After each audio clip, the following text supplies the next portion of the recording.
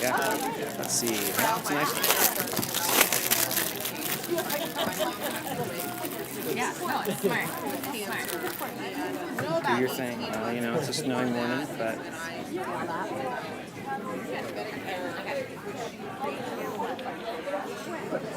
oh, how's that? You got me, Mike, Mr. Mike? It's a nice snowy morning.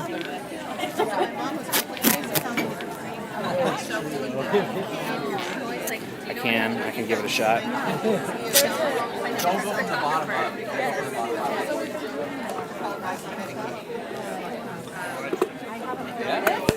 think it's great. Yeah. You know what? So, no, I'll remember. I was just saying, actually.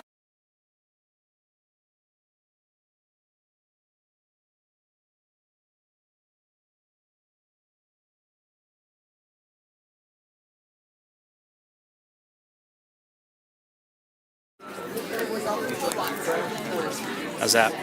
Any better?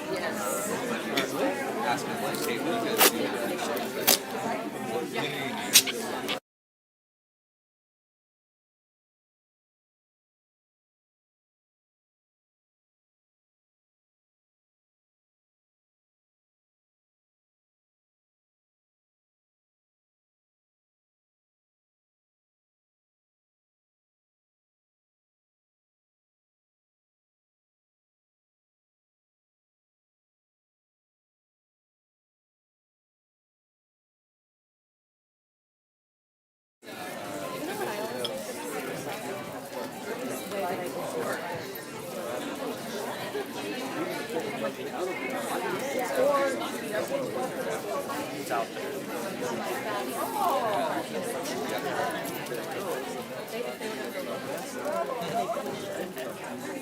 Exactly. That's another thing, but I'm just thinking.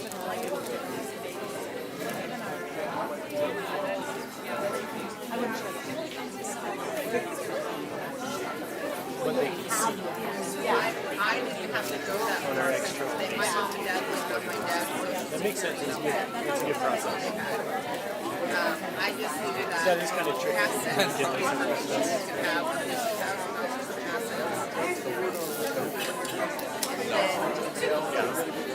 yeah. And then we can have a home. Yep. Yep. Anyone that asks me, I just report it to Never hear from them again. I think I just say you have a car for a family member to drive if they want to. Nothing really. What? Or use it as an investment and then it's something you can sell it to. And then it did a little congratulations. Oh, that's great.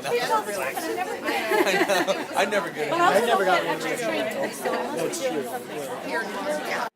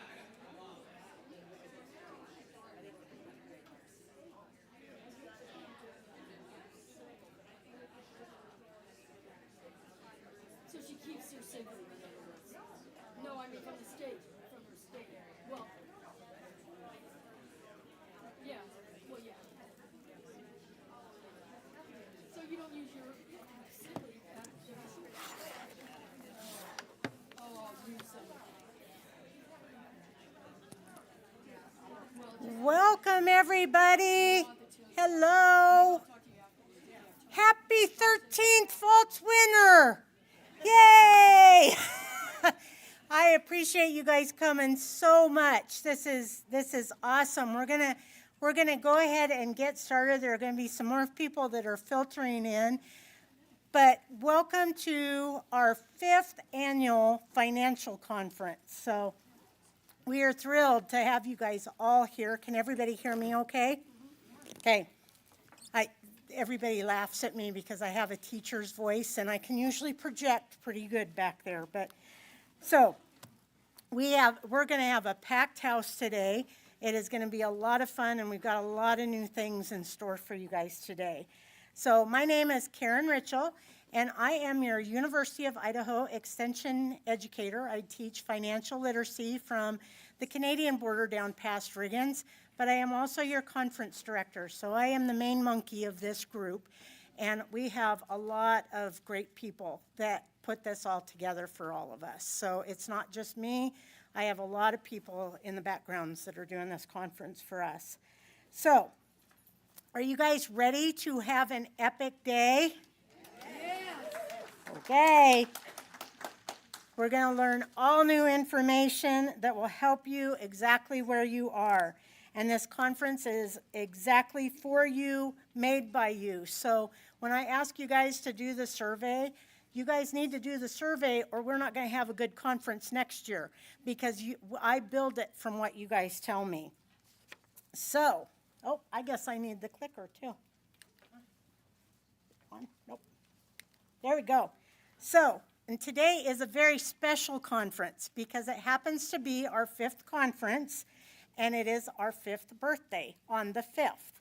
So, it is our golden birthday, so because you guys came, you're going to get something special at lunchtime. So, and as always, our financial conference committee has pulled out all the stops for you today and designed this event specifically for you. So the topics that we're talking about are topics that you guys have asked for or have asked over the year or during the conference last year. So we are going to just have a lot of fun. It is a free conference to you because of our amazing sponsors, and they feed you lunch. We are going to have coffee and tea and water up here. We've got snacks out front here, breakfast breads and fruit, and that will be here for just a little while. So we'll have water all day, but the coffee doesn't flow all day. So are you ready to have an epic day? I'm going to tell you what the epic is all about. So we love our sponsors so very much, but I wanted to do one thing, and I forgot to ask them to do this, so they might not be in the room right now. But we have we have a board, because we are actually, we're in this. So we have a board that gets together, and we start planning this conference 6 months in advance. So we have Marlis Wilson. Going to stand up. We have Erica Odenborg from Latah Credit Union. We have Jenny Ford. Is Jenny in the house? She might be out there yet. So we have Jenny Ford from Idaho Central Credit Union. We have Ember Powell, which is my amazing office program manager that helps with all of the background stuff. And then we have our office staff and everybody that puts everything together. So it's all of us coming together to bring this to you guys. So, yes, thank you guys very much. Oh, there's Jenny Ford. I just announced you and you weren't there. So we have wonderful resources to help you today. And so I'm gonna introduce you to all of them. I want you guys to go out and thank them and tell them how much you appreciate them when you go out and see them at the vendor booths and in the sessions and everything. So they are a huge part of all of this. So of course we put University of Idaho Extension on here because we do a lot. And then Idaho Central Credit Union is our platinum sponsor. Then we have Latah Credit Union, which is our gold sponsor. Then we have North Star Financial Management, and they are one of our silver sponsors. Thrivent Northwest Pinnacle Group is another. Idaho Department of Finance is our third and final silver sponsor.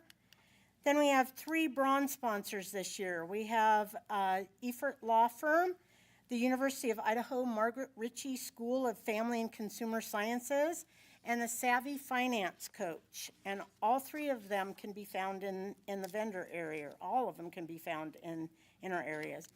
Then we have our amazing booth sponsors, AARP Idaho, Community Action Partnership, Area Agency on Aging, Disability Action Center, Idaho Housing Finance Association, IDEAL, Idaho College Savings Program, Idaho Department of Insurance, SHEBA, P1 FCU, and Washington Trust Bank. And thanks to all of them, all of our financial supporters, our speakers, and our volunteers for their vital contributions to our financial conference. So a couple of years ago, I started calculating the worth of how much these people were worth to have them come. I quit doing it because I was afraid they would find out that I knew.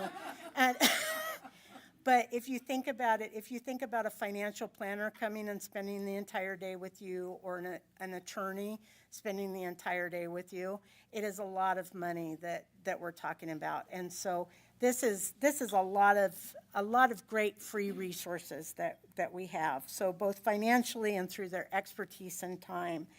So before we get too far, though, I want to hear from you guys. So this is an audience participation thing. So how many of you, raise a hand, how many of you were here last year?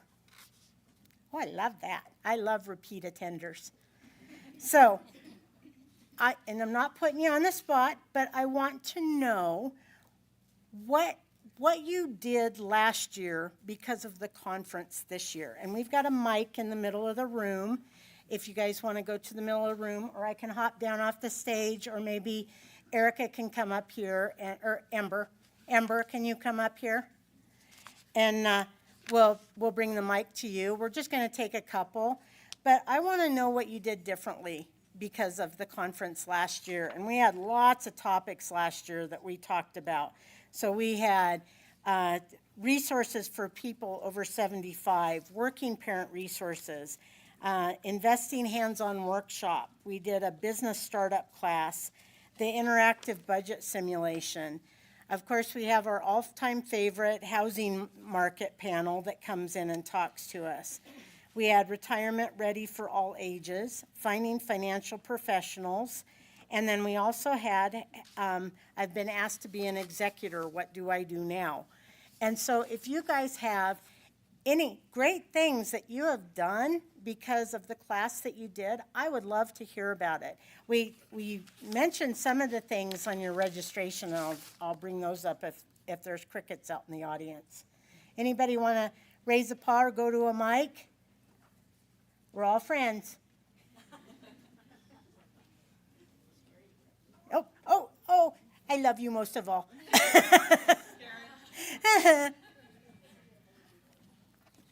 I am actually 5 years from retirement in a month.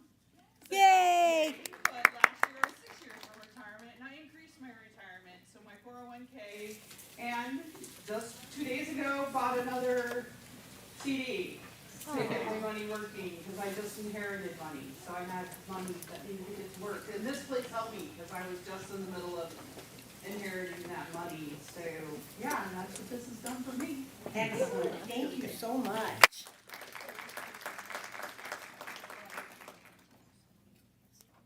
So I did become not really the executor, the wife of the executor in the last year, and I had attended that workshop anticipating that could happen.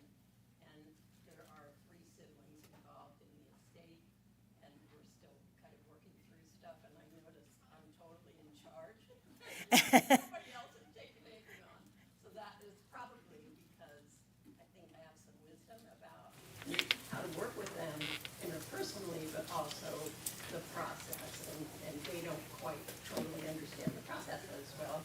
And then the other thing I did was, I'm total old school, so I had money in savings, and I put that into CDs. And I think that I was just pushing and trying to take care of that, something. Excellent.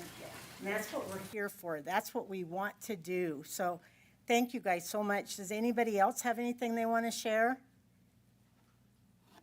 We had a lot of comments of what keeps people coming back.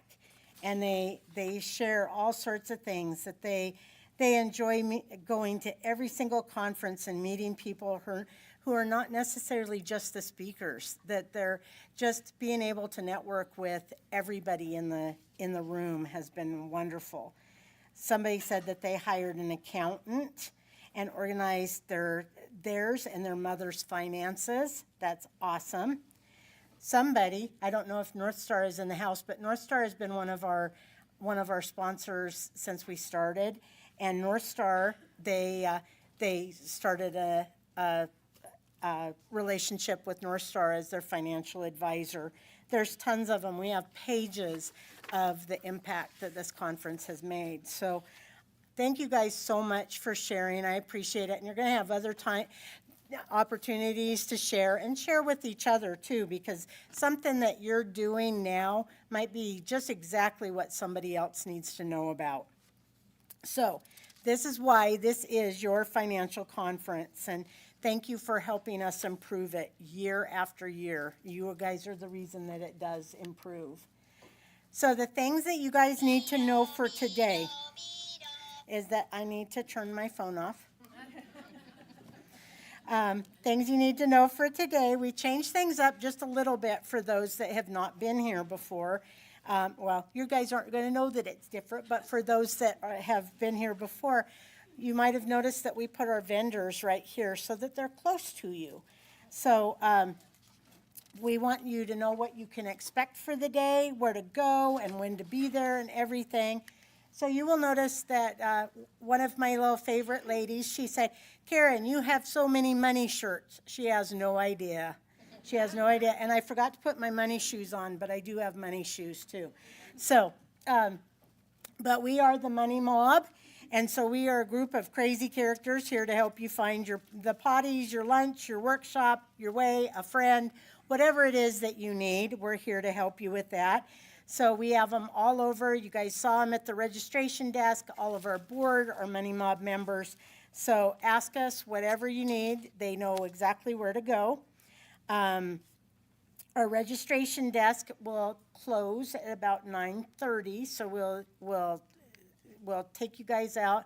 I hate having registration desks open the entire time. I want everybody to be able to be a part of this, so I get everybody going. But it will reopen right before lunch. If you have questions, just find one of us, and we'll let you know what needs to happen. So in your bags, you guys have probably already found your financial yearbook, and this is a wonderful little resource. We make it so that you guys can keep it for a long time, not just throw it away after you're done with the conference. It has all of the sponsors' information in it. It's kind of like a little telephone book. And so we would like you to keep that and keep it handy, but it has everything in it, from the agenda for the day to descriptions for the breakout sessions, note pages, and a map on the hotel in the back. And if you don't remember which workshop you signed up for, we don't care. You can go to whichever one you want to go to. The only reason that we make you sign up for workshops is so that we know which workshop is getting the most interest, so that we can put them in the appropriate rooms.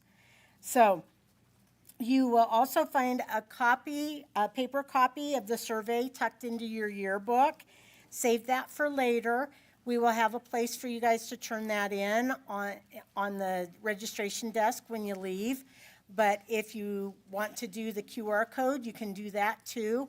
But I just ask that you guys do this. And you know what? I have this rule. It's called the rule of 75, and it means different things to financial people. But the rule of 75 to me is if I get at least 75 surveys back, I give $75 gift cards to a lucky winner. So I have to get 75 of them. So you know, if you only get a $49 gift card, that means I only got 49 surveys back.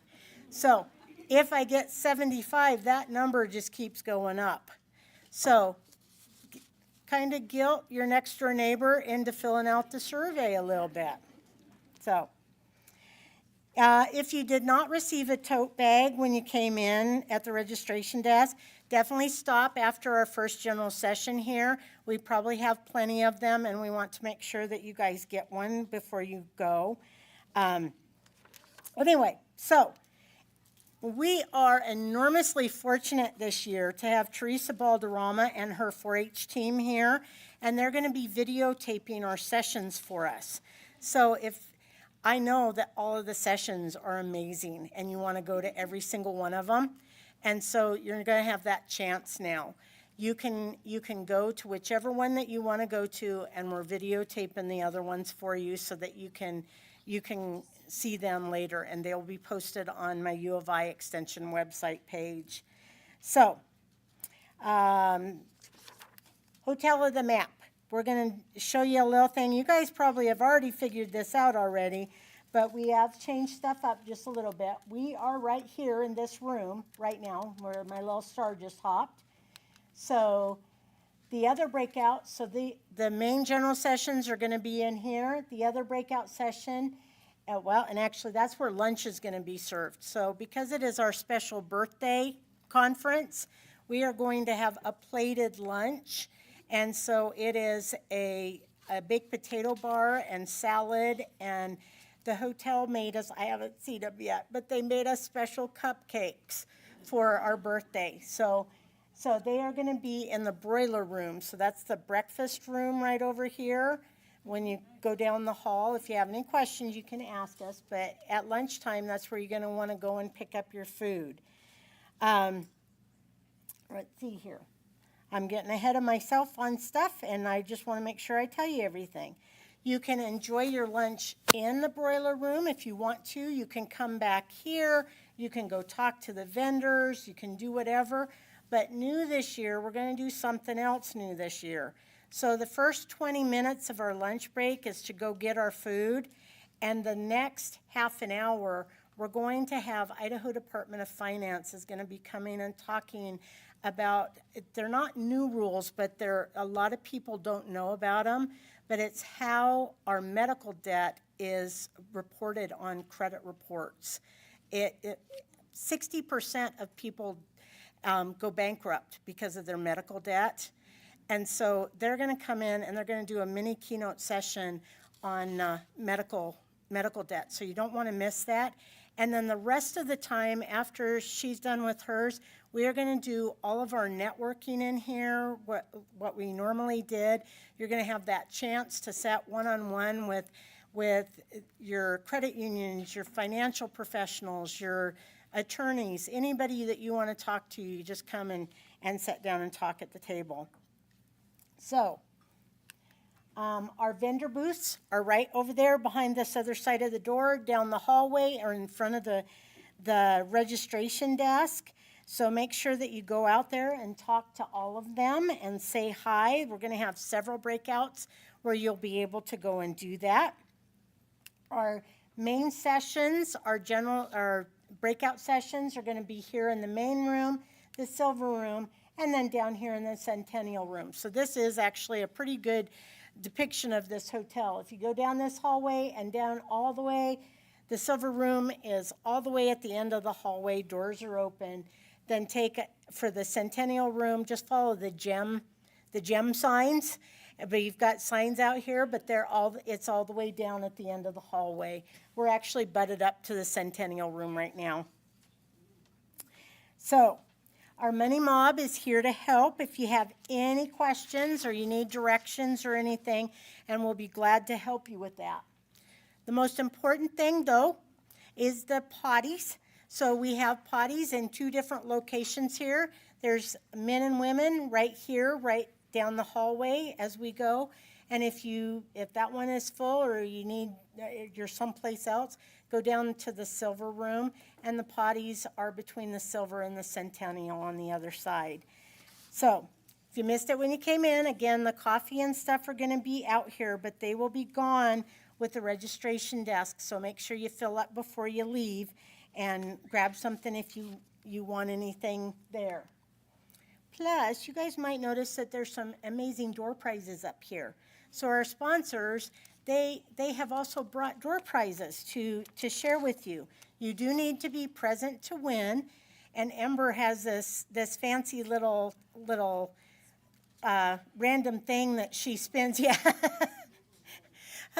So she does this little random thing that she picks the winners. And so you do have to be present to win. We only do it when everybody's in the room. So, and we do save the big ones for the very end of the day. Because if nobody's here, then I get to take them home with me. So, I'm just kidding. My boss is in here. I'm just kidding, Rusty. So, if you don't want to take the door prize with you right now, you can have them leave it at the registration desk and pick it up at the end. So, there will be several different breakouts throughout the day that you can go and talk with the vendors, ask your questions, grab business cards, grab their swag. You guys have an awesome swag bag that you can put as much stuff in it as you can carry.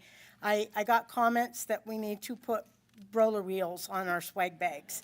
And since we are a very large group, I do not want to hear on your surveys that it is too crowded. I already know that. And so we are going to do something a little bit different today with this too. During the dedicated vendor times, I have asked the sponsors to, if they have an extra rep, to have them come in and sit and talk in here with you. So if you guys want to sit in here and do some one-on-one talking during the vendor time, go to the vendor booth. You can do whatever you want to do. You can sit in the quiet. You can do whatever you want to do, but we're going to have some extra time between 10:40 and 11:10 and 12:10 and 12:30, and then again at 1 to 1:45. Again, you guys will see all of this in your yearbook. So we'll have plenty of time to talk to all of the sponsors. The sponsors, the vendor tables will probably start packing up their vendor tables about 1:45. Some of them have come from long distances, so my guess is that they will probably leave us so that they can get home. We're going to do lunch.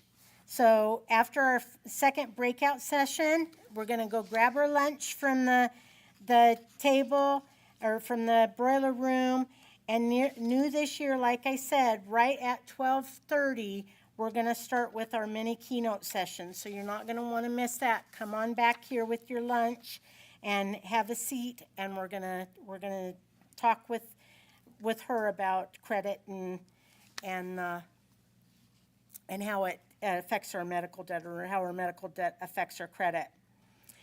So, and if you haven't had a chance to visit with all of our vendor booths, I understand that AARP has a lot of fun swag that they would like to not take home with them. So, right, Louise?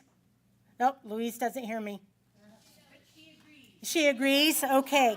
They have a lot of swag, so make sure they have coats and shirts and all sorts of stuff. So definitely go and pick one of those up. So many opportunities to bring you and local financial resources together. Do you see what I did there? That's our tagline. Okay. So this is the share your thoughts thing. So you will want to stick with us the entire day because great things come to those who wait. And at the end of the day is when we're going to do all the rest of the door prizes. And we want to hear from you too. So you can scan this QR code. It's on your survey if you don't like doing paper surveys. But definitely let us know what you think. And for those that that complete the survey, I'm going to give you a due date by April 25th. So I'm giving you 20 days to complete this. You'll be entered into that Amazon gift card drawing. So, okay, I think I've answered all the questions, but if not, you know where to find me. And so I am going to I think Jenny and Laura are close to in the house.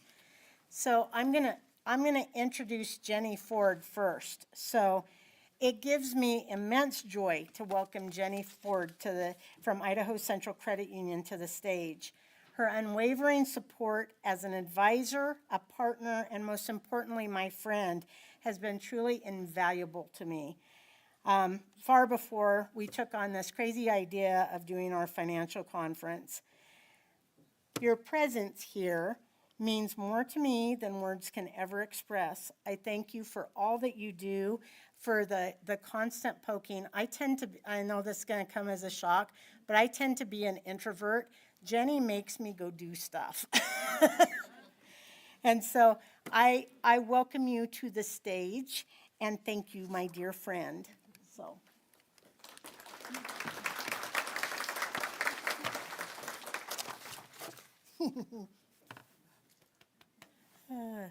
Marla's made me bawl. So. I know. Thank you, Karen. That was a extremely gracious introduction. Can everybody hear me? Got a thumbs up? Wonderful. Thank you. Before I introduce our keynote this morning, I just want to make sure that we give Karen and her team a really big round of applause. Their boots on the ground would not allow this conference to happen. So thank you, Karen.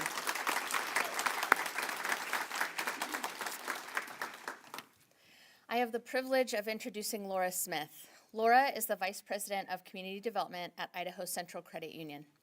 She has extensive experience in managing communications internally and externally, and is an integral part of connecting the public to one of the best performing credit unions in the country.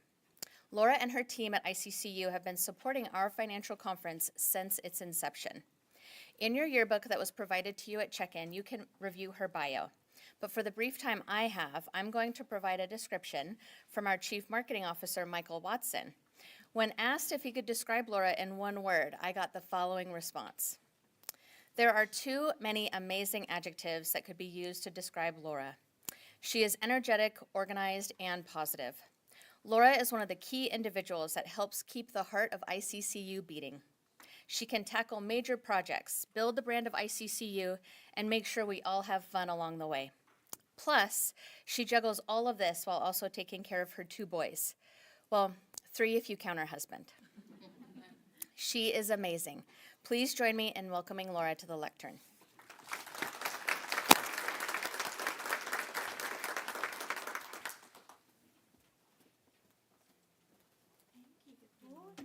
That's so sweet. I didn't know you talked to Michael. I know, I did. Thanks, Jenny. Oh, that was really sweet. I didn't know she talked to Michael, so that's kind of special. I'm so excited to be here with you today. It's true, I have been here before. I got to speak, I think, in the very first year. And so when they asked me to come back, I was like, this is one of my favorite conferences, and I am so happy to be here. So can you all hear me okay? Because I don't want to, bend down, but, we're good. Okay. Great. Well, I've been asked to provide a little inspiration to you this morning. We have a big day ahead of us, and you have all chosen to spend your time together and with each other and with us today. So we thank you so much for that. And really, this day is all about you. That's what Karen was talking about. It's about what you're going to get out of this individually. And to every single person in this room, it's going to look a little bit different. And so I wanted to kind of talk through that. What are your goals for today? What are your dreams? What are you doing in your life that you're going to be able to take some bits out of this today? We're all here because we're investing in ourselves. We all want to be awesome, and you're at the right place. The speaker list is super impressive, and Karen's done a great job with that and her team. So when it comes to self-development and self-improvement and all of the things that we're here to learn about today, I think of the quote from John Maxwell, and it's from the 5 Levels of Leadership. It says, "You can never arrive, you can only strive to be better." And I kind of love that because it takes the pressure off a little bit. I think as people who are doers and goers, and we all want to just be a little bit better and a little bit better, and we're doing a little bit more and all of that stuff, it's important to know and just kind of settle in that it's about the journey. It's always about just striving little by little to getting a little better all the time. I think it takes the pressure off. So today we're going to talk about investing in yourself without getting overwhelmed. Because that happens a little bit to me sometimes at conferences. It's like, whoa, so much information. But you got to just really pick through it, and I'm going to kind of help you decide how to do that today. What we're going to talk about can be applied to anything, too. It can be applied to this conference. It can be applied to relationships and leadership, even sleep goals, or anything that you're setting goals about. You can kind of build this into any different part of your life. So let's get into this. First, we're talking about setting intentions and setting goals. I love how Karen this morning said, okay, what did you learn last year at the conference? What did you take away with you from the conference last year? And that's the first step, is figuring out whatever that is today, but kind of set your intention for the day, and you're in charge of whatever that can be. And what I would recommend, too, is to pick something that you are personally excited about. I think sometimes when we think of goals, it's like something that we have to do, and I have definitely made the mistake of setting goals of things that I've had to do or thought that I should do. But when I set goals around things that I'm really excited about, I loved hearing from this lady over here who had invested more into her retirement, because that was something that was really close to her. And you can see the excitement too, and that's one of the keys, is when you're taking action and when you're setting goals about things that are really important to you, those are the ones that are going to be meaningful, and they're going to motivate you, and you're going to be able to go with all of that. But before you start changing yourself, let's just talk about for just a second to appreciate where you are. Appreciate where you've come from, what you've already done, some of the steps that you've already taken, even if that step is to be here today, to move forward towards your goals of financial success, whatever that looks like to you. Have you heard of practicing gratitude? Who's heard of practicing gratitude? I love it. There are lots of ways to practice gratitude, and really that's all about thinking about ways that you're already happy with what you have. Even if it's the smallest thing, like I'm happy that I woke up this morning and made it here safely in the snow and all the things that are going on. Whether it's that you've come a long way on your financial journey, maybe that you're closer to your retirement goal. Whatever that is, think about those things and even set a regular cadence for yourself to remind yourself about the things that you have that are going great in your life. People talk about having a gratitude journal, maybe going on a gratitude walk, going around. Have you heard of John Gordon? He's one of my very favorite motivational guys. Great guy. But he says that he goes on a gratitude walk. And while he's on his walk, first of all, he's getting his exercise, which is awesome. And then second of all, he's thinking about things in his life that he's happy about. And he says when you're feeling blessed, you can't be stressed. And I think that's kind of awesome. It's one of those things to say, okay, like here's where I am today. Here's what's going really great. And the more regularly that you can do that, the better, really, for making sure that you're on the right steps. Also, when you're setting your goals and setting your intentions, think about things, we said things that you enjoy, things that motivate you, but things that you're good at already. Think about things that excite you. When you think about taking action on something, think about ways that you can use your strengths to take action on that. If you're really, really great at spreadsheets, this is a good conference. There's lots of ways that you can organize your financial things in spreadsheets. But so that's one thing that I would recommend using. If that's not a strength of yours, figuring out kind of how to utilize other tools or other people or other resources to accomplish your goals. But focus your efforts on the things that you're good at, because you're going to love that more. You're going to find more success on that, and kind of supplement along the way. I talked about making goals about things that aren't exciting to you. And I'll give you an example. A few years ago, I set a goal to run a half marathon. And here's why.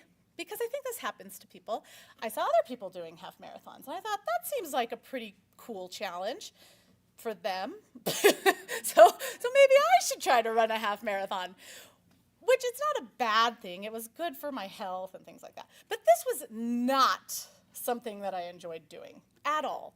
And so I look back on that time for me, and I think, man, like, it was good. I accomplished a goal, all the things, you know. But now I'm on a journey where I'm like, what do I really enjoy? Well, I've been going to hot yoga. Who's done hot yoga before? It's really interesting. I know. It's interesting. I don't think it's for everybody. The first time I tried it, I was like, oh, no. But this is something now for me that I've been doing since Thanksgiving. I actually bought a punch card, and I thought 10 times, I'll probably use that in 2024 total. Like, I'm not committed to going a lot of times, but I want to try this. Anyway, ever since then, I've been going 2 times a week. Every week I look at my calendar and I'm like, I have to find days. I go really early in the morning. I have to find the 2 days a week. Not have to, but I get to. Like, I want to find the 2 days a week where I can fit this into my schedule. Not like my running plan that I used to have to do and spend all that time. I mean, it just wasn't my thing. And so it's one of those things that whatever that is for you, it's still healthy. It's still something I enjoy. It's still some way that I can invest in myself, but it's definitely way more enjoyable than the other things. And the one other thing I'll add about hot yoga, or any yoga, really probably, is one of the things I do first thing in the class. And this has really changed my mindset. And if you've done any other meditations or things like that, a lot of the time it's about just being quiet and being centered and thinking about what your intention is, even just for the class. And that's been a huge mind shift for me, because they say, you know, you're in this class for an hour. Everything that's happening outside of these doors, you can't do anything about those right now. What are you here to do? You're here to focus on maybe your breathing, or to clear your mind, or whatever that case may be. And that can really be applied to a lot of things. Today, you've invested your time here. You can put all your time and efforts here. You've chosen to do that. You've let everybody else know. Give yourself that time to really invest in what you're doing right now. And you can also take that into other things. What is your intention for the next meeting? What is your intention for that relationship that you're having, or that tough conversation that you're having with somebody? Just kind of keep it simple. When you're setting goals too, I'm talking about simple goals because they're achievable. And Mel Robbins, she's another great she's a motivational speaker too. She talks about confidence is created by the small things that you do every day that build trust in yourself. So and I'll say that one more time, your self-confidence is created by the small things that you do every day that build trust in yourself. So many times we think about keeping our commitments to others, making sure we're showing up, making sure we do what we say we're going to do. But doing that for our own selves in whatever goals that we're setting is super important too. And it helps you have that confidence yourself. If I say I'm going to do that, I'm going to do that. I can do that. And I did do that. And so now I'm here. Now I can move forward with that trust and confidence in myself. So I'm going to ask you, and I think this is a great time for this because we're right at the beginning of the conference. I'm going to ask you to take a few minutes here and close your eyes if you want to, or just kind of get yourself in your little bubble to talk about what your goal or intention is for this conference today. You've seen the lineup of speakers. You kind of know what you're looking at.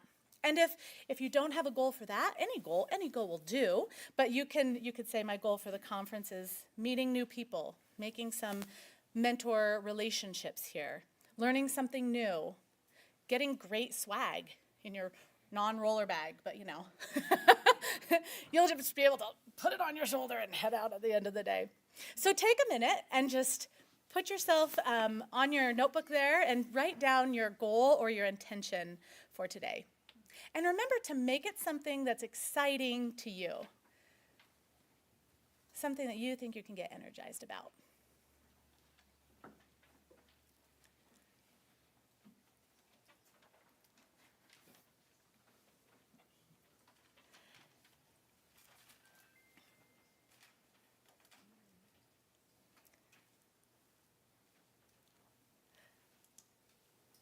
I love this. This is a day where you can, you got to kind of keep that mind spinning the whole time too. Write down your notes. Take that away with you. I know Karen asked for some participation earlier, but I would love to ask, is there anybody who would share their goal or their intention that they have for their conference today? There are mics, or you can just stand up and speak loudly. Oh, yes. Hello, my name is Mary. Hi, Mary. My class is a pick, but the one specifically that I came for was the loss of a loved one. I'm a caregiver for a wonderful woman with dementia whose family is completely lost at how to deal with it. And so I'm hoping I can get some insight from this regarding loss. I love that.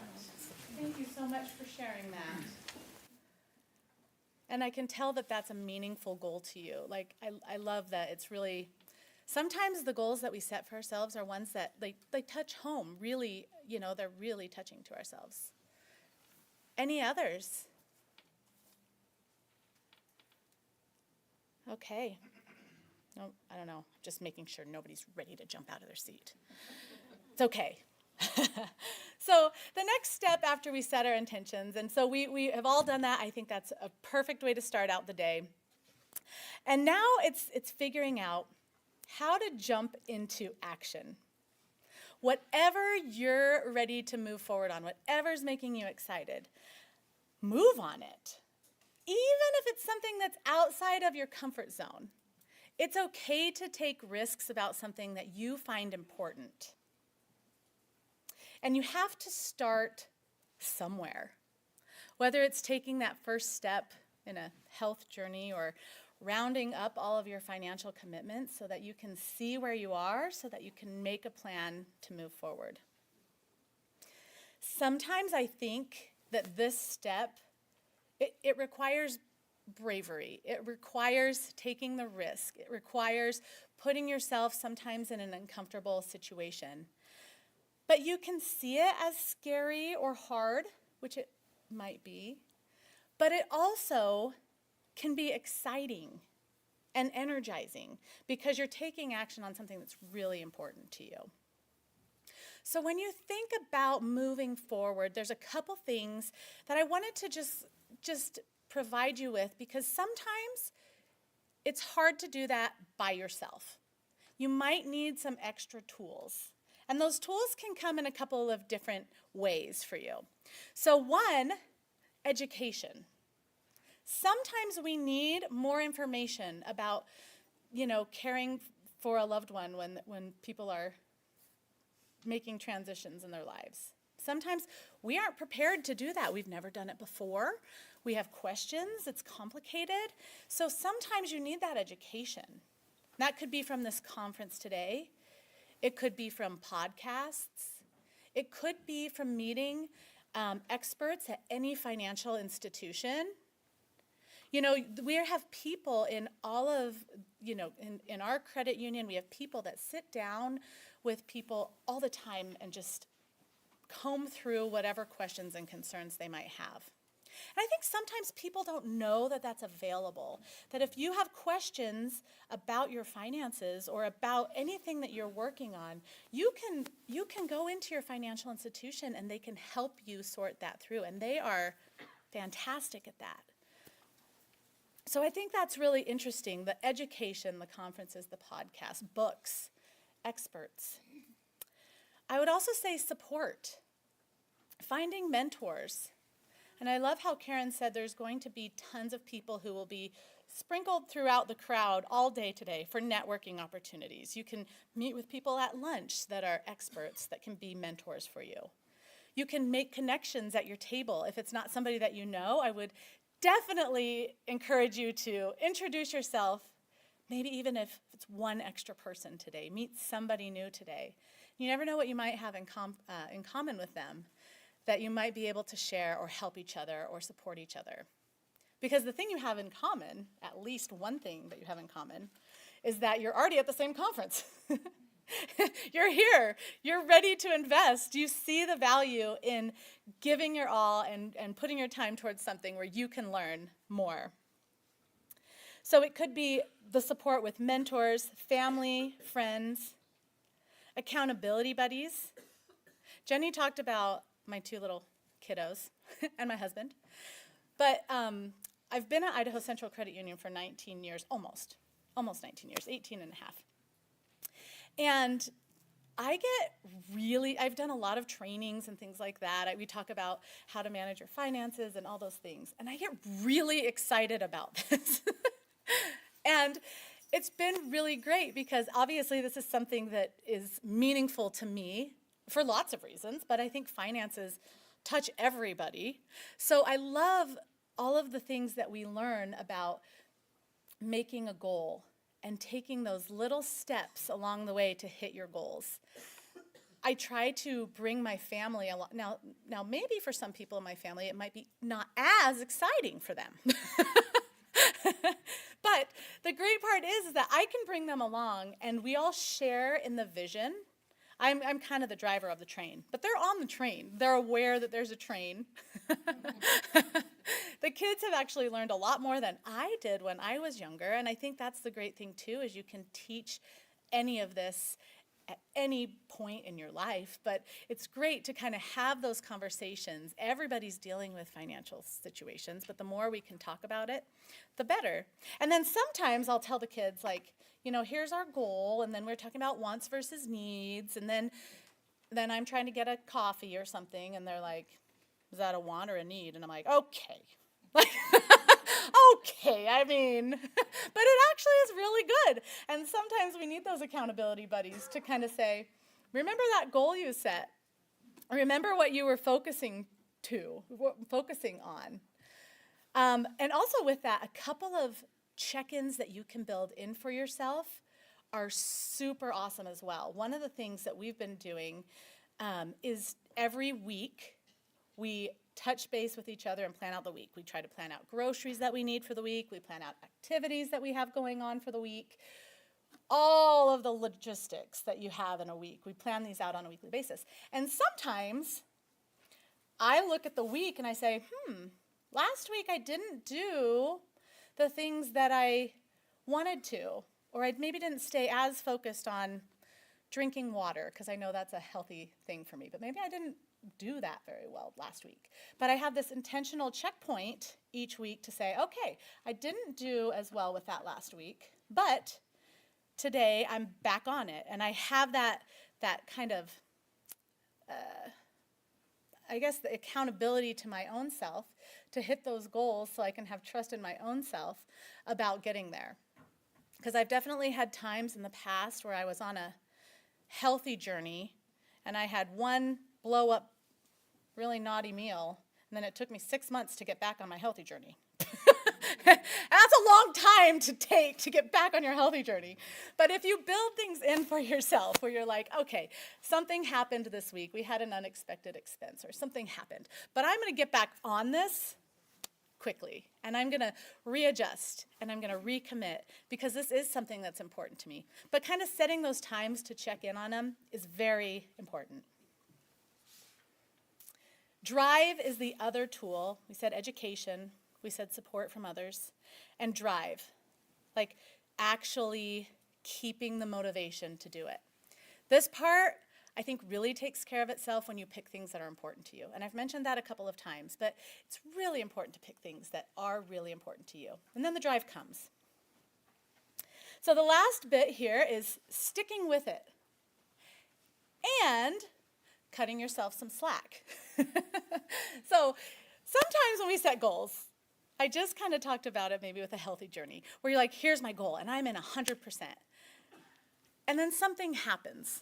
You know, maybe it's somebody's birthday and there's special treats. Maybe it's our financial conference's birthday and there's some special treats. And things happen along the way to take you a little bit off your path. But the nice thing is like we're all in this journey all the time. Things are going to happen. Things are going to come at you that are unexpected. The biggest thing is getting back on and figuring it out as quickly as you can. I mean, your water heater could go out.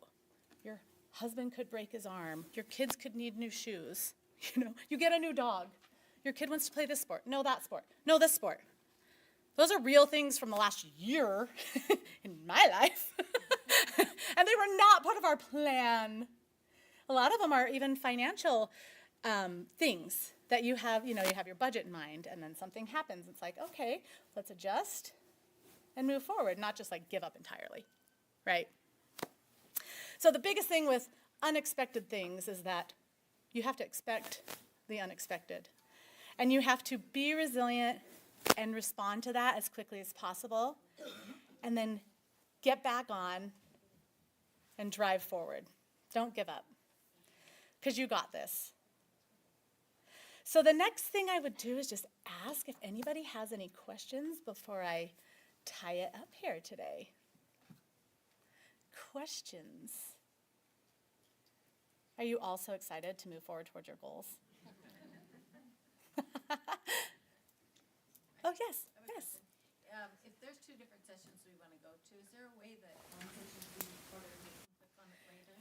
Yeah, I believe Karen said that all the sessions are being recorded. Is that right? So if they aren't able to get to two at the same time, because that's hard to do, I've tried. It's hard to do.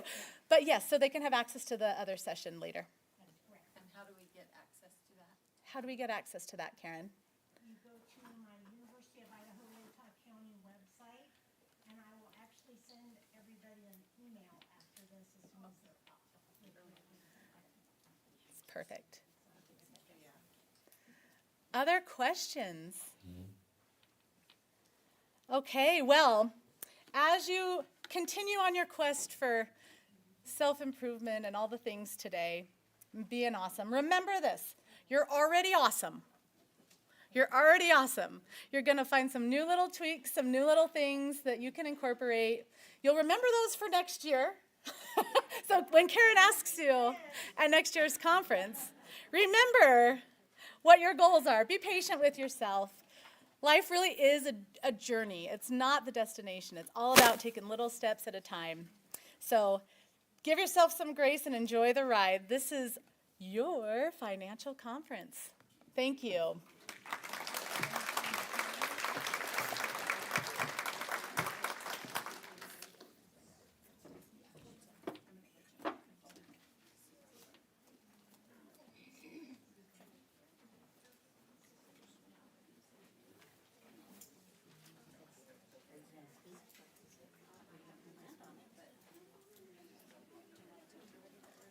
I'm blinded by the light.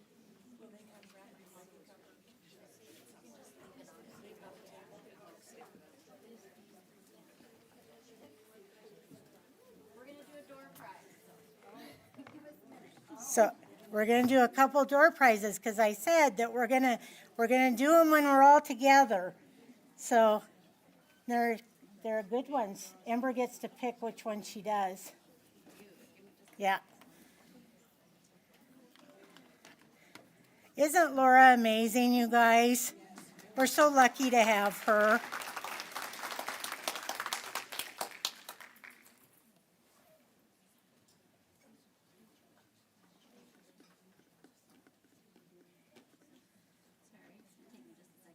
Is it not working?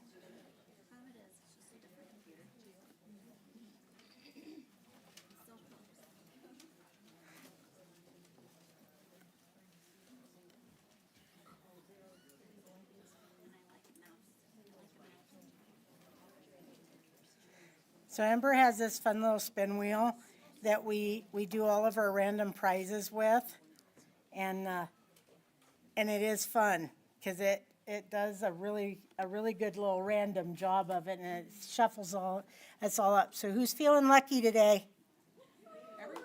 Everybody's feeling lucky? Okay. How many are we gonna do? I think 2. Let's do 2. Give me just a minute. Since it's a snowy day, why don't we do a flower and a basket?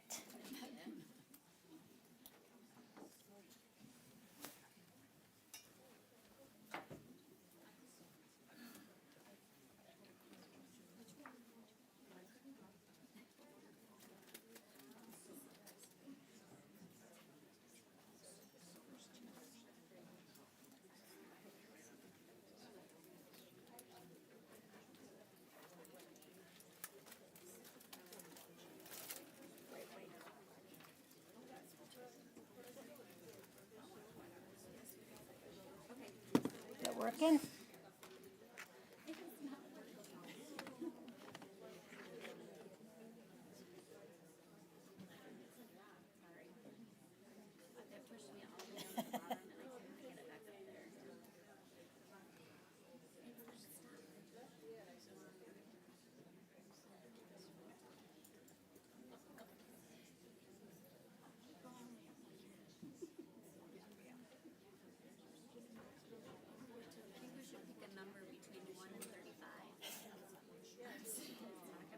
It's not gonna work. Can you just do it on the, without showing it? Yeah, no, I can't, because it's not even letting me come out.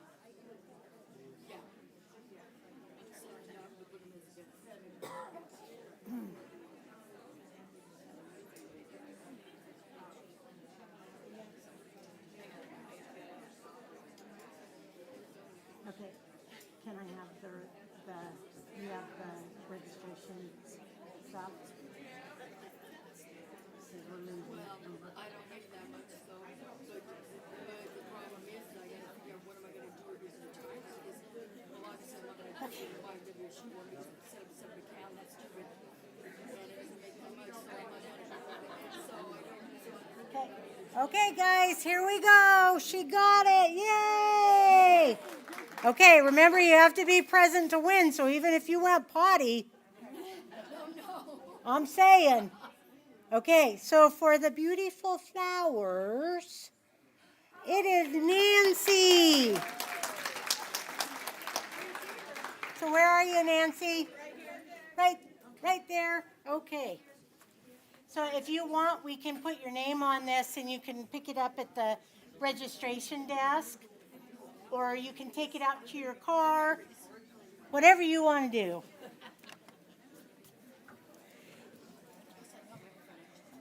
Have a little bit of spring. So who was that from? Do you know? That is from P1FCU. So that was from P1FCU. I should have told you that to start out with. So, and the next thing is a basket from Disability Action Center. And this looks yummy.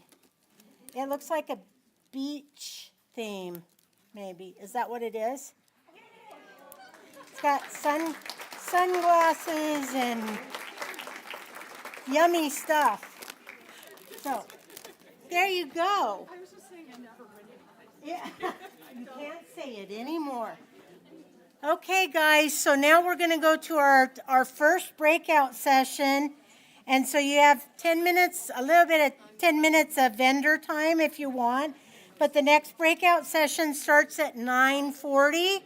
So there's one here, there's one in the silver room, and there's one in the centennial room. So go ahead and you are dismissed. Enjoy your very epic day.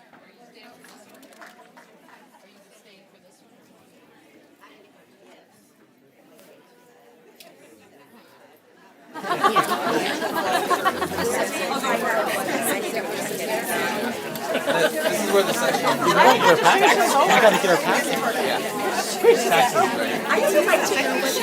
Taxes. Make my way.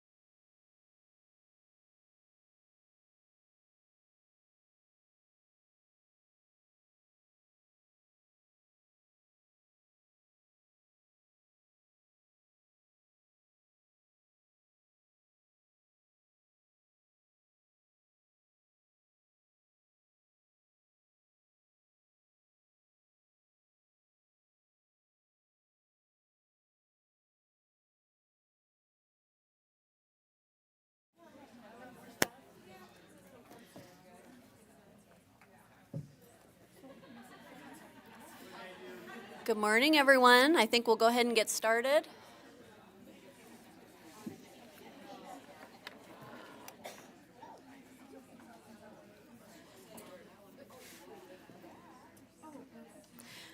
My name is Erica Odenberg, and I would like to welcome you to the first breakout session this morning, Taxes, Taxes, Taxes, What You Need to Know.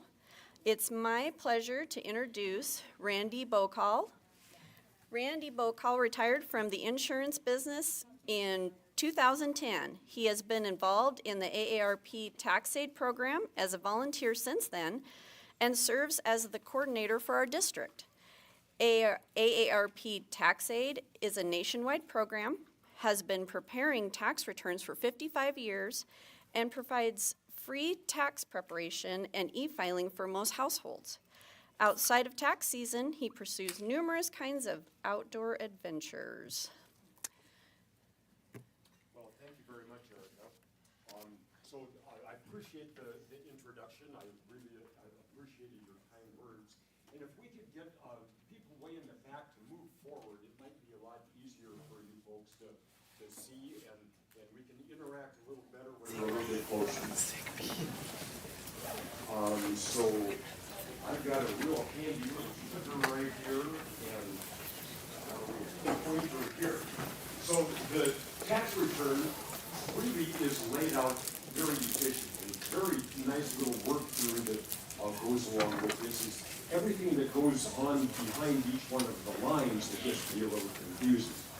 But initially,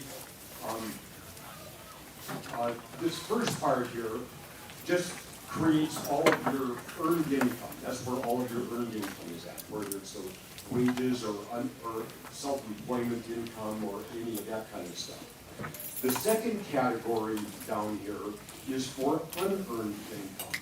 Your interest earnings or dividends or capital gains, that type of stuff. Down below here then, you get to subtract from your income either your standard deduction or your itemized expenses, and that gets you down to your adjusted gross income, which then you can come up with your taxable income. And at the top of here then, you end up with your actual income tax. Okay.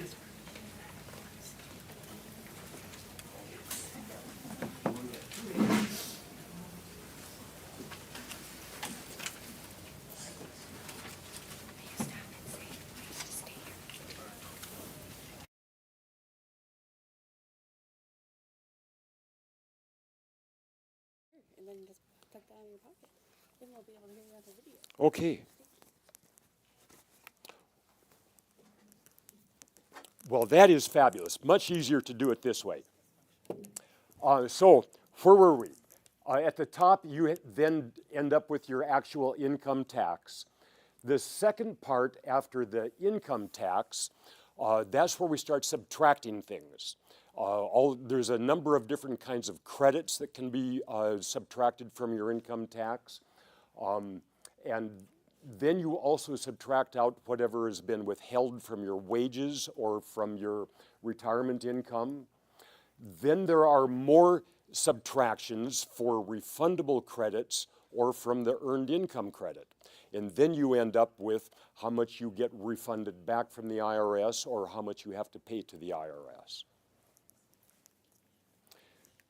So these are just some examples of what is considered to be taxable income. And I've highlighted a few things that are just a little obscure. Of course, wages and salaries, everybody knows that that is taxable income.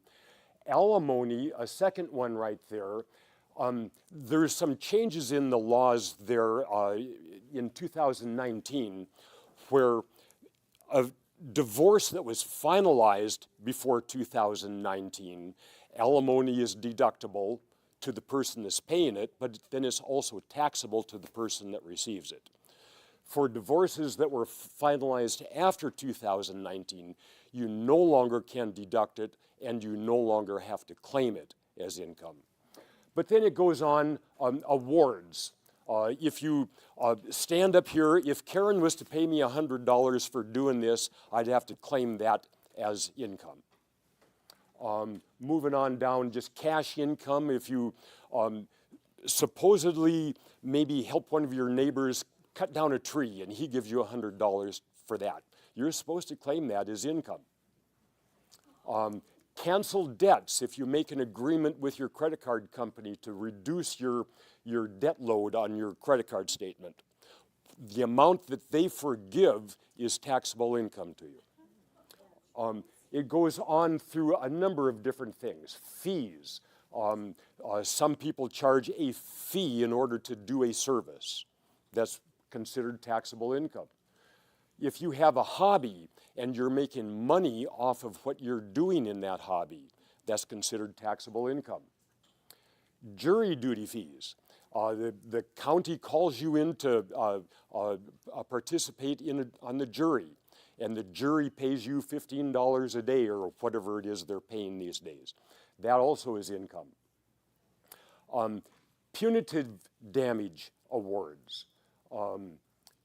Let's see, there is Social Security benefits may or may not be taxable. It has to be included on the tax return, and then there's a number of calculations that go along with that to determine how much of it is taxable. Not many people know about taxable scholarships and grants. Some scholarships are taxable. Tips and gratuities. The rest of that, I think, is all pretty understandable. I've got another page here for, oh, here it is, of things that are not considered taxable income. So we saw on the first page, punitive damages are taxable, but civil damages are not. Death payments from life insurance, that's never taxable. Now, if you receive the benefits from the life insurance policy and invest it, and that makes money, that's taxable. But just the death benefit itself is not. Gifts, and also then inheritances. You receive these gifts or you receive the inheritance, it's not taxable to you. But what you do with it, if you invest that and you make money off of that, that will be taxable again. Interest on tax-free securities. We'll talk a little bit more about that here in a few more slides. But there are some municipal bond investments that are not taxable. On the federal return, it might be taxable on the state of Idaho.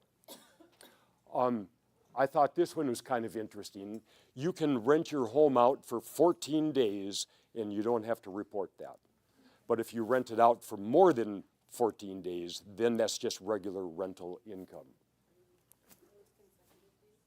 Pardon me? No, it's over the course of the year, cumulative. Was that Airbnbs work that way, or is it different? It would, yeah. Airbnb would be the same thing. If you rent your house out for 14 or fewer days, you do not have to report it. Yeah. Sickness and injury payments, like disability income. If you are employed and you come down sick and you don't give up any wages, the wages would still be considered taxable income. But if you're receiving disability benefits or sickness payments, or if you have an AFLAC policy that pays you $500 because you got a broken leg, that's not going to be taxable income.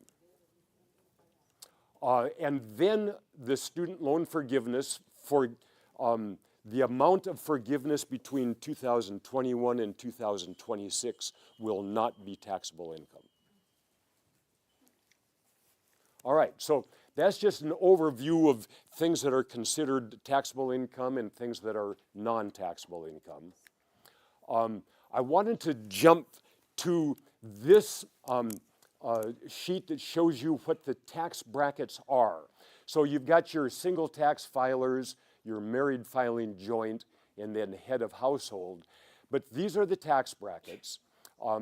your taxable income, now remember, this is not your gross income or your adjusted gross income, it's the taxable income. Your first $11,000 is taxed at 10%.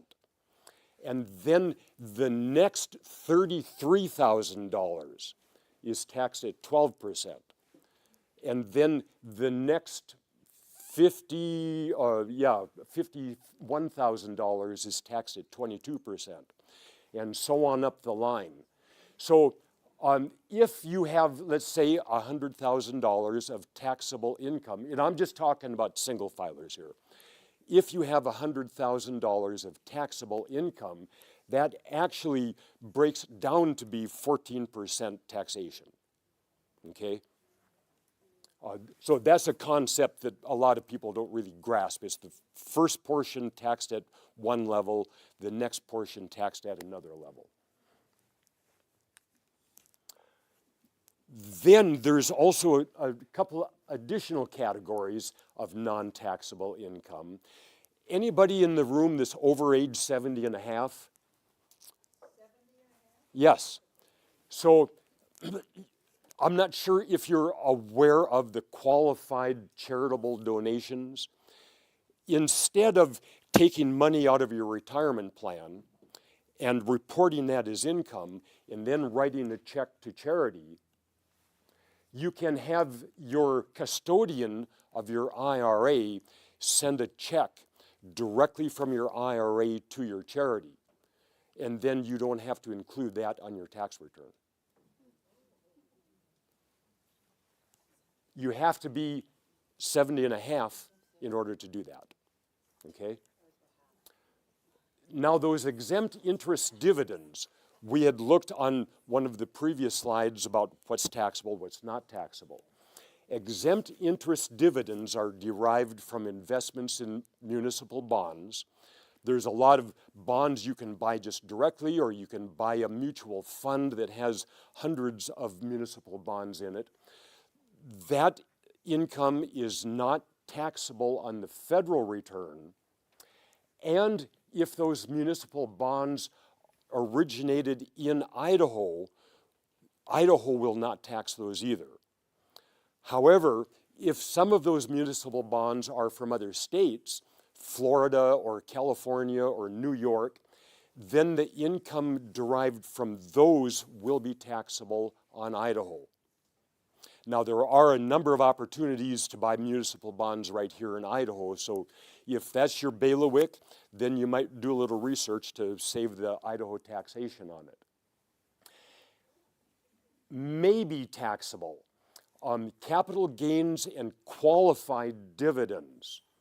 Now, if you're in the 10% or the 12% tax brackets, dividends and capital gains are not taxed. If you're in the 22% bracket, then they are taxed at just 15%. And then as you get up into some of the higher tax brackets, they'll be taxed at 20%. So a person might give some consideration to what kind of stocks and mutual funds are you investing your money in?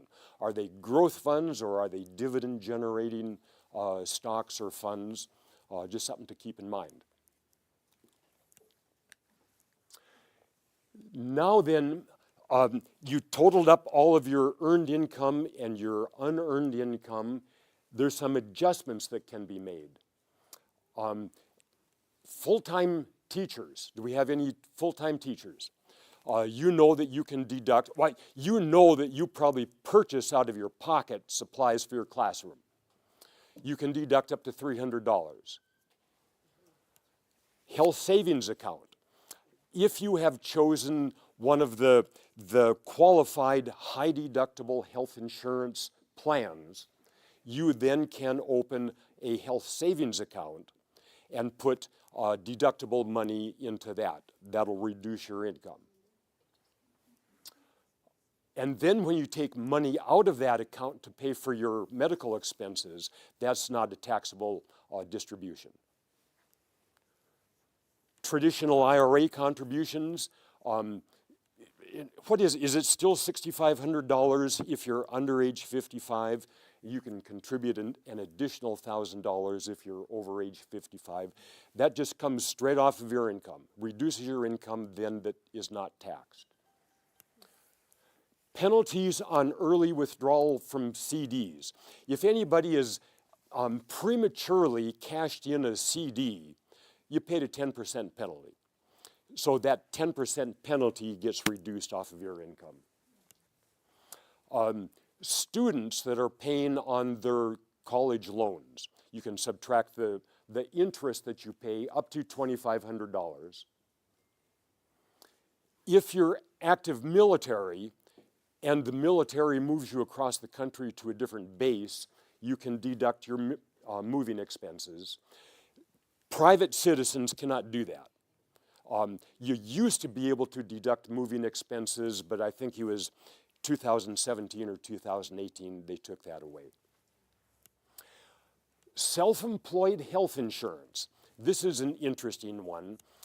We see a large number of people, really, that have jobs. They draw a paycheck.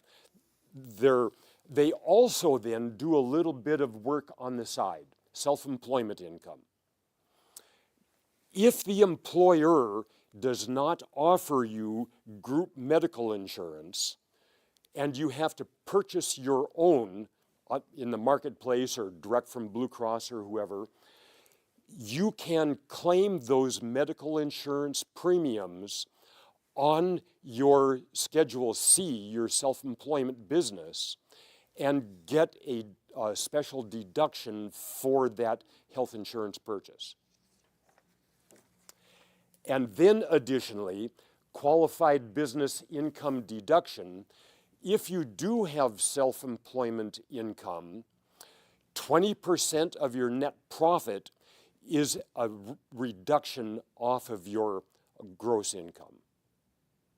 You also might see that show up on your tax return. If you have investments in certain mutual funds, and primarily real estate investment trusts are the ones that most commonly generate qualified business income deductions.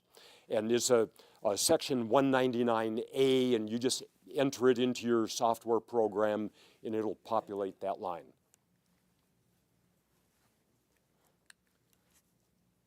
Okay, now then, you get down to the point where you subtract either your standard deduction or your itemized expenses. And what was it, 5 years ago, 6 years ago, they increased the standard deduction. Is huge now. But for single people under age 65, you subtract $13,850 off of your income before any taxation happens. Married filing joint is $27,700 if both of you are under 65, and then it's larger if you're over 65. And head of household is a big increase there. So that's the standard deduction. If you are, and I'm going to say unfortunate enough to have enough medical expenses and enough property taxes and mortgage interest and all kinds of other stuff to exceed these figures, then we can go into itemizing expenses. And there's a huge list of things that you can deduct. There's an even larger list of things you cannot deduct. And I, again, just highlighted some things that are a little unusual, whether they apply or not. But Band-Aids, you can deduct those. If you're blind and you purchase Braille books, you can deduct those books. Capital expenses for equipment or improvements for your home. Maybe you have to construct a wheelchair ramp. That would be a deductible expense. Expenses of an organ donor. If you decide to give a kidney to your sister, you can deduct the expense of that. Guide dogs or other animals aiding the blind, deaf, and disabled. If you have an old home and you decide you want to do some painting, but you have to remove the lead paint first, you can deduct the costs of doing that. Long-term care services and long-term care insurance premiums are deductible. And we have more. Pregnancy test kits. Sure. Oh. Okay, you want to take a picture of that one? This is just continued. Pregnancy test kits, false teeth, stop smoking programs right here. And of course, transportation to and from your doctor's office or the dentist's office. We see people making trips over to Seattle and back. Mileage really adds up. Any questions on some of those? Because I've got 2 pages of things you cannot deduct. Expenses for your general health. A lot of people join the gym thinking they can deduct their membership costs at the gym. You can't do that. Swimming lessons, you can't do that. Funeral or burial or cremation expenses are not deductible. Health savings account payments for medical expenses. You can't deduct them because you already took it as an adjustment reducing your income. And then, of course, anything that is illegal. Okay, and here's more. You cannot deduct the premiums that you pay for life insurance or disability insurance. You can't deduct medicine that you purchase without a prescription. And then there's also another one, prescriptions that you obtained in another country. You cannot deduct those. And then, of course, nutritional supplements, vitamins, supplements, natural medicines, unless it is recommended by your doctor. There's that exception in there. Okay, so moving along here. We subtracted either your standard deduction or your itemized expenses, and that then creates your tax based on what tax bracket you're in. And now we have credits that reduce your tax. Child tax credit, most of us are familiar with that. For children who are under age 17, $2,000 per child. If your child is 17 or older, or if you are supporting your parents or your sibling or another family member in your home, then there is the other dependent credit that reduces your tax by $500. There's a dependent care credit. If you have to take your children to daycare so that you can work or go to school, you can deduct the expenses for the daycare. Retirement savings credit. If you are contributing to your IRA or your 401k or your 403b, depending on your income level, there is a credit for the amount of contribution you make into that retirement account. Credit for the elderly or disabled. Rarely do we ever see that one. Very low income thresholds, but you can get a reduction of the taxes based on your age and income, or if you are also disabled. Energy efficiency improvement credits. This has really been expanded this last year.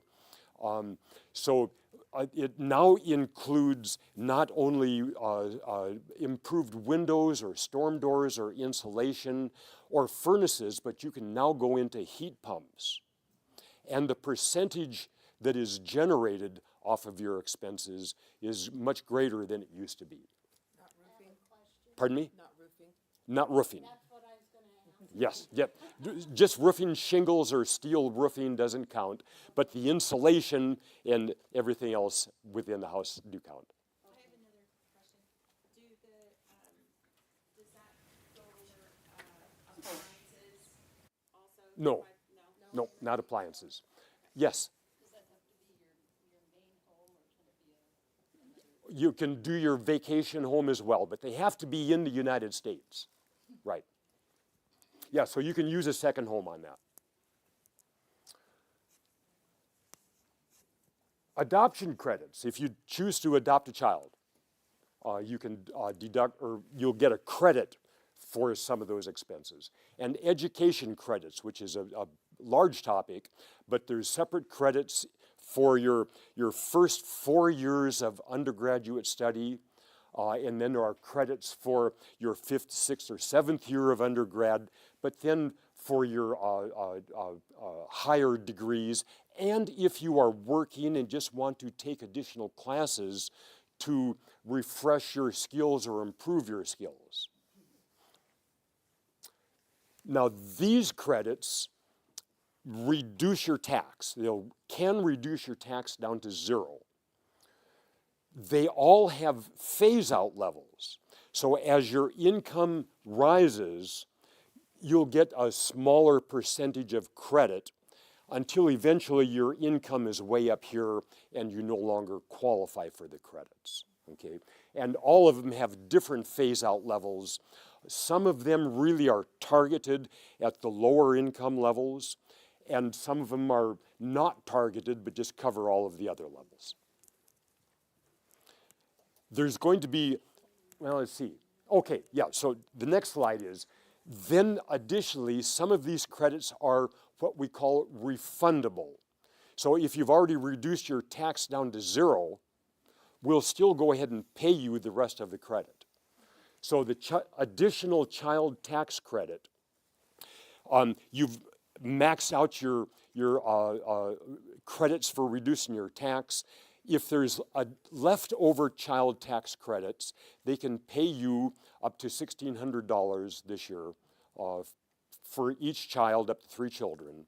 There was a big movement this last winter trying to increase that, expand it, but they didn't get that to be retroactive to 2023. So we kind of expect a bigger child tax credit for the 2024 filing year. Earned income credit.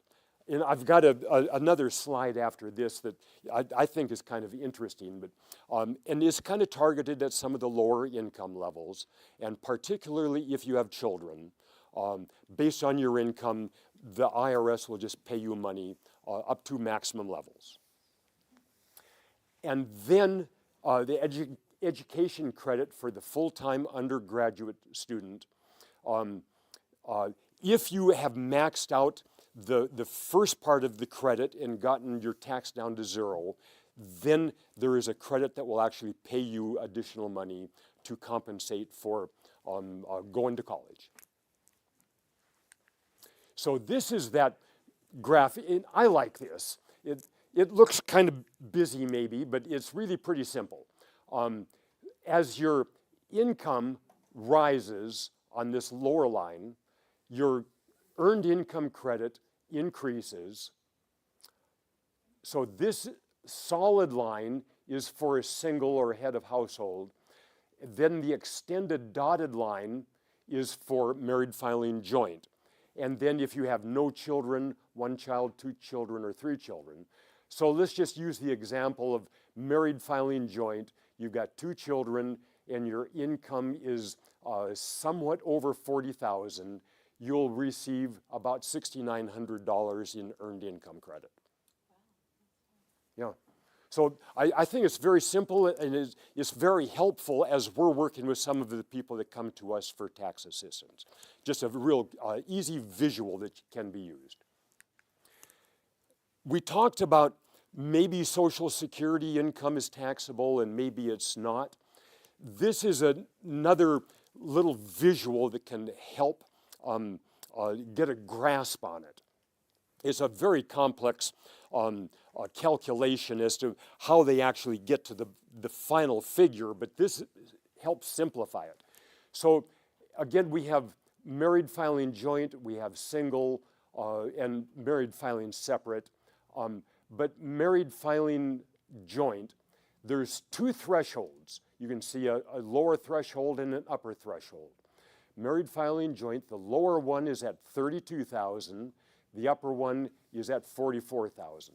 So what they do is take your modified adjusted gross income, add half of the Social Security that you received. If you're below the lower threshold, then none of your Social Security is taxable. If you go over the threshold, but you're below the upper one, then they can tax up to 50% of the Social Security you received. And then if you go over the upper threshold, they can tax up to 85% of the Social Security that you received. Now, most of you look like you're under age 65 and probably not retired, but for those of us who are retired and receiving Social Security, that's a very helpful thing to have.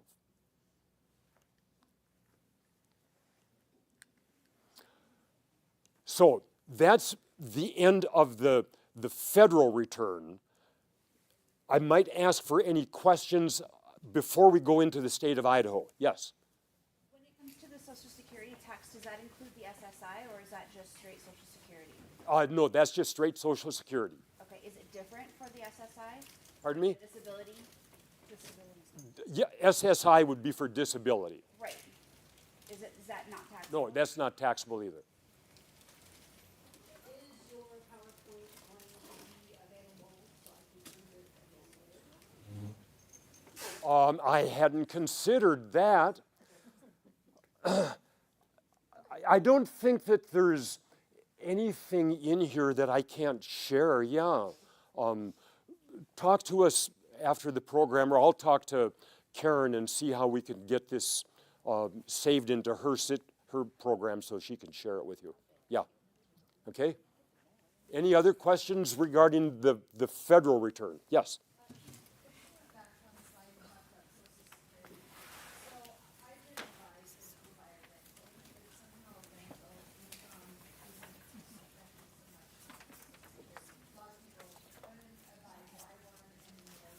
People love it because they get into Social Security, and then the rental income doesn't affect their Social Security taxable wages. You know, I believe it does. Yeah, because rental income shows up before any of the deductions. I think it does. So I got misinformation Yeah. from a rental property person. Okay. Shocker.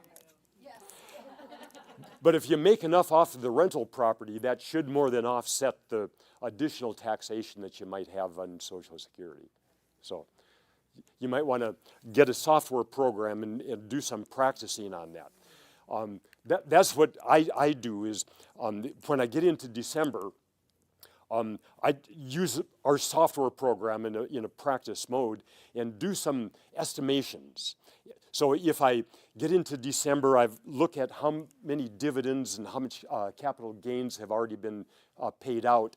What if I sell a little bit of stock over here and add more income? How does that affect things? Or if I do something else, how does that affect it? In December, you need to be looking at what you've accumulated so far for that year. Okay, so Idaho, one of the few states that does have income taxes, but Idaho just starts out at the top line with the federal adjusted gross income. And then Idaho subtracts either the standard deduction or your itemized expenses that also were on your federal return. But they also subtract out any Social Security income that you received. They subtract out veterans, military, civil service, retirement income. They subtract out any health insurance premiums that you've paid, including Medicare payments. And a little factoid, Idaho lottery winnings. If you hit the Idaho lottery that is less than $600, you had to put that on the federal return, but you can subtract that from the state. And if you hit the Idaho lottery for less than $600 10 times, you can deduct all 10 of those.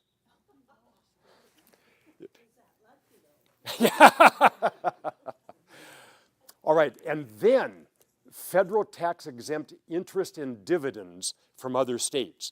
Remember, we had talked a little earlier on the federal return that investments in municipal bonds, the income that you make off of those is not taxed on the federal return. But we here in Idaho, if you got income off of that from municipal bonds in Colorado or Florida, we now have to add that back to the state of Idaho.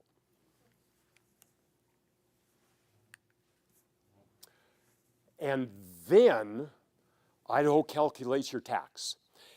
And I wish, and I've written to the Idaho Tax Commission, I think they should make an adjustment to the tax return.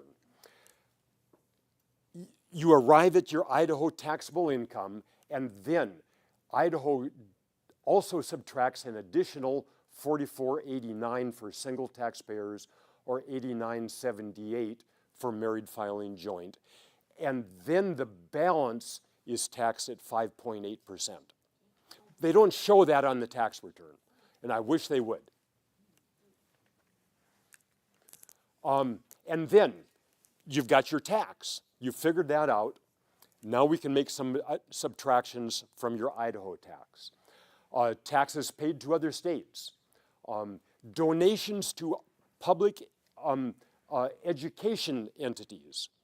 If you make a donation to the University of Idaho or to one of the school districts or to the library or the Historical Society, you can get 50% of your donation subtracted off of your income tax. Donation to Idaho youth and rehab facilities. You can deduct 50% of your donation or 20% of your tax. I suppose the 50% of your tax, if it's, I don't know, let's say $500 tax, $250, or 20%, whichever is going to be greater. Funny formula. Organ donation expenses. You can take $5,000 for Idaho. Credit for maintaining a home for your family member who's over 65. You can get a $100 credit. And then the grocery credit, which I think we all know about, $120 if you're under 65 is $140 if you're over 65. And there is something else I was going to say. The grocery credit is refundable to you. The $100 for maintaining the home for a family member is refundable to you.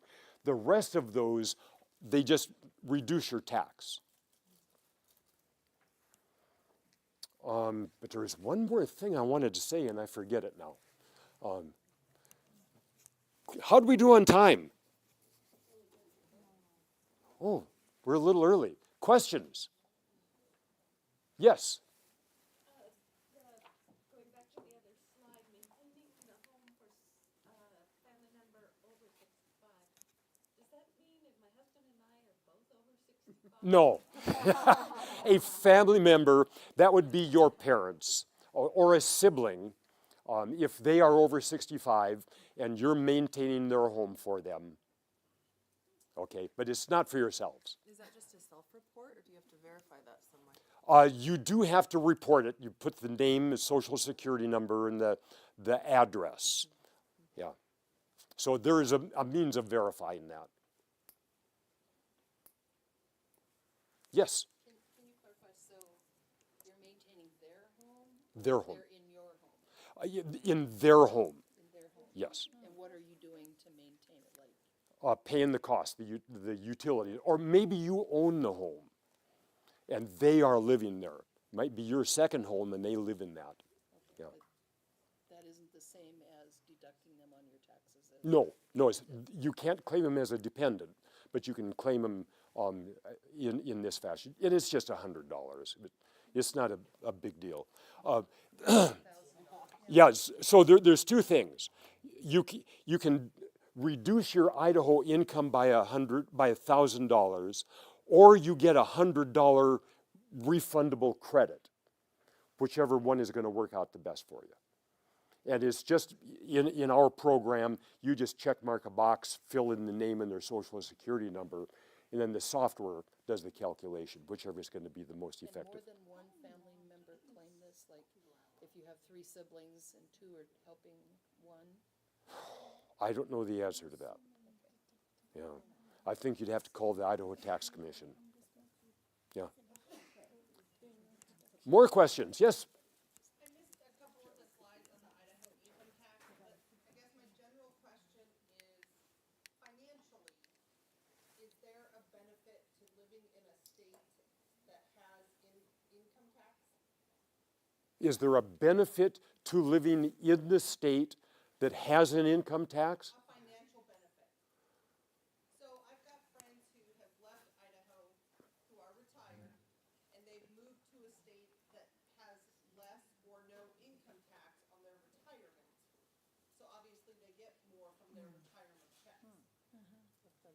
Is that as simple as that, or is there something that happens if you move into a state or leave a state that has an income tax? Yeah, I'm assuming everybody kind of heard that question. There's no yes and no answer on that.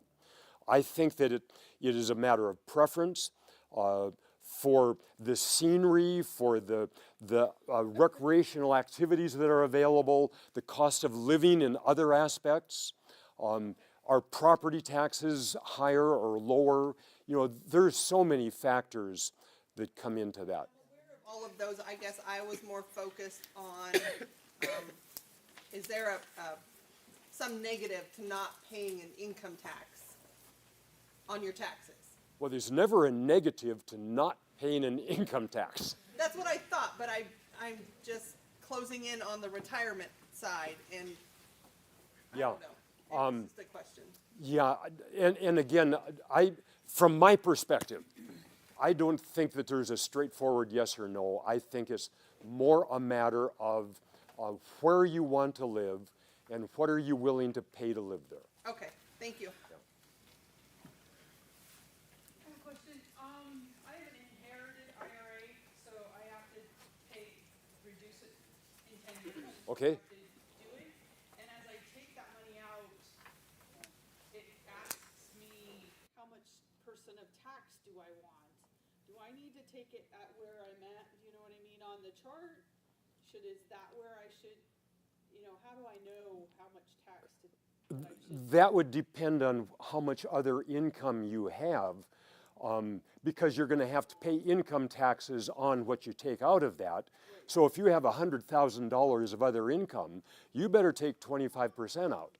Okay. But if you only have $12,000 of other income, maybe you don't have to take any tax. Okay, thanks.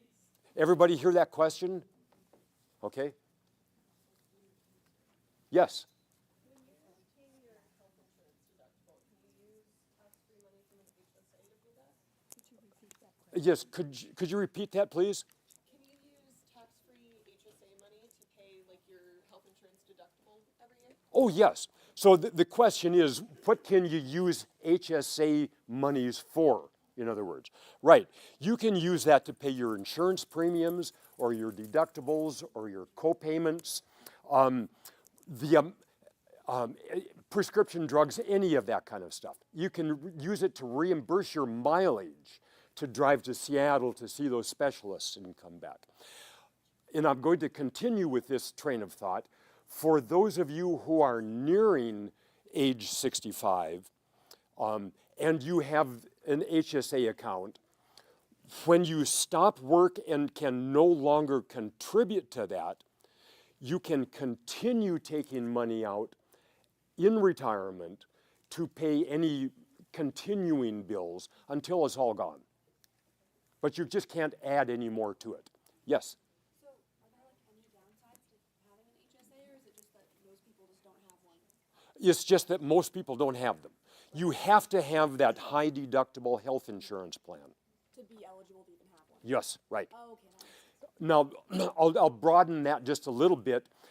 The HSA is a federally approved savings account if you're on a certain health insurance plan. The state of Idaho has an Idaho medical savings account that you don't have to have a special insurance plan for. You can put up to $10,000 a year into it and then reimburse yourself out of that.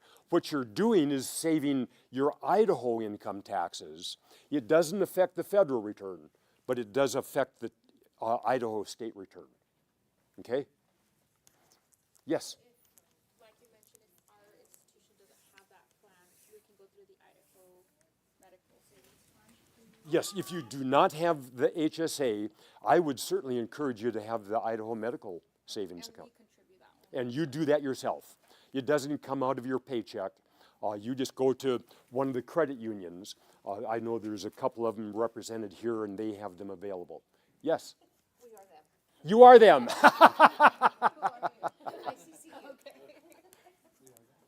Yes? I'm a retired teacher in the state of Washington and have VEBA. Okay. Can I use my VEBA money? I'm just letting it ride. I'm not using the funds for any medical expenses. And my idea is to keep that for potential long-term needs. Right. Okay. Is that legit? That is legitimate. And I think there's some certain things you have to do when you retire from that school district, and they convert it somehow into something else. But yes, you can continue using that into your retirement years. But for long-term care. Oh, sure. Yeah. You bet. Good questions. Earlier in one of your slides, you mentioned about like vitamins and all that. Okay. We can use or put it on a tax deductible No. or something. No, but you said if the doctor. If the doctor tells you, you really need to start taking 4 doses of vitamin D, and he's got that in writing, then you can use that as a deduction. Yeah. Mm-hmm. Yeah. Using supplements. Yes. You said that Idaho Medical Savings Account, is that right? Uh-huh. Can you, like, pay premiums for, like, healthcare ministry sharing plans? Yes, you can take it out to pay your insurance premiums. Okay, but you just have to set it up with your own bank. Yes, and I understand this bank right here has it. Oh, good. Okay. Okay, great. And which bank are you guys with? Idaho Central Credit Oh, Union. Idaho Central Credit Union. Okay. Any other questions? I don't want to end early. We can't leave this room early. Okay. How do you decide, like, the company, is it the company that decides whether you can get an HSA or an FSA? Like, what is the, like, income limits for that? Like, what is considered, like, why isn't $12,000 out of pocket max considered, like, enough to get an HSA and only qualify for an FSA through a company? If I understand your question, you're talking about your employer. Yes. And the employer, Only offers an FSA. okay, that's an employer decision. Okay, now the qualified high deductible health plan that makes you eligible to get the HSA or health savings account, that is defined by federal law. Okay? Do you know what that is, like the limits? Like if my work doesn't offer one, could I go out and get one on my own? Or like what are the limits? Well, okay, so you're going to have to talk to a health insurance broker. Because if you have employee benefits that are available to you, you might have some limitations as what you can buy out there. Okay? And that's the best that I can respond to that. Everybody hear the question? And it was talking about who decides what health insurance plan you can enroll on, basically. Whether you're in your employer-provided program, or can I just walk out here and buy the qualified high-deductible health insurance plan? And yeah, you'd have to talk to your employer and an insurance broker about that. So this is silly, but can you have both an HSA and a Idaho Medical Savings Account? I don't think so. I don't believe so. There's some limitations within that HSA. You can have this if you don't have certain other things, and I think that would disqualify it. Pardon me? And the medical savings, you can. There's your answer. That's good. Okay. Thank you. Any other thoughts or comments?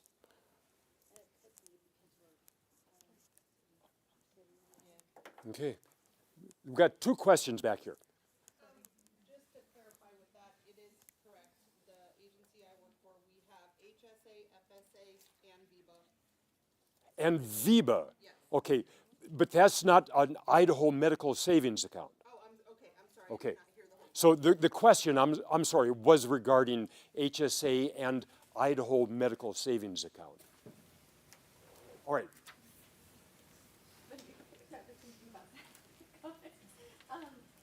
So back to the tax situation, married filing separately, there's no standard deduction for, $5. you lose $30,000 in deduction? Yep. Yep. It's crazy. There are no incentives to file married filing separately. I won't ask you to tell me why the IRS decided that, but it seems Yeah. crazy. Well, it's to decentivize you. Can you repeat that, what you just said, there's no incentives to what? To file married filing separately. Yeah.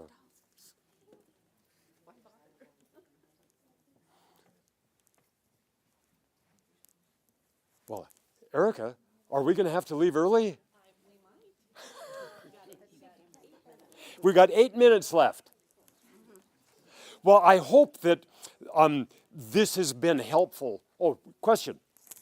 I'm just curious, you had mentioned inheritance income in there. I know that it's changed over the years, but are there some general guidelines for whether inheritances are taxed, whether they're not taxed? Well, so when you receive that inheritance, that's not taxed.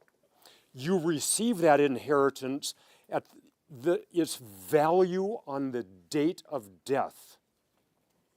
So you receive that and you do something with it, and what you earn off of that is taxable. That's always the case. So someone leaves you 40 acres and you just let it be 40 acres, you don't get taxed on that, or you get taxed on the value. No, you don't get taxed on that 40 acres, but if you lease that out to a neighboring farmer and he does something with it and pays you half, you have to pay taxes on that half. Okay, and then later on you sell the 40 acres. Now you've got your cost basis from the date of death to your sales price, and you pay the gain on that. Mm-hmm. So you had said there's no benefit in Idaho to file married but separate. Does that also go with federal? Oh, that is federal, right. So the way that you do your federal return, the state is going to follow that. So if you're single on your federal return, you're single on the state. Okay, that was part 2, thank you. Yep. I'm sorry to dominate here, but since we have free time, so if we're at the 12% tax bracket and we had Social Security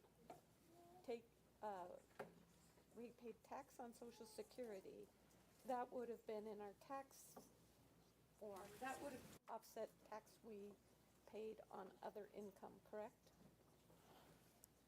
Did that make any sense? So, okay, you're in the 12% tax bracket and you received Social Security. Yeah. And then what was the rest of that? So we already paid the tax on the Oh, Social Security. okay. It was taken out. Uh-huh. But we don't owe tax on Social Security in the 15% bracket Okay. or 12% bracket, All right. right? So, I'm not sure I said that. Let's go way back to this right there.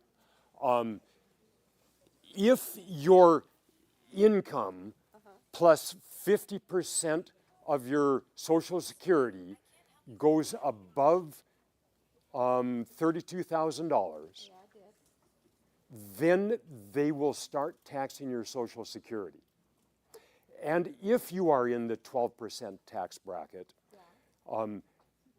that could be at a 12% taxation on 50% of your Social Security. okay, I misunderstood then. Oh. I thought at the 12% tax bracket, your Social Security was not taxed. No, that was capital gains and dividends.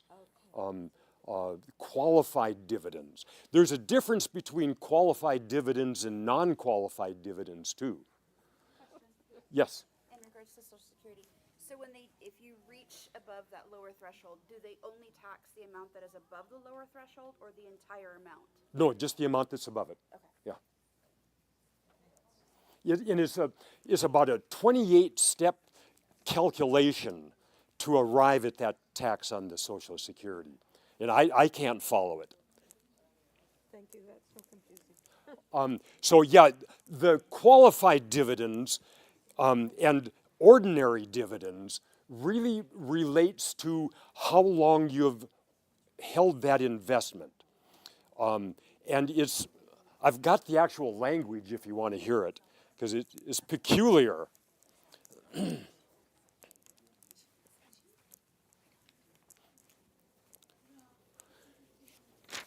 I can never memorize this. The stock that paid the dividend, if you hold that stock for more than 60 days in the 121-day period that began 60 days before the ex-dividend date. So it just depends on how long you've owned that stock. Yeah. Yes? What is the gift amount that you can receive that's not taxable? The receipt of the gift is not taxable, and I don't think there's a limit on it. What gets impacted is the person that gives the gift, okay? They're the ones that then may or may not have tax implications. But you receiving it don't do anything. Is it still under that 15,000? Is it still up to like 14,900 or something? So that is a much larger conversation. She's referring to the concept of transferring some of your estate to your children. And it's $18,000 this year. So a taxpayer who has a large estate, $10 million, they can give $18,000 to each of their children or any number of their children or grandchildren without any tax implications. The recipient doesn't have anything, the giver doesn't have any tax implications. If you give more than $18,000, the recipient doesn't have any tax implications, but the giver, the guy that has the $10 million estate,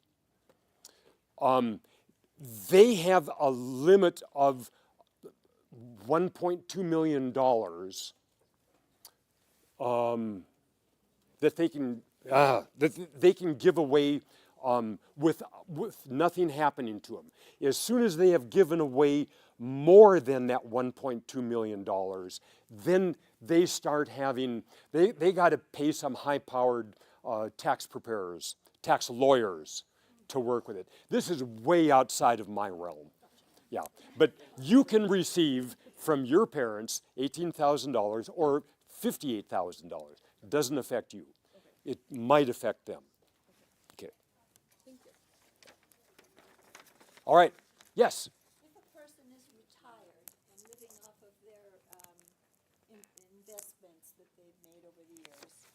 Is there some advantage to having a medical savings account, putting the disbursements into that account?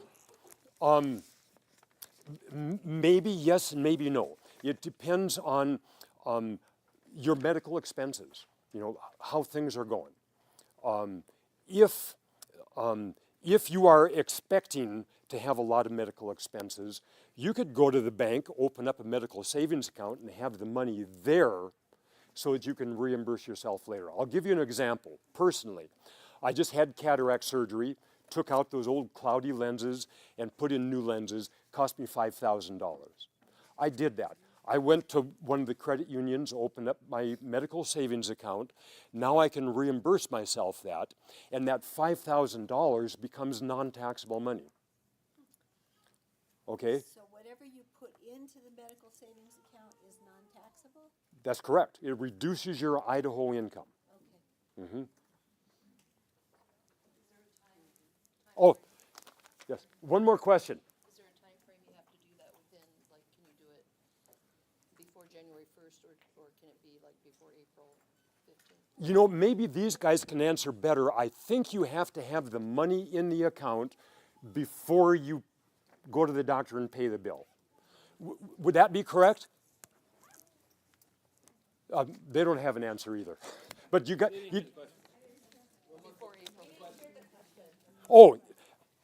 So if you're going to have an Idaho medical savings account, can you open the account and fund the account after you've experienced the medical expense? As long as it's within the same year. Just in the same year. Okay, so yes, you can have your expenses, and then you can go to the bank and open your account and put money into it and reimburse yourself for those expenses. Everybody follow that? Good job. All right, I think they're still waving at me. We have to call it quits. Thank you very much for all your questions. This has been fun.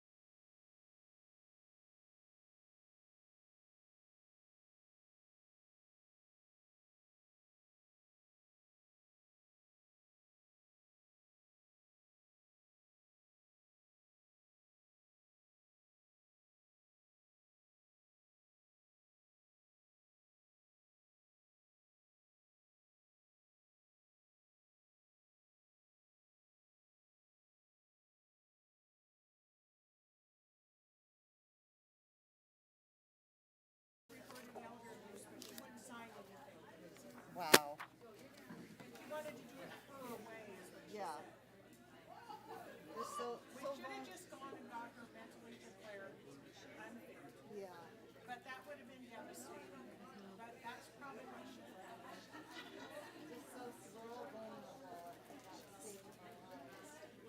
Well, the problem is my husband had a stroke, and I want to know how can he not get these stupid texts? Because he clicks and, oh, Walmart's going to send me $100 gift card, whatever. I'm worried. Yeah. So sorry that happened. There could be a mechanism.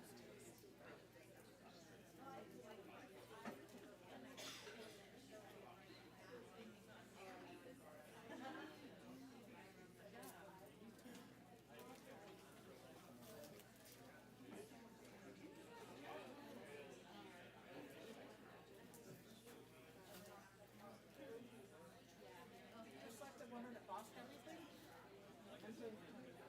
Oh, go ahead. No, go ahead. I'm gonna give you a picture. Go ahead.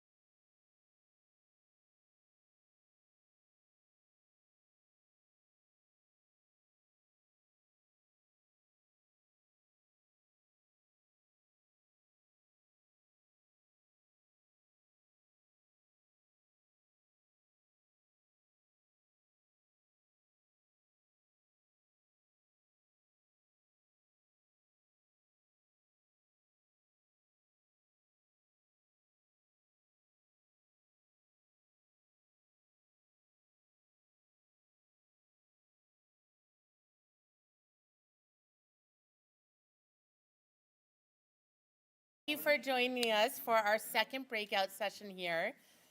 Today we have Wendy Remmelspacher with us from her consulting. She is a former CPA and executive finance director in K-12 education for 30 years. She shifted gears and exchanged her calculator for a microphone. She's now a dynamic speaker, confidence coach, and blogger. Wendy leverages her extensive financial background and lifelong dedication to inspire others on their journey to financial well-being. So please welcome Wendy.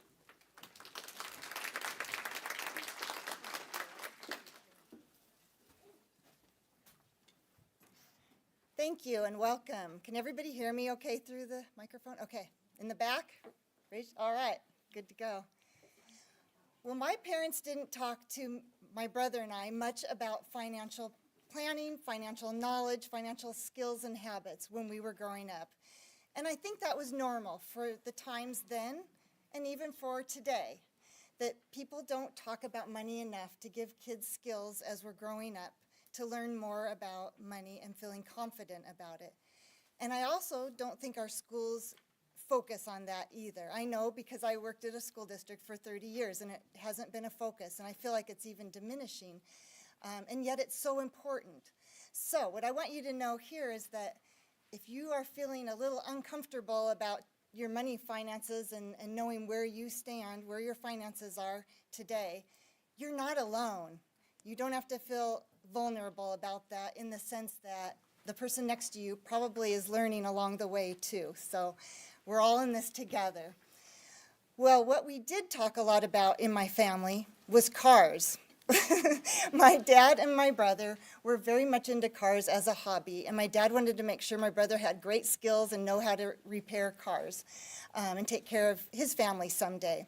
So I listened to a lot about cars, and well, what I learned between my brother and I was that I was a saver. I was a natural saver. Like, anybody resonate with that, like a saver or a spender? I think we sort of fall into those categories early in life.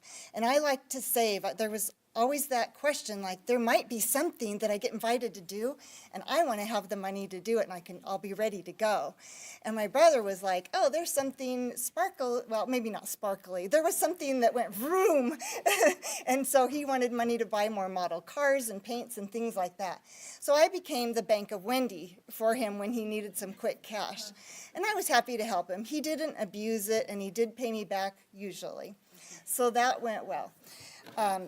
So then fast forward to, I was getting ready to, I was 14-ish, and I knew that since I was the youngest in the family, I couldn't wait for the day that I turned 16, where I would be able to drive and have some freedom, and I could get a job, not just in the local neighborhood, but I could find a job that I really wanted to participate in.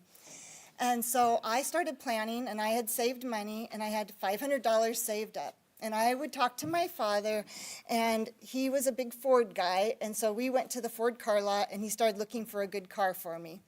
Well, he found this one that had a great engine, and I just thought, oh my gosh, I can't see myself driving that. It was this car, but it didn't look like that yet. The great thing was my brother had been painting cars, refinishing them, and reselling them at higher prices before he was 16. And I'd seen some great paint jobs. And he said, Wendy, I owe you some money. What if I paint this car and fix it up for you and we call it good? We shook on it, and this is what I ended up with. So on the day I turned 16, my plan worked out great. My little Bank of Wendy really brought me through. And I had this car that I felt awesome in. It was sparkly. I could drive it to school, and I could get a better job. But I also did something else. I had great aspirations, and I wanted to go on to college, and I was going to be the first in my family to do that. Well, since we didn't talk about money at home, I didn't know what to say. I didn't feel like I should initiate the conversation about how do we afford me going to college. And so I came up with a plan. I had heard that most college students don't have cars. And so I planned, when I graduated from high school, this car will be sold, and I'm going to put that forward to my first year of college and help my parents out. I didn't want to be a burden. So when I graduated from high school, true to my word, I sold the car. As much as I loved it, I knew I was moving on to a new chapter. And so that plan, you know, it wasn't as sad because I had a plan, and that was my vision, was to sell it and move on. I doubled my money, so it was great because I not only got the paint job, but I felt like it was almost like my brother had paid me back plus interest because of the money I made on the car. So it all worked out well. So you're here to talk about to learn about financial self-care. So that's what we're going to talk about, is self-care. Self-care is not about indulgence. It's about embracing challenges to pave a brighter future. Celebrate every milestone along the way. So just as I celebrated when I bought the car and got my license, I celebrated when I sold the car and went off to college. It's so important. Like sometimes these little celebrations that we feel inside, they maybe aren't shared with our family and loved ones. They don't understand the strides we made to do the things we do. And so it's important that you celebrate along the way your own successes. And I want to encourage that throughout today, that you really stop and celebrate yourself. So we're going to talk about self-care real briefly because it's an important part of this, how the financial piece fits into it. In short, self-indulgence is something that you do in the short term, not for the long term.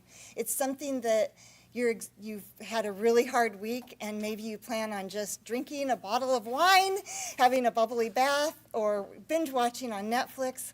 And not that there's anything wrong with any of those things, just to be aware that when we do things often, we start forming a habit, and you just reflect on that. Is it helping for the short term or the long term?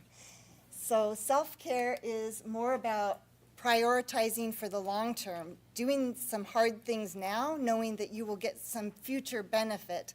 So that could be, you know, physical exercise, eating properly, eating healthy foods over junk food, adopting healthy, long-lasting life skills, and also getting good quality sleep, right? And I know, so just a little premise here. I don't really know anybody in this room, and I certainly don't know anybody's financial situation. So if I'm saying something, I don't mean to be judgy whatsoever. We're just talking about things for you to reflect on today. If it seems like I'm pointing something out in your life, it just means that it's very common and you're not alone. So I just want to say that. Nobody should feel like I'm talking down on anybody or there's any judging about what our habits are. Because I'll be honest, I have a bad habit. One of my bad habits is before I go to bed, on my way to bed, I have to stop in the kitchen and find some little treat to eat. My husband calls it, "Are you sleep eating again?" But it is a bad habit I got into, and eat great all day long and then eat a cookie before I go to bed, you know. So anyway, just saying, I'm just being authentic here. So what we want for all of you today is to focus on holistic health. So that's integrating your physical health, your emotional resilience, mental resilience, and your financial stability. So it's great if you focus on one aspect of this. However, you don't get the whole healthy feeling until you put all of that together. And so a lot of times we leave that financial piece out of our self-care, and you know as well as I do that when we have money problems and we have a big payment coming up, maybe it's taxes or property taxes, insurance, like ours comes all in September, and it's a big amount. It's those stresses. If we're not making a plan and focusing on the resolve to that when that month gets there, it can cause stress. So we want to help you. I want to help you today to fix a plan so that you can have this holistic self-care going on. Sound good? Show of hands. Who wants some holistic health? All right. Okay. Oops, I'm going to go back. Okay, so I want you guys, you should each have everybody should have a handout, and there's one page that is just for notes. So if you don't have a notebook, feel free to use that as your notes page. I want you to visualize for just a moment how you feel right now about your financial knowledge, your financial health, and where you're at today. And I want you to think of 2 to 3 words that describe your feelings. And I'll get you started. I just threw some words up here that might get you going. And just off the top of your head, don't take much time, just jot down 2 to 3 words on the left-hand side of how you feel today about your finances.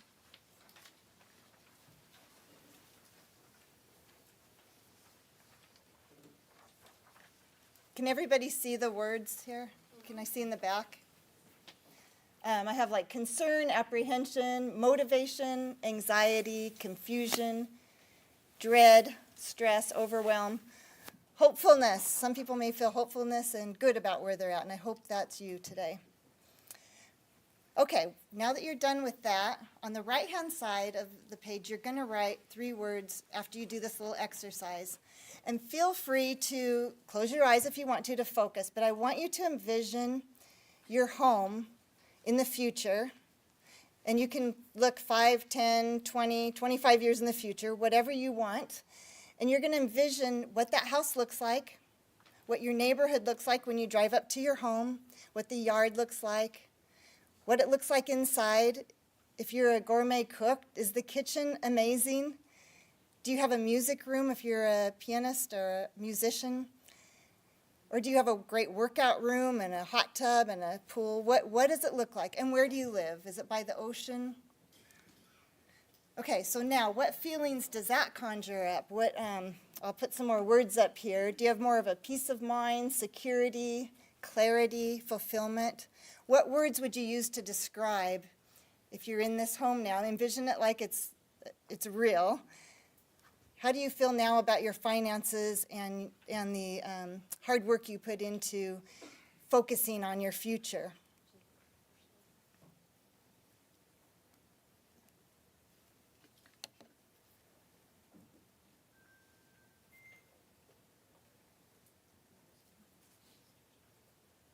Okay, so the important part of this exercise is you probably have not everybody, but some of you may have a little bit more negative perspective because it's in the here and now on the left-hand side of your page. And on the right side of the page, you got to just dream with no boundaries, and you got to say how you want to feel in the future. So I just say to you that I would love for you to focus on those feel-good words you chose on the right-hand side. Take a picture of them, put them on sticky notes around your house, and remind yourself that you can move yourself towards those feel-good words by sticking to some financial planning, some financial goal setting, and things like that. And you can get there. We can all get there. Words can inspire, and words can destroy. Choose yours well. Focus on positive words. Okay, so our habits are things that we do frequently. Some of them we do without even realizing it anymore. Like brushing your teeth, it's just something automatic you do. If you want to start changing your habits, then I suggest there's a great book out by James Clear called Atomic Habits. It's a tremendously well-written book, easy to read, and it talks all about reflecting on the habits that you have and whether they're, and if you want to change them up, how to institute them into your lifestyle so that you can really create change in your life. I know you can get it at the libraries, and it's a great, easy book to purchase anywhere books are sold. But anyway, if you want to dig deeper into your habits and learning more about that, I would highly recommend it. He's been on the top seller list for many weeks, and this book has been out for several years, and it resurfaced and climbed back up to the top of the book list again. So it's a goodie. Habits are just important, and we'll talk more about those in a little bit when we dig into some tools for how to start looking at your finances. So think if some thoughts come to you about what your habits are, what some of them are, and you just want to jot them down as they come into your brain so that you can think about them later and kind of dig deeper and understand a little bit more about that habit. Feel free to use your note page and write away. Okay, then also everybody will have a values sheet there. And this value sheet is important because if you don't know your values, then you're probably saying yes to a lot of things that are costing money and costing time for you that maybe don't support your true values. And we want to narrow it down. We want to figure out what your values are so that you can start saying yes to those things that support the things you value in life and no to those things that aren't anywhere on your value sheet. So the trick is, and you'll probably want to do this after the conference is over, but what we're going to do is you're going to read through all the words, and you're going to put a little dot or dash beside every word that you like, every word that resonates with you. And you're going to have a whole bunch of them, and you might come up with your own words, so write those on the bottom. In the end, you want to keep going through that list until you get to the top 3 to 5 words on that sheet, and those are your top values. And so then that's where what I would do, and what I love to do, is to put these words on sticky notes in the bathroom mirror, on the refrigerator, in your car, I actually I use Canva. Has anybody used that Canva software? Raise the hands. Canva? A few of you. It's just a cool graphics designer program, and I'll put the words in there, and then I save that design to my computer desktop, so when I boot it up, I'm reminded that I picked some words like alignment and connection, well-being as my words. And just real quickly, how it works, like I wanted to choose family, I wanted to choose friends, but I also love connecting with people, meeting new people, and that's why I couldn't wait to see who was in the room today. And I hope to get to meet you guys. I'm going to stay here, and so afterwards, if you want to come up to me and give me a comment or reaction to this workshop today, I would love it, because I love connecting with people. So I found that when I circled my connection word as one of my top values, then the family and friends, I didn't need those words because they're involved in that one word. So as you start going through that a few times, going through your list and narrowing it down, you'll see that some words maybe will encapsulate other words. So I'll leave that for you to do after the conference, but it'll help you make decisions on what you want to do and what you want to spend your money on. Okay, I love a good plan, and I love a good celebration, just like when I had a plan to sell my car and go off to college. What I'm proposing today is that we merge those together and set a roadmap for you to have a financial plan. Mind-blowing, I know, right? So a solid financial plan instills a feeling of well-being by addressing financial goal setting, because it clarifies your current financial situation and helps prioritize your specific goals. It addresses risk assessment and management. So it helps by addressing your potential risks that might derail your financial stability. And it addresses wealth accumulation and preservation by establishing a roadmap for both accumulating and safeguarding your wealth. So how are we going to do that? Well, you are going to start holding a monthly money meeting date with yourself. Doesn't that sound like fun? So here's the deal. If you manage your money by yourself, you're the only person, then you're going to be solo. And that can sound daunting, but you don't have the restrictions of having to balance 2 sets of values from 2 different people. So yay! So for those of you who share money management with a spouse or a partner, it's a little more complicated, right? Because you have to work through what your goals are together. And your values, I'm sure, are a little bit different. And so it's communication.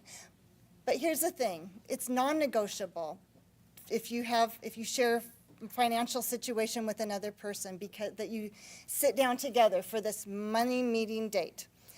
Because my heart breaks when I see couples that one person takes care of everything, all the money. And it sounds wonderful, and it sounds really like they really take care of their spouse or their partner, and it looks beautiful. Until life happens and one person ends up not being able to do that any longer. And so you've got the other partner, spouse, who is dealing with this heaviness of helping their partner, or maybe they've lost their loved one and they're grieving, and they have to figure out the money pieces. And maybe they have to move their home, where they live. That's too much. That's where my heart breaks. So that's why I'm saying it's non-negotiable. If you share money financial status with another person and all your bank accounts are merged together, then it's non-negotiable that you're going to sit together monthly and have a meeting, okay? And it's going to be super fun, like I said, because you're going to do like this. You're going to get your vinyls out, or you're going to set a playlist. You're going to have a fun music in the background. You're going to have plans for it. You're going to look forward to it all week. And you're going to get your disco ball out. You're going to set some piggy banks or jars along the table to remind you that you have goals. You want to have some vacation money. You want to pay off some debt. So these jars and piggy banks represent different things. And the best part about it, I mean, when we go to a party, don't we always wonder, what are we going to eat? What are they going to serve? So you get to pick your favorite meal and plan for that. And even if it's a takeout, maybe that's easier. Just go to your favorite restaurant. In fact, at your table, the person next to you, share with them what your favorite meal is or what your favorite restaurant in town is. When you get ready to do this, where will you go to get your takeout food? Anybody want to share? Any local favorites around here? Yes. What is that? Thai food. Thai food, yes. Okay. Okay, maybe you guys will see each other getting your takeout for your money meeting date. Awesome. Okay. So just like, I don't know if you guys have ever heard of this, but the ostrich effect is real and it's alive, and we all do it. But it's when you bury your head in the sand to avoid unpleasant truths, such as avoiding credit card statements or tax deadlines. We don't want you sticking your head in the sand anymore. We want you to have confidence and a plan for what you're doing so that you're not like an ostrich. And nobody in here looks like an ostrich. Just saying, rest assured.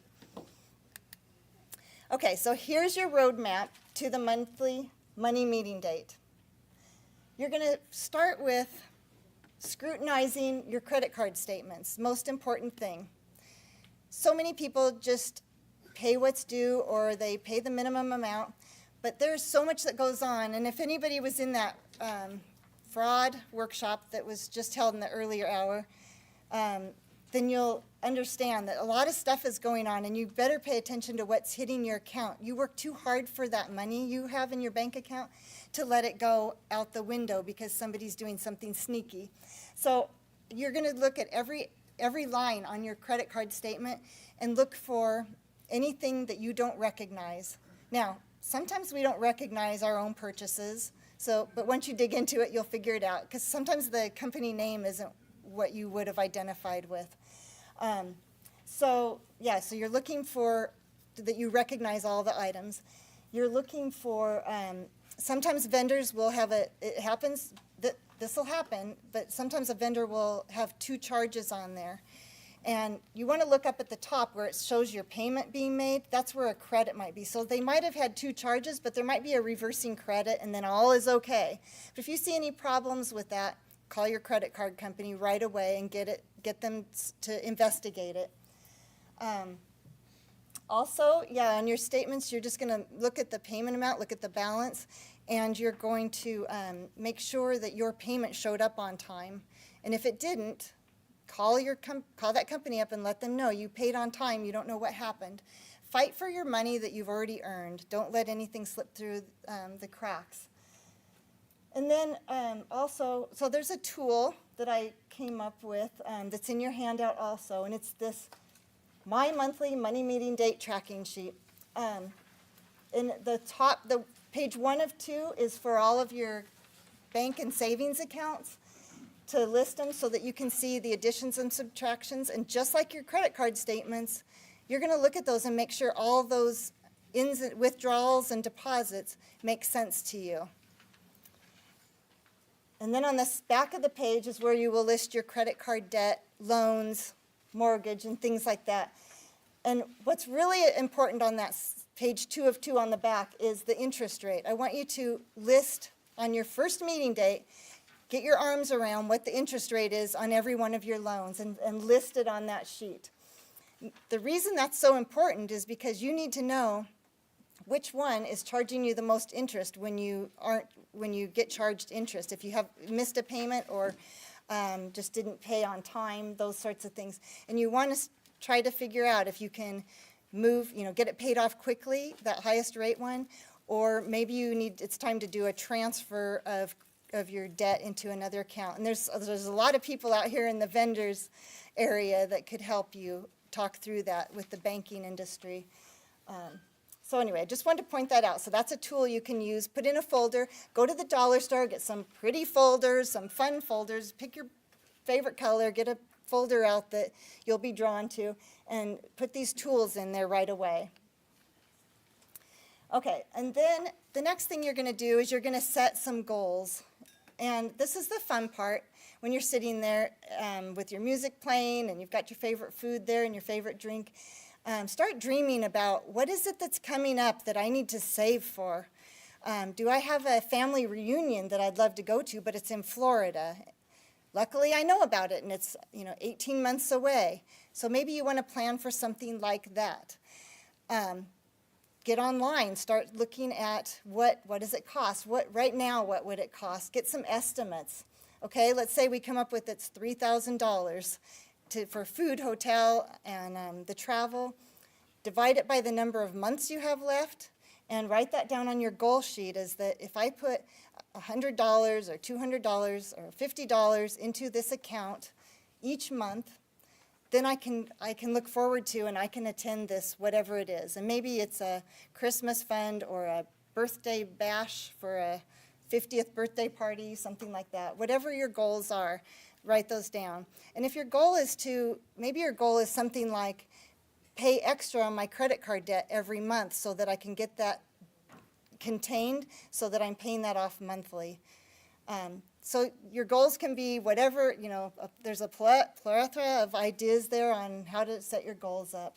But that's the time. You have 30 to 60 minutes set aside every month. Do your dreaming there and then reevaluate your goals. Make sure they are set up to match your values. So back to your values sheet. What words did you list? Is travel of the utmost importance to you? Then you probably have some travel goals. If family's the most important, then it might be travel to go see your family. And make sure those are all aligned. And then, again, celebrate your victories along the way. So maybe you start out each meeting with the celebrations of the things you accomplished since your last meeting. And do a little dance. You got the music going. And then, adjust your goals as needed as you progress along your financial journey. Another key is optimizing your efforts. So what does that mean? I imagine that for most of you who have jobs right now, most employers are doing direct deposits, right? Is that okay? So also, a lot of them have the ability to have your money go in 2 or 3 different directions, meaning that if you set up a special account for your travel, have $10 go there each month too, and watch that build so that you're reaching your goal and you're optimizing it and you're not having to go online and move money around on the account. It's just happening automatically. You're working towards your goals. And don't forget your goal to save for retirement too. So if you've got opportunities through your employer to be saving for a 401k, be sure to take advantage of that. Even if you're just starting out and it's a small percentage, review that, periodically. And if you have the opportunity to increase it, if you've gotten raises and you're in a little bit better place and you can put more into it, don't forget to go back to your HR department or your payroll office and increase it if that's available to you to do. So celebrate your commitment to financial self-care. It's not always easy, but it's incredibly rewarding. Remember, we said self-care is for the long term, so you're not always, you're doing some hard stuff up front, but it's great as you move along and you start seeing that maybe that house I envisioned in the future is really going to happen because I've done all the hard things. Anybody have any questions or comments at this point? Okay. So there's your 2 tracking sheets. And this 3rd sheet is also another tool for you to use. It's just an overall vague picture because it's only as good as this month is. Your costs can change every month. but it gives you a good focus on whether you have money that's able to go into savings, or if you have too much expenditures and not enough revenue. You probably already know that, but it's helpful to kind of go through the elements. So this worksheet will take you through to what's my income and where is it coming from. And then in the outgoing section, you're going to list your fixed costs. And so this is the fixed cost section here. And then you have the flexible spending costs. And why that's important is because it's good for you to know how much your fixed costs are eating up your income that's coming in. If things are tight, then comparing those two will be really eye-opening for you to see if you can do anything different in that fixed cost. But really where you can make changes is in that flex costs. Also, what's helpful, this is where you'll start seeing some of your habits pop up too. So for me, I'll give an example of this. Like when I'm a health nut, I do like to go running. I like exercise is very important to me. I learned early on that when my parents divorced, I started running.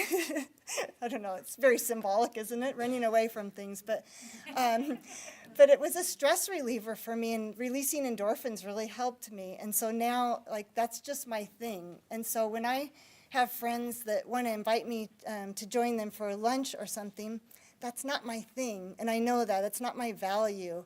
But what I would love to do with my friends is to maybe meet them on the levee and go for a walk, and so we can visit, and we're getting exercise.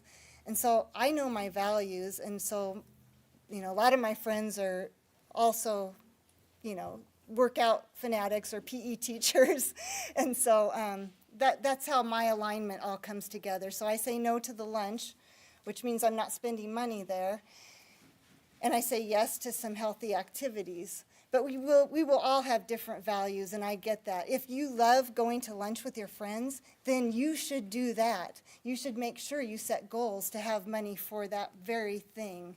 That wasn't a judgy piece. That was just showing how I stay aligned with my values, and how you should too.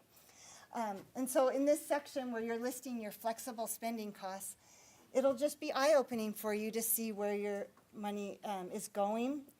And then on the back side of it, it's talking through, trying to get you to picture you're putting away money for retirement, and then also noticing that if you do need to trim costs, that gets you to look at it gives you a vehicle to start rationalizing where can I go to ease the pain and to get to where I'm feeling holistically healthy again and not having stress because I'm out of alignment. And you guys probably know you probably have some friends that have some money expertise, and there's also people at the bank that can talk to you about different options. For instance, like if your checking account if you have some extra cost each month just by having bank accounts, you might talk to other banks and see if you can eliminate some of those monthly fees. There's a lot of things you can do, but you have to be brave and courageous to start a conversation with an expert, a financial, somebody with one of the banks. Just like Laura Smith was saying this morning in the general session, that they have experts there, and you should come and talk to them and help them.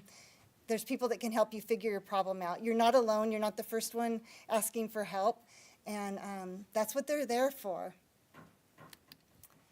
So overall, building a financial plan gives us clarity, confidence, and control over our financial future, enabling us to make informed decisions and achieve financial success. So investing in yourself pays dividends. Managing money may feel overwhelming at times, but it's a journey. And I heard Laura say that as well this morning.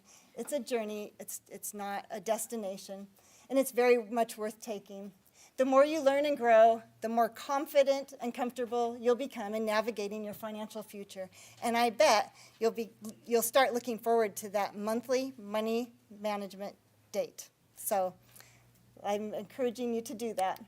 Oh, I wanted to go back to, I have this story. A girlfriend of mine, really good friend of mine, I was telling her that I was going to be here today and that I was going to meet all of you. And she was very interested in it. She just so happened to lose her husband about 3 months ago.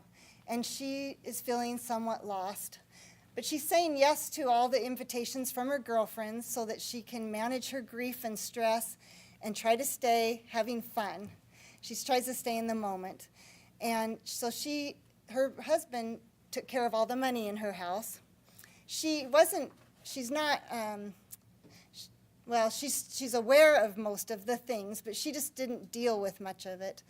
And so she's not totally lost, but she misses the fact that her husband always had this little envelope in his top dresser drawer, and he handed out the fun money. When it was time to go do something, he had a budget for it for the two of them, and she just knew that he would, take care of that and manage it. And if they were spending too much, then he just would say, yeah, let's don't do that this month. And she's lost that person that helped her manage that amongst dealing with her grief. So she told me, she came up with this great idea.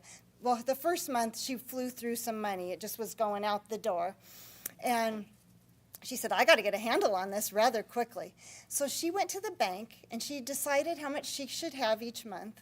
And she put it in a little envelope and she keeps it in his top dresser drawer still. So she goes there and she knows she can work through that each month. And if she's done in the third week of the month, then she's done. She's done having fun. But she feels like he's still there with her and allocating her the amount of money, and she feels comforted with that. It was just such a heartwarming story. I wanted to share it, that if any of you have lost somebody, there's little things like that you can do to carry on that tradition and feel like that your loved one is still taking care of you. So that was a cute story. Okay, so you guys, this has been a great workshop so far, and I wondered if any of you, I feel like I've given some tools out, but I have no feedback on whether any of it made sense to you. Would you raise your hand if something was worthwhile and something is a great takeaway for you today? I'd just like to see if anything hit home with you guys. Thank you, I appreciate that. I have a little survey, and I promise it will take just 2 to 3 minutes, and I still have a little bit more of the workshop to go on, but if you would take a picture of this with your camera, there's a little pop-up to take this quick survey, and we'll pause for just 2 minutes. I promise you, it's really easy. And in the end, when you're done with it, there's a little present for you. There's a handout. It's a downloadable document, and it's 25 tips to reducing your debt. So I would encourage you to do that.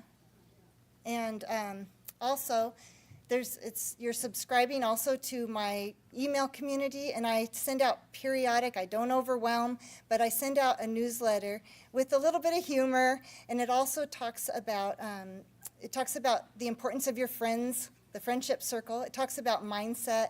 It talks about there's tips for financial wellness, and there's also tips about disrupting your fear and building confidence. So, and you can always unsubscribe very easily. I'll be quiet and let you take the quick little survey.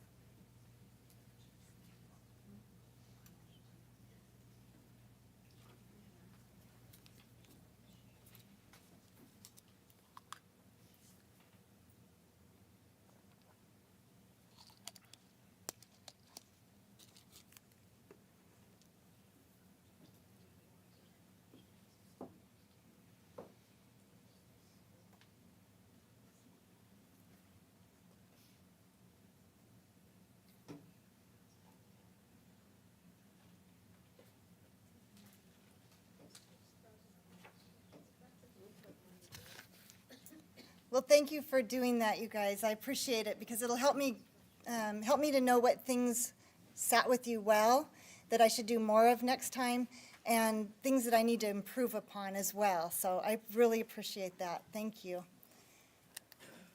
So this car came full circle. It switched from red to green, but years later, I guess I loved that car so much. I went in the middle of between the red car and the green car, I had a practical car, and I got sick of the practical car.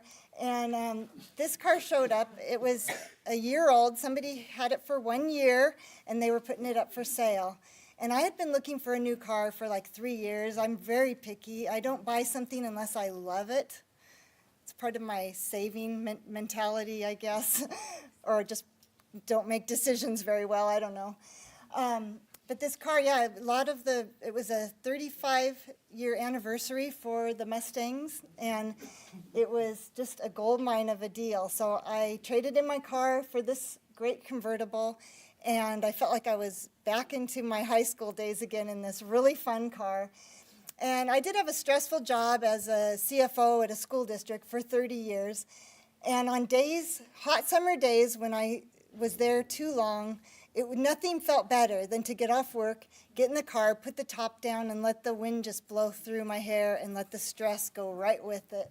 So it was a great car. But what I'm mostly celebrating about it is that I had a car that I drove for 13 years prior to that, and so it was still in really good shape.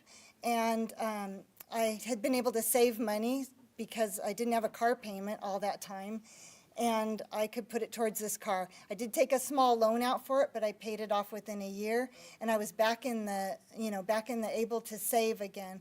And I think my point with that is not to say, yay me, but I think many of us feel like it's ordinary to have a monthly car payment, that's typical, that all Americans do. And it doesn't have to be your typical, because that's how you can get ahead, is if you drive a car for a few more years and have the loan paid off and be able to put that money back into something else and save for your next car a little bit. So I encourage you to stretch your mind, change your habits, and to look into those different things, feel a little different. Oh, and another thing I just heard recently was about a lot of times when we step out to do something different, our brain is screaming, no, you're out of the comfort zone, don't do that. But this is really interesting. Our brains like consistency and comfort, and so you're going to have to step out of your comfort zone and have your brain wig out a little bit, because it'll catch up with you, and then it will start supporting you and helping you because it knows what you want to do. But until you step out and change things up, your brain's not going to do that for you. Your brain won't step out and do the hard thing. You're going to have to decide to take over. Listen to your intuition and pay attention to your values. So, essential insights on financial self-care. Financial self-care is not about restricting your happiness. It's about aligning your spending with your values and your well-being. Do prioritize time with friends over coffee or tea if it enriches your life. Continue to explore activities that align with your soul. Do assess your spending habits and eliminate what doesn't resonate with your values. And don't persist in purchasing items that fail to bring you joy. Evaluate subscriptions and general expenses to ensure they align with your priorities. So, congratulations. By saying yes to this conference, you guys did just a great service for yourself. You said yes, and you're growing, you're expanding your mind, you're being more of a growth person than sitting in consistency, and you should get great dividends from that. Keep doing more of that. You've taken a significant stride towards creating clarity for your future, and today marks the beginning of a new financial journey. You will reap many rewards by embracing this content. Stay committed, stay focused, and keep the flame of self-care burning bright within you. Woohoo! Thank you. So there's my contact information. I just want to share that with you if you want to take a picture of it, if you wanted to get in contact with me and if you wanted a little conversation about this, feel free. If you also, I'm always looking for new speaking avenues, so if you have someone to refer me to, I would appreciate it. Thank you very much. It was a delight to be your speaker today.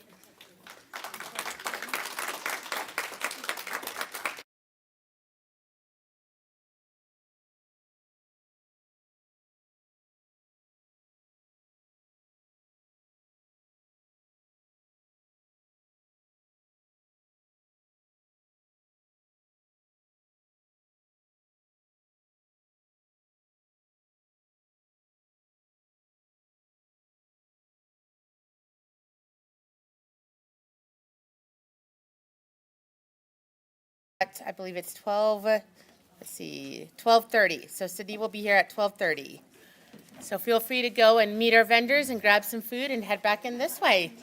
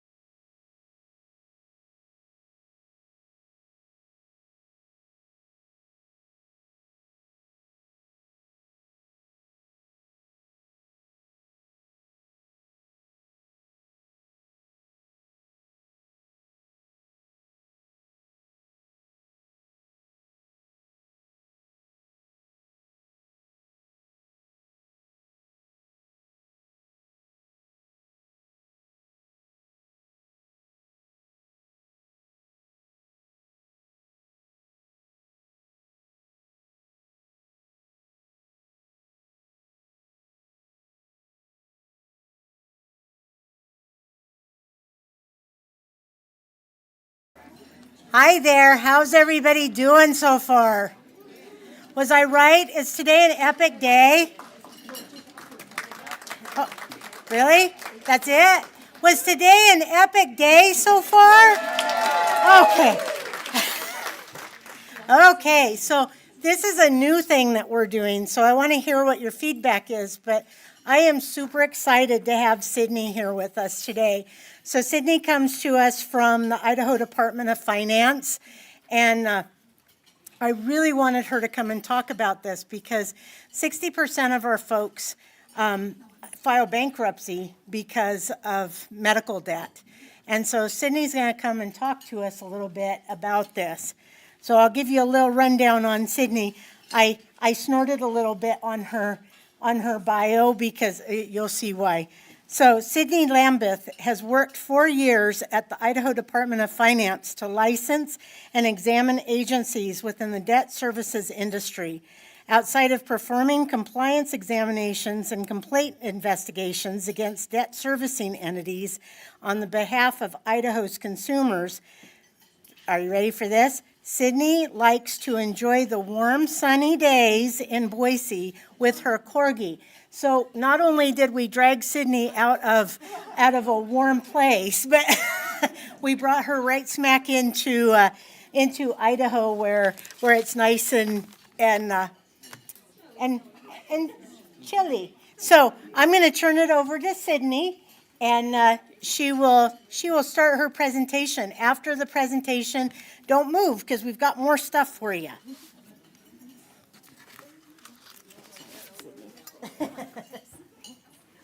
Do you mind, can I put this here? Is that? Oh, absolutely. Whatever you need to do. Who knows when I will need it. Hello. All right. Yeah, you might have to make Adjust it bigger, it. taller for you. All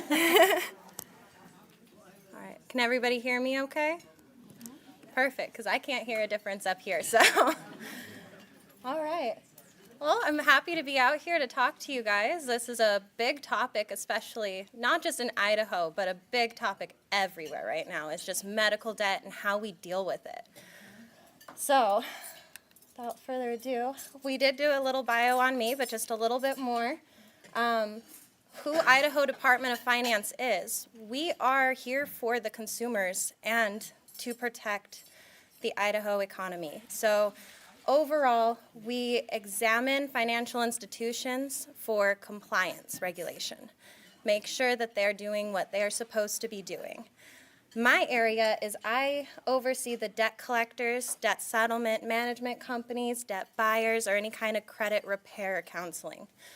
So any company licensed to operate and talk to Idaho consumers has to go through us first and get licensed, and then we'll examine them on our consumers' behalf. Now, medical debt isn't listed on one of the things I regulate, but it is something that comes up from debt collection, especially. It's probably one of our most common trade lines that we examine in debt collection, just to make sure that they're complying to HIPAA regulations on privacy, that they're not adding on extra fees that they typically did in the past before regulations were passed. But also just how they're talking to consumers. We examine them on behalf of the FDCPA as well, so they're not supposed to be harassing or misleading or misrepresenting how much your bill is at the time. So that's kind of a little bit what we do at the Idaho Department of Finance on behalf of you. Now, there's kind of two sides of this. The first side of medical debt is we got to understand what medical debt looks like in the United States right now. Without understanding what medical debt looks like, we can't create new rules and regulations to help our consumers, to help our businesses, to make it less confusing. So first, we're going to start today just understanding what medical debt looks like in the United States.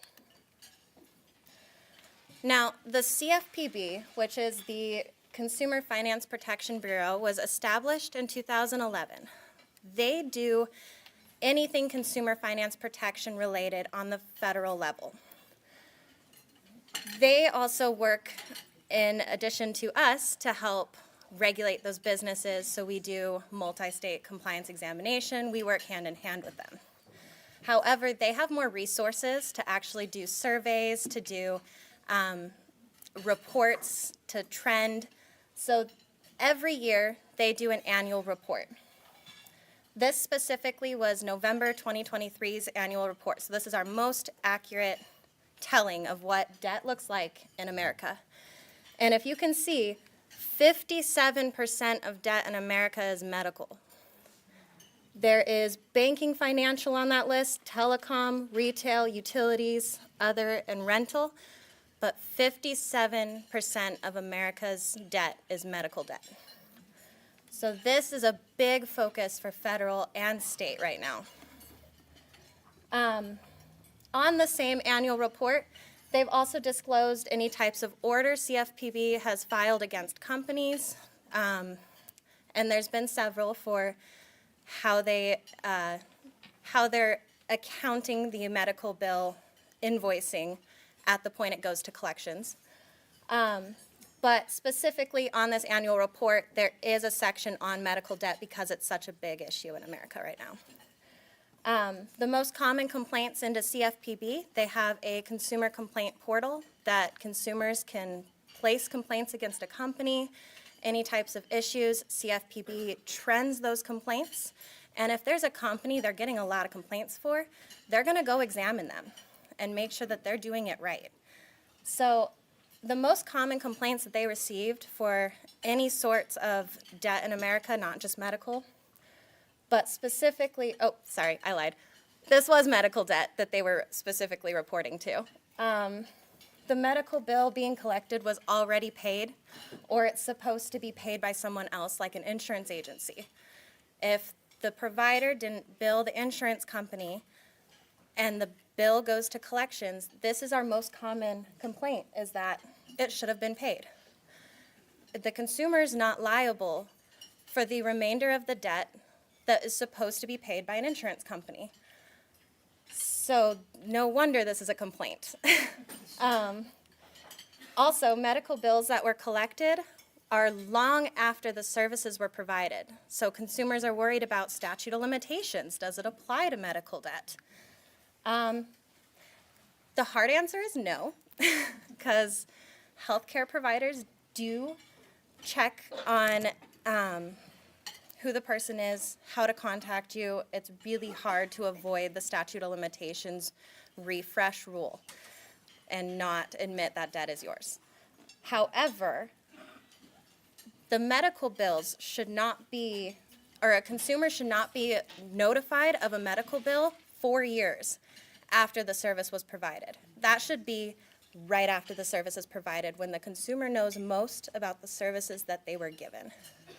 So these are what America is saying to the CFPB right now about medical debt. Also, in February of 2022, the CFPB did another little trending analysis on just the medical debt burden in the United States. This report actually caused a big change in credit reporting for medical debt.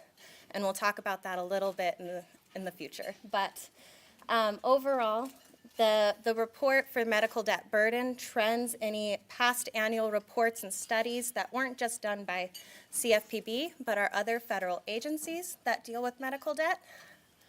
And overall, they found that the major concerns with this was the credit reports were being used as a form to notify debtors that they owe a debt. So debtors were not getting sent a letter or being called by collection agencies saying, hey, you have this medical bill in our account. How would you like to pay it?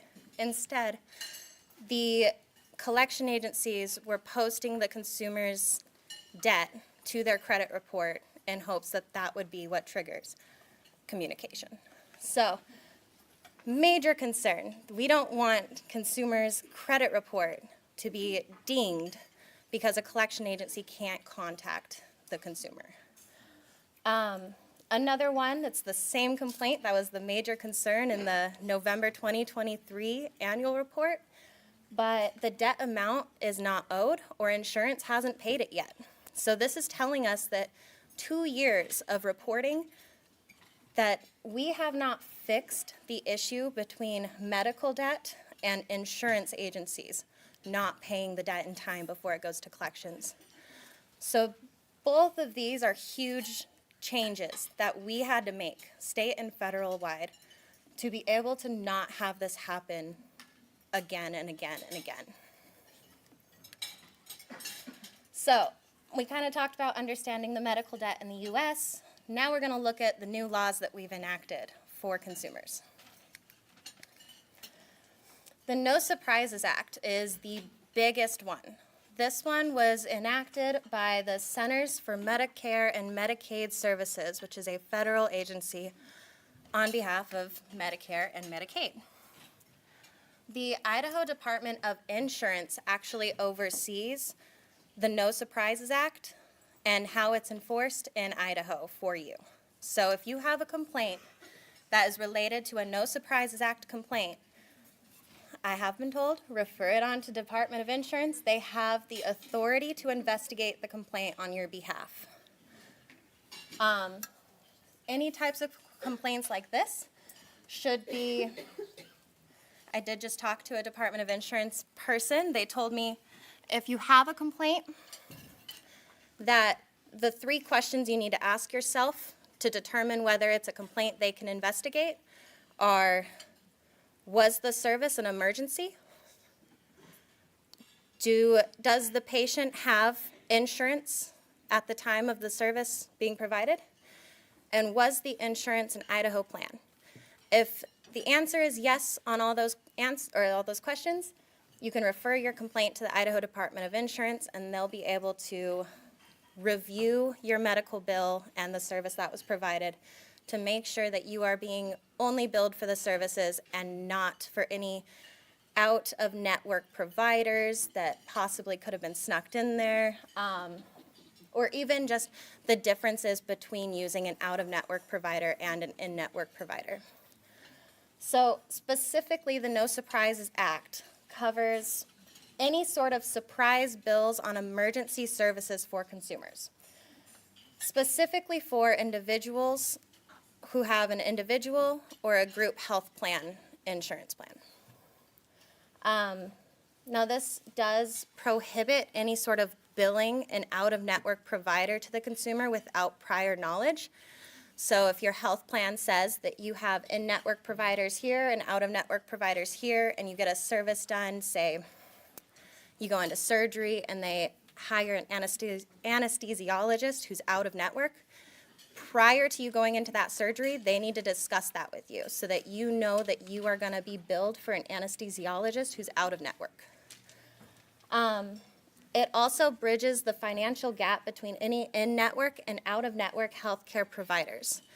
So if there was an instance where the consumer couldn't say, yes, bill me for the out-of-network provider, say they just got rushed into surgery, hadn't had a chance to even talk to a doctor about it, then the healthcare company can only bill the difference, or they can only bill the amount to their insurance that it would have been for an in-network provider. They can't do the out-of-network provider without the prior authorization. So this does make it harder for healthcare companies to be able to add those extra costs onto a consumer's medical bill because they have to comply with the insurance rights that the consumer is bringing to them to be able to bill. So the No Surprises Act is a really big one. I would definitely, I don't know too much about it because it's not my area that I'm usually looking over, but I would talk to the Idaho Department of Insurance if anybody has questions about how it's enforced in Idaho. Okay, the Idaho Patient Act is the one that I actually deal with on a daily basis. The Idaho Patient Act was enacted in, I believe, 2021, and this act, the legislative intent for it was to provide the consumer adequate notice of owed medical debts and establish expectations for fair collection of debts owed to a healthcare provider. In Idaho, we noticed a big issue that our consumers had was that the healthcare providers were sending debts straight to collections without notifying the consumer their final bill. And then once that was in collections, the collection agency would take that bill and they would credit report it because it was just easier for the collection agency to put it all on TransUnion, Experian, Equifax, any of those, and have the consumer reach out to them in a panic and pay their bill. Idaho Patient Act stops that. What this act does is it defines what an extraordinary collection action means in Idaho. And that is assigning any debt to a third party prior to 60 days of receiving a final statement of your bill. The final statement of your bill has to include after insurance costs, after insurance has paid their portion. It has to include on a full sheet of paper every bill that you're receiving for the service that was provided. That's including anesthesiologist, the time that you spent in the hospital. Everything needs to be included on one simple sheet for the consumer to see. And then, after that final statement is sent out to the consumer with their final cost, the healthcare provider has to wait 60 days before they can assign it to a collection agency. This is supposed to give the consumer adequate time to reach out to the healthcare provider and start a payment plan or to pay their bill in full. That way you're not going to go into delinquency, you're not going to go into default. But you need to know that you have this right in Idaho so that if the healthcare provider doesn't provide you a final notice, you can reach out to them and ask for it.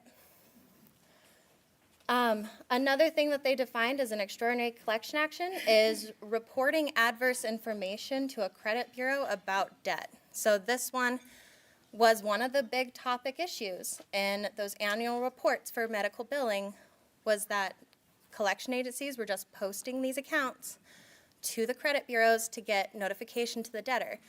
The Idaho Patient Act stops that up until, I believe it's 90 days after that final notice was sent to the consumer, or 90 days after it's been sent to collections, which is typical for most debts, but not actually enforceable by a statute or law, just an unspoken rule by a lot of collection agencies to avoid hitting some sort of regulatory violation. But there is that extraordinary collection action restriction on medical debt. It's just make sure that they're not reporting your medical debt too early because that could hurt the consumer.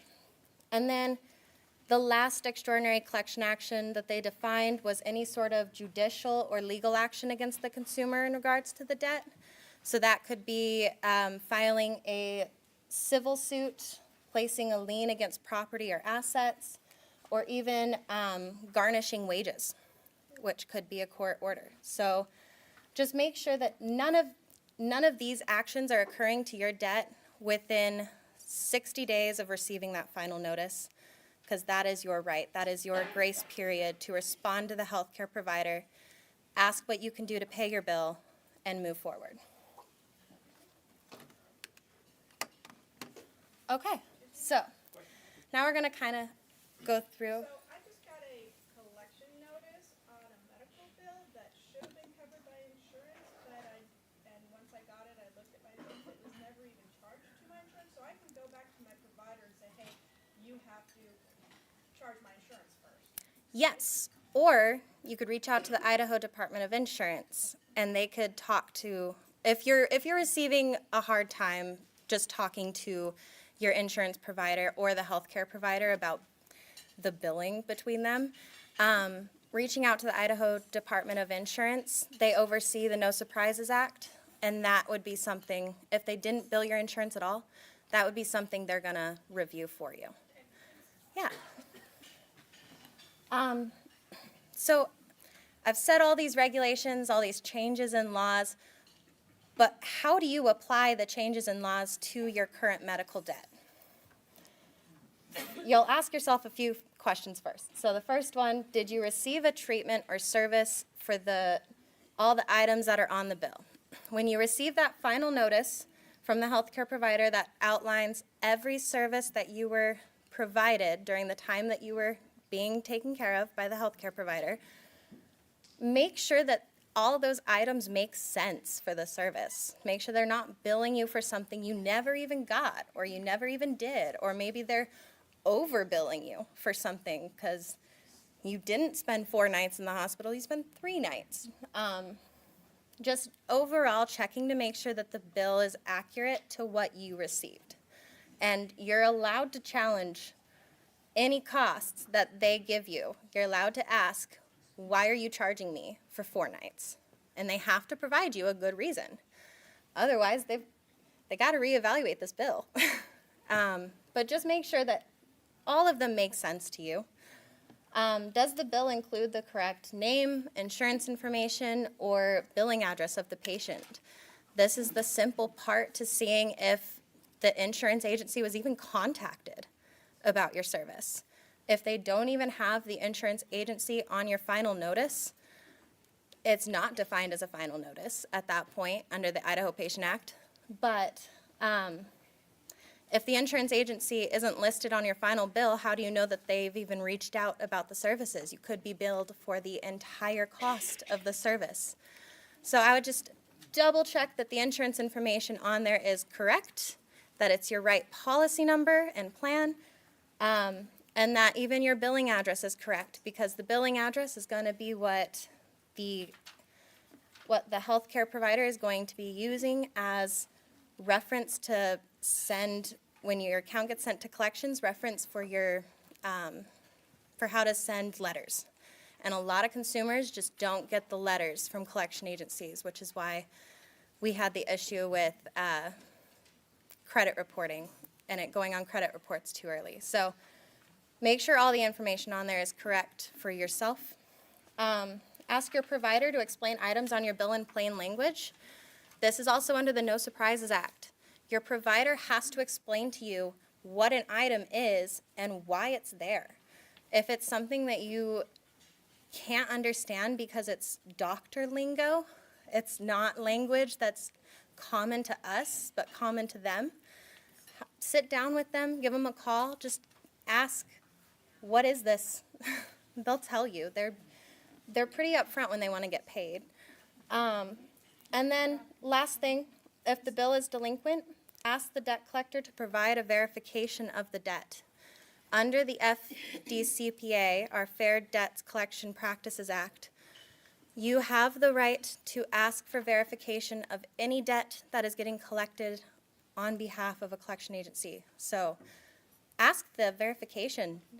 Take the time, just know that you are paying the total cost of your bill and not extra fees that a collection agency is adding on or anything of that sort. So once the bill does go delinquent and goes to collection agencies, use your right and ask for the verification of it.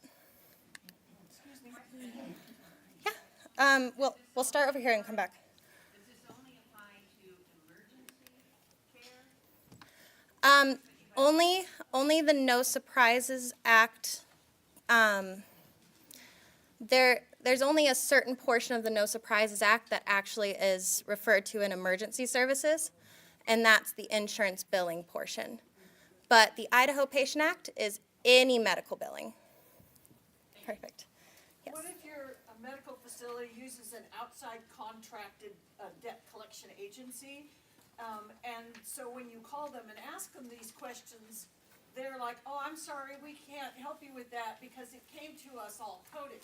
And so they tell you to go back to your medical facility, but your medical facility doesn't do the billing, so they don't have a billing office that you can talk to.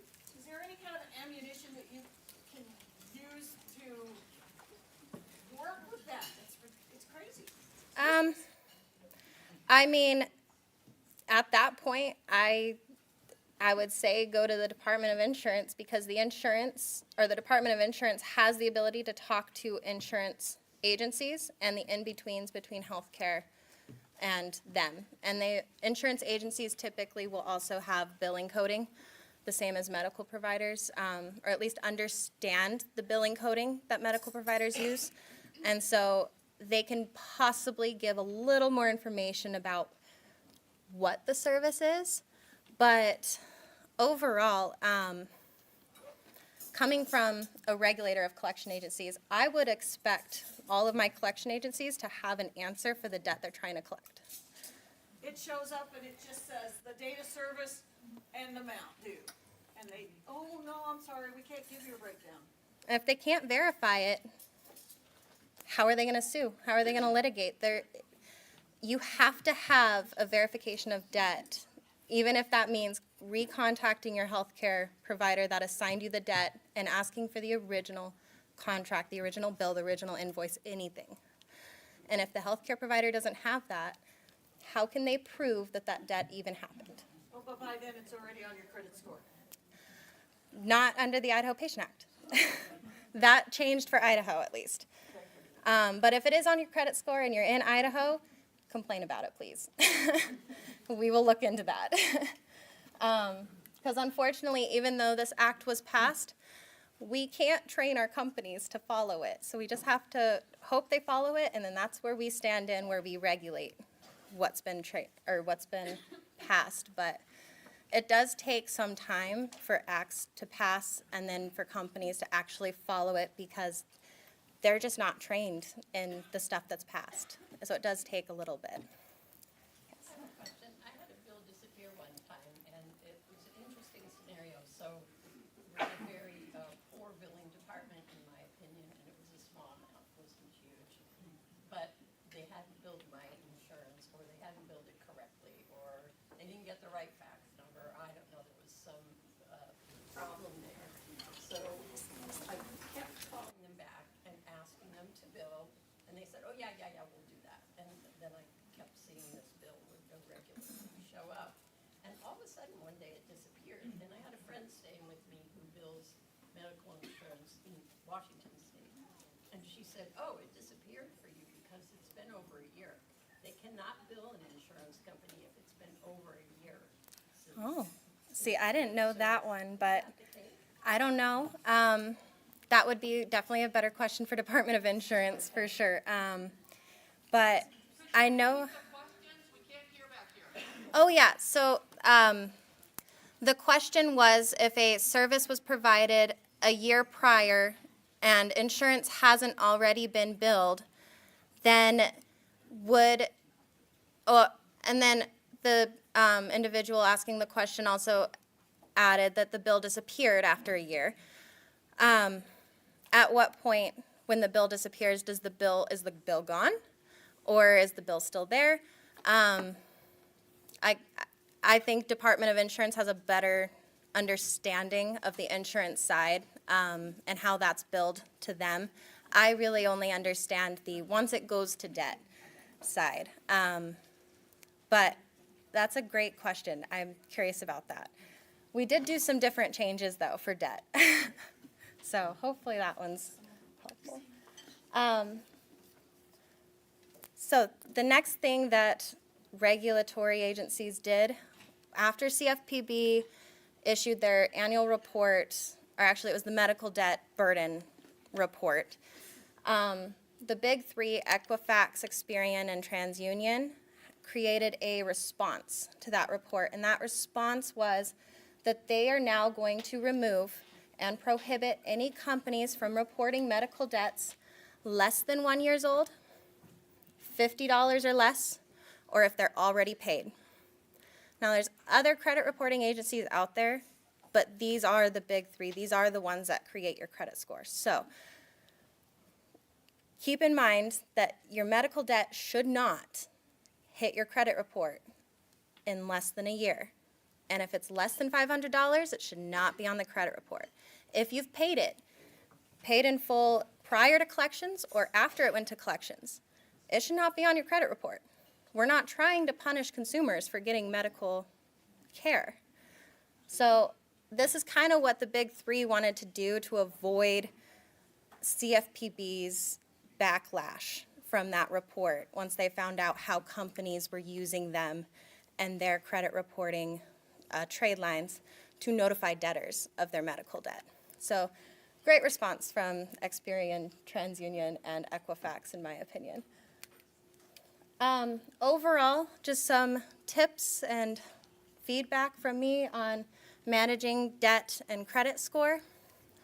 Annualcreditreport.com. Annualcreditreport.com, its main purpose is to provide you an area where you can do a credit report for free once a year. I like to do it during tax season. It just seems simple. But after Experian, TransUnion, and Equifax decided to come up with the response to the medical debt and take medical debt off of consumers' credit reports, they issued a weekly credit report for free to all consumers so that you can check that medical debt is being removed off your credit report, that all trade lines make sense, and this annualcreditreport.com website is going to be the best one for you to use to understand what is being reported on all three of the major credit bureaus. Because if you only pull from one of the major credit bureaus, but the trade line is reported to the other one, you're not going to get all the information off that trade line because you didn't pull it from the credit bureau that it was reported to. Annual Credit Report compiles all three of those reports and reports all the important information in one compiled document. So this one is the best one to use. It's the one that's recommended by most federal agencies to consumers. Also, check out in your local hospital areas where you're getting services. A lot of them offer financial assistance programs. Nonprofits are required to offer financial assistance programs. State and local services are also offered typically in communities. So if you go to your hospital, some of them will have resources that you can reach out to that are state and local, and they'll provide you some relief while you're trying to pay your medical bill. So just check out if there's any financial assistance programs that your hospital is offering, because medical bills are expensive. Why not reduce them a bit? And then also verify desired medical services that are in network with your insurance. So just before you decide to go in and get a service done or get a surgery done, a dental procedure done, or anything of that sort, you should just check, make sure that the provider you're going to is in network and all of their services that they outsource are going to be in network too.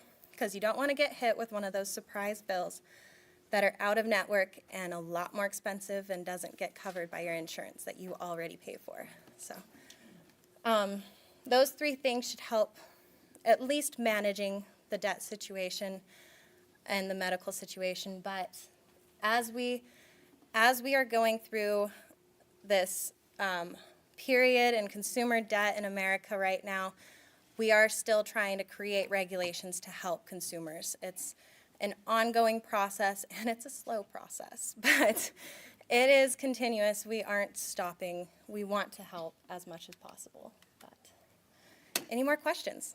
All right. I went a little over. I think we're all good. So if anybody has any questions, there's a mic.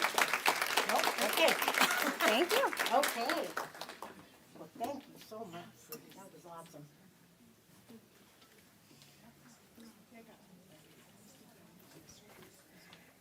Did you guys know all this stuff? No. So this is, I wanted Sydney to come so bad and talk to you guys about all of this, because this is a big deal. So Amber is going to do a couple of little door prizes. Again, you have to be present to win. And she's going to get that set up. But now what we need to do is the vendors. So this is the last time to go and see the vendors before they leave. But also we're going to do until 1:40 today. This is the time to ask your questions of the professionals. So the professionals are already in here. A lot of them are already in here. So We'll have them raise a hand, and you can go and you can talk to them, walk around, introduce yourselves, and this is no time to be introverted or anything. Ask your questions. I don't know if Ellis is in here, but he's our attorney that's here.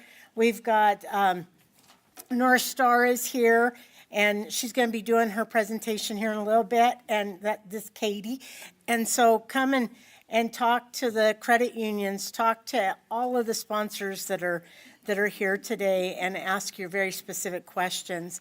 You can do that in here. You can go to the vendor booths and visit in there. And our next breakout session actually starts at 1:45.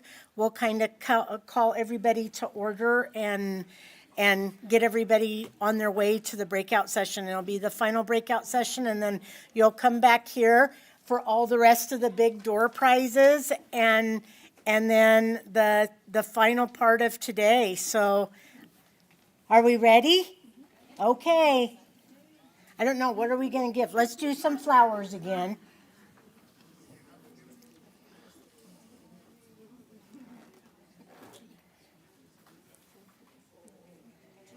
Judith is in the house.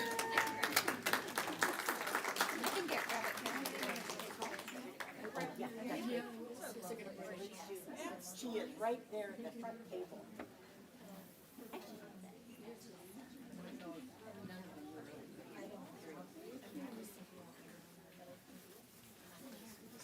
So in the next one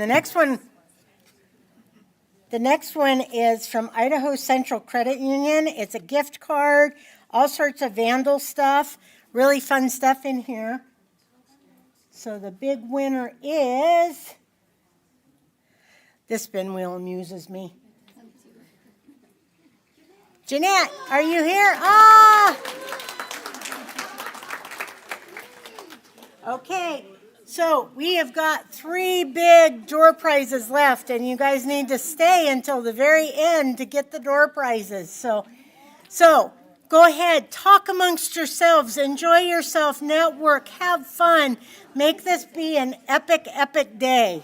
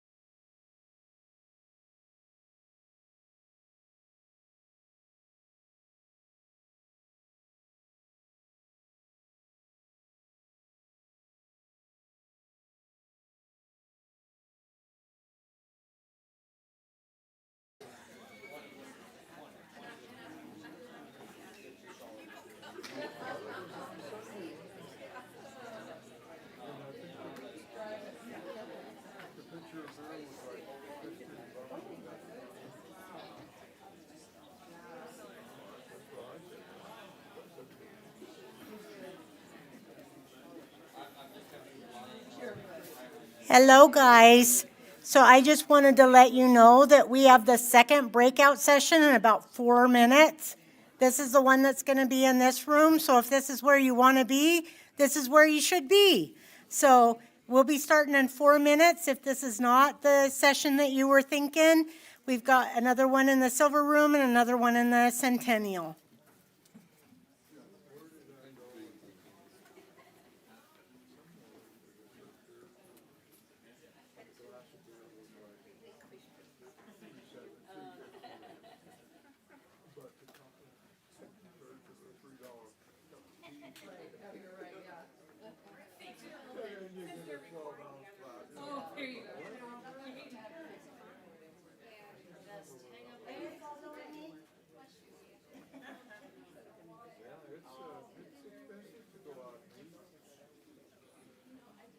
I went and got a cupcake again. I need one like a whole head stuff. I don't eat them because of the fact I don't know what they have. They have vegetable on them. I can't eat the frosting, so I don't really tend to eat desserts anymore.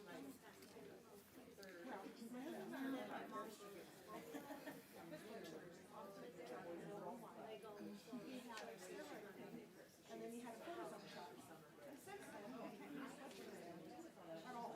Is he diabetic? And it's still not going out. And the doctor told him that he, the surgeon told him.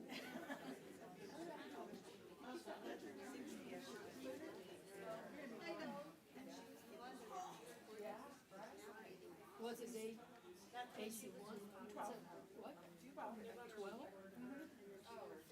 What can I do for you? I don't know if you formally met Jenny Ford with Idaho Central. I'm introducing you. Oh, sweet. I should move then. Or like somewhere I don't have to jump. You can just step aside. Yeah, I'll You don't step have to- aside. Yeah, you can stay up there. Alrighty. And then this is what's in the group. I just want to make sure this is accurate. And I asked your colleague, you go by Katie, not Kate. He has, do you see for And if there's language that's incorrect, or you want something changed, Well, juicy fruit gum does have sugar. get a pen. Okay, okay. So we'll get started. But it may be sugar. I think in like 2 minutes. Some of them. You got water that you're I did. I grabbed myself some water. Okay. Just in case. Yeah. I get dry mouth.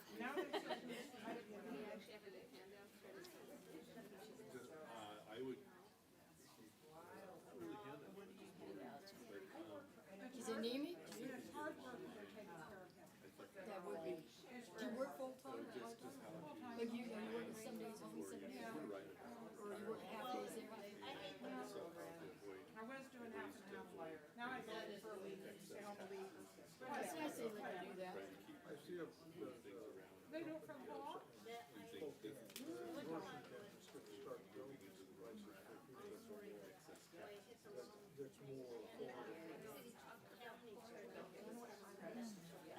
Well, they said 4 minutes. Now it's about 2.5.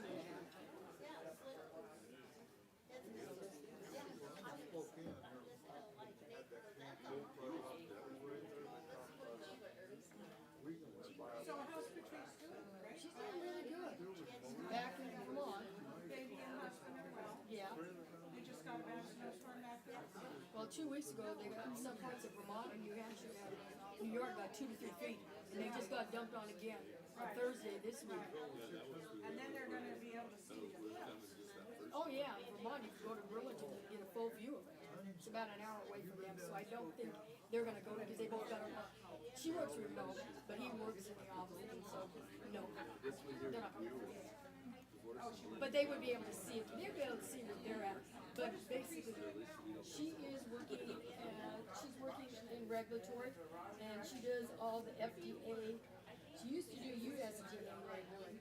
Now she's switched to FDA labeling on all their products. Oh, because she's a food scientist. She works for a company. Yeah. And so that's what she's doing. So she's doing regulatory. And working remote. Well, she's worked remote for years. Because what big industry is in Vermont? None of the big companies are right. It's a one, and I can't think of the name of it. but it's the one that is, you know, the Super Bowl, they have There's some people like very slowly. Well, look up the Nerds commercial, that's the Well, we'll start with when we start talking, and then we won't miss your part of the presentation. Yeah. Welcome, everyone. Welcome. Sorry to interrupt your conversations, but we're trying to be timely with the afternoon of our conference. So I was a part of the program very briefly earlier, but just so you know, my name is Jenny Ford. I'm with Idaho Central Credit Union, and I have the privilege of introducing our next speaker. Katie Jones of North Star is the founder, and president of North Star Financial Management, Inc. She is a fee-only financial advisor with expertise in retirement, tax, budgeting, education, and divorce financial planning. She is a Moscow native who received her master's in family financial planning from Montana State University. She is a CFP professional, enrolled agent with the IRS, and certified divorced financial analyst. If you could all join me in welcoming her to the lectern. Hello, can y'all hear me okay? I've been known to have a voice that carries too, so I guess we won't be in too much trouble. It may take me a bit to figure this thing out, so forgive me. Today I'm going to talk about individual retirement options. There's a lot of things out there that you can use for retirement savings, and a lot of times I feel like we sort of gloss over the basics in our society and in general, just because, you know, people just assume that we know these things. And there's a lot of tiny little intricate pieces that go along. So I'm going to try and delve into those basic 101s and then kind of move into some higher level stuff when it comes to IRAs and how to be strategic about using them. So it's individual retirement options, IRA and Roth. What is the difference? That's a great question. Nope, that's a thing. Yep, that moves forward. My name is Caitlin Jones. I'm a CFP, an enrolled agent, and a chartered divorce financial analyst. That right there is one of my many horrible professional photos. I am incapable of taking a good one. That is the face of a woman who gave birth to twins approximately a month previously. So that's why I look that tired. So what are we going to cover today? First, we're going to be understanding the initial framework of what these things are, because we talk about them, but we do it in such a high level that really it's hard to conceptualize sometimes. And that's one of the number one things I hear from people when we first start talking about this subject. Because of that, I'm going to start at taxable accounts, because that's sort of the 101 that helps you understand everything else in the world of retirement accounts. And we'll move on to pre-tax accounts, then Roth accounts, and then when you want to use each one and some strategies that go along with them. So first, understanding the initial framework. So every single financial professional uses this, and it's because we've yet to come up with a better example. Retirement account, an individual account, any sort of account is basically just the bucket that you drop your investments into. So just conceptually, think of it as a bucket. That you take things and put them into it. So you first, the retirement account itself, you put cash or stocks or bonds or mutual funds, any one of those things, you just take them and plop them into the bucket. And each bucket, or you put cash in and buy stuff out of the bucket, one of the two. Each bucket, the only difference in them is how it's taxed and charged. So how do you pay tax on the money you earn is the only difference between all of the buckets. And the rules of what tax and how you pay it. So we'll start with taxable accounts. Again, just a bucket. Now, in the financial industry, we call everything like by a million different names.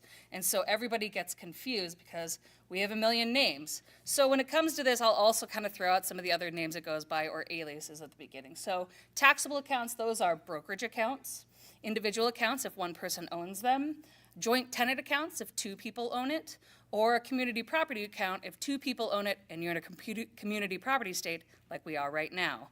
So those are the main types of accounts. So you put your money into the account, you use that money to buy investments. And there is no change to the tax when you put the money into it. No change. Okay, so then tax implications. Your investments grow over time. What happens when that happens? Well, you pay tax on any dividends or interest or capital gains you receive off your investments as you earn them throughout. So when a company pays you a dividend for owning them, you will pay a small amount of tax on that dividend each year as you go. If you buy an investment for one price and sell it for a higher price, you'll pay capital gains tax on the difference between what you bought it for and what you sold it for. So it's really a pay-as-you-go system. And a lot of those things like capital gains and qualified dividends are taxed at a lower tax rate, as low as 0, 15, or 20%, depending on your tax rate. So there can be some advantages to holding things in a taxable account. All right, when you sell the investments and pull all of the money out of it to use it for something, well, how are you taxed then? When that happens, when you pull the money out, you will pay tax on the difference between the sale price you sold it for and the price you bought it for, and you'll pay that at a capital gains lower rate. Are there any limits on or penalties on when you can pull the money out of it? No, nope, you are free range to use it whenever you want. You are paying tax as you go, therefore there are not a bunch of rules or regulations on how it's used, but you gotta put it on your tax return every single year. All right, so let's go to pre-tax accounts now that we have that basic concept down. Basically, you put money into the account and you use that money to buy investments. What happens then? Well, with pre-tax accounts, if it's one of your employer plans, usually whatever money you put into that account or what you do not pay tax on. So your employer doesn't even put that on your W-2. They subtract it out of your wages before they put the W-2, and you don't pay tax on it. If it's an IRA, you put all of your income in, and then whatever you put in the IRA, you get a deduction for right up front on that, right as an adjustment to income. So you don't pay tax on the money that you put into it. However, and they're also called things like traditional 401ks, 403bs. Sometimes they're called qualified accounts or profit sharing or defined contribution, traditional IRA, contributory IRA, simple IRA, SEP IRA, all sorts of names. But anytime you get a deduction for it up front or don't pay tax on it up front, it is what's called a pre-tax account. So they all follow these same rules. So when you put money in, you get a deduction right off the front. The IRS gives you a deduction. Okay. When your investments grow over time, do you need to pay any tax or put it on your return? Nope. It's completely tax-free as it's growing. Nothing happens. Your portfolio shoots up 50%. Nothing happens to you because it's just sitting in the IRA. All right, what happens when you sell your investments and pull the money out of the account to use for something else? Well, you will pay tax on the full withdrawal you make at your ordinary income rate. So that's the amount you pay on your W-2 wages when you do your tax return. So every single dollar that gets pulled out of that account is taxed. Are there any limits or penalties on what you can pull it out for? Yes. If you pull it out before age 59 and a half, you're going to pay not only the tax on it like you would normally, but also a 10% penalty on the amount you pulled out. And there's a couple of options for avoiding that penalty, but they're pretty narrow circumstances most of the time. All right, so the way I like to imagine it is that this is a bubble. It's the tax bubble. Outside in the rest of the world, when you make money, when money grows, you pay tax on it. However, when your dollar is shoved into the bubble, as long as it's inside the bubble, it's happy. It makes as much money as it wants, and it never pays tax on it. It's living in the special no-tax bubble. But the moment you pull it out, just the act of pulling it out officially makes it taxable. So any dollar that you pull out, you pay tax on at any range. All right, so what are some important things to know about these? And we're talking about IRAs now, because those are the ones that you as an individual can open rather than an employer. So as an individual, you can open up a traditional IRA. In 2024, you can put up to $7,000 per year into the IRA. If you're over 50, it's $8,000, or 100% of income. So if you, for the year, made less than $7,000, you can put up to 100% of what income you did make. So if you only made $4,000 this year, the most you can put in an IRA is $4,000. A non-working spouse can also contribute up to the maximum each year as well. So whether you have a job or not, as long as one of you has income, you can both contribute to an IRA. You have unlimited custodian-to-custodian transfers. If you decide that you're at Fidelity and you hate Fidelity and you want to roll it directly to Schwab, great. You can do that as many times as you want during the year. Once a year, you can do a little thing called it's a 60-day rollover, where you get a check from Fidelity, and then you have 60 days to put it back into another IRA. As long as you get it back within that 60 days, you will pay no tax or penalty on it. But you can only do that once a year. You can make your contributions to the IRA right up until April 15th of the following year. So if you still wanted to make a contribution for 2023 to your IRA, you have until April 15th of this year, 2024, to do so. So you may do your tax return and say, ooh, if I just shaved off $7,000 off of my bill, things look a lot better. You have that option to do so right up until the 15th. You'd receive a deduction for the full amount contributed, unless there are some limits. If you are covered by a retirement plan at work and your adjusted gross income is between $116,000 to $136,000, the amount you can deduct on the tax return for the contribution is limited and then eliminated at $136,000, or $73,000 to $83,000 for a single person. That doesn't say you can't contribute. It just says that you don't get a deduction for it. For individuals also, if an individual's spouse is covered by an IRA or some sort of employer plan, they also are limited at $218,000 to $228,000. So what does that really mean? If you were still to contribute money to that IRA, even if you don't get the deduction, what you end up doing is creating what's called basis in the IRA. And basically, you just put some non-taxable contributions into the IRA. And when you go to pull that money out after 59 and a half, a small portion of that IRA remains basis. So you proportionally, over the full amount of the IRA, now have a non-taxable portion. Usually what I recommend to people if they're going to do that is to put it in an IRA and then immediately convert it to a Roth, because it's basically a Roth that's stuck within an IRA. It's a whole thing. So yeah, you will want to also track those non-deductible contributions because it can reduce your tax bill in the future. If you contribute more than $7,000 for the year, you have until April 15th of the following year to pull it out, and if not, they will charge you a 6% penalty on the amount that's over what you're allowed to contribute. So be aware of that. So what's the catch to these? Because everything has a catch. As my dad always said, and I know he stole it from the Eagles, every form of refuge has its price. And this one does too. So if you pull money out before age 59 and a half, because the IRS gave you this special deal because they want you to save for retirement, you will have to pay a 10% penalty on the amount you distributed, along with the tax. So if you pull out $10,000 early, it would cost you $1,200 of tax and $1,000 of penalties, which would mean you didn't really get $10,000 out of your IRA. You got $7,800 out of your IRA. So there are steep penalties for pulling it out early.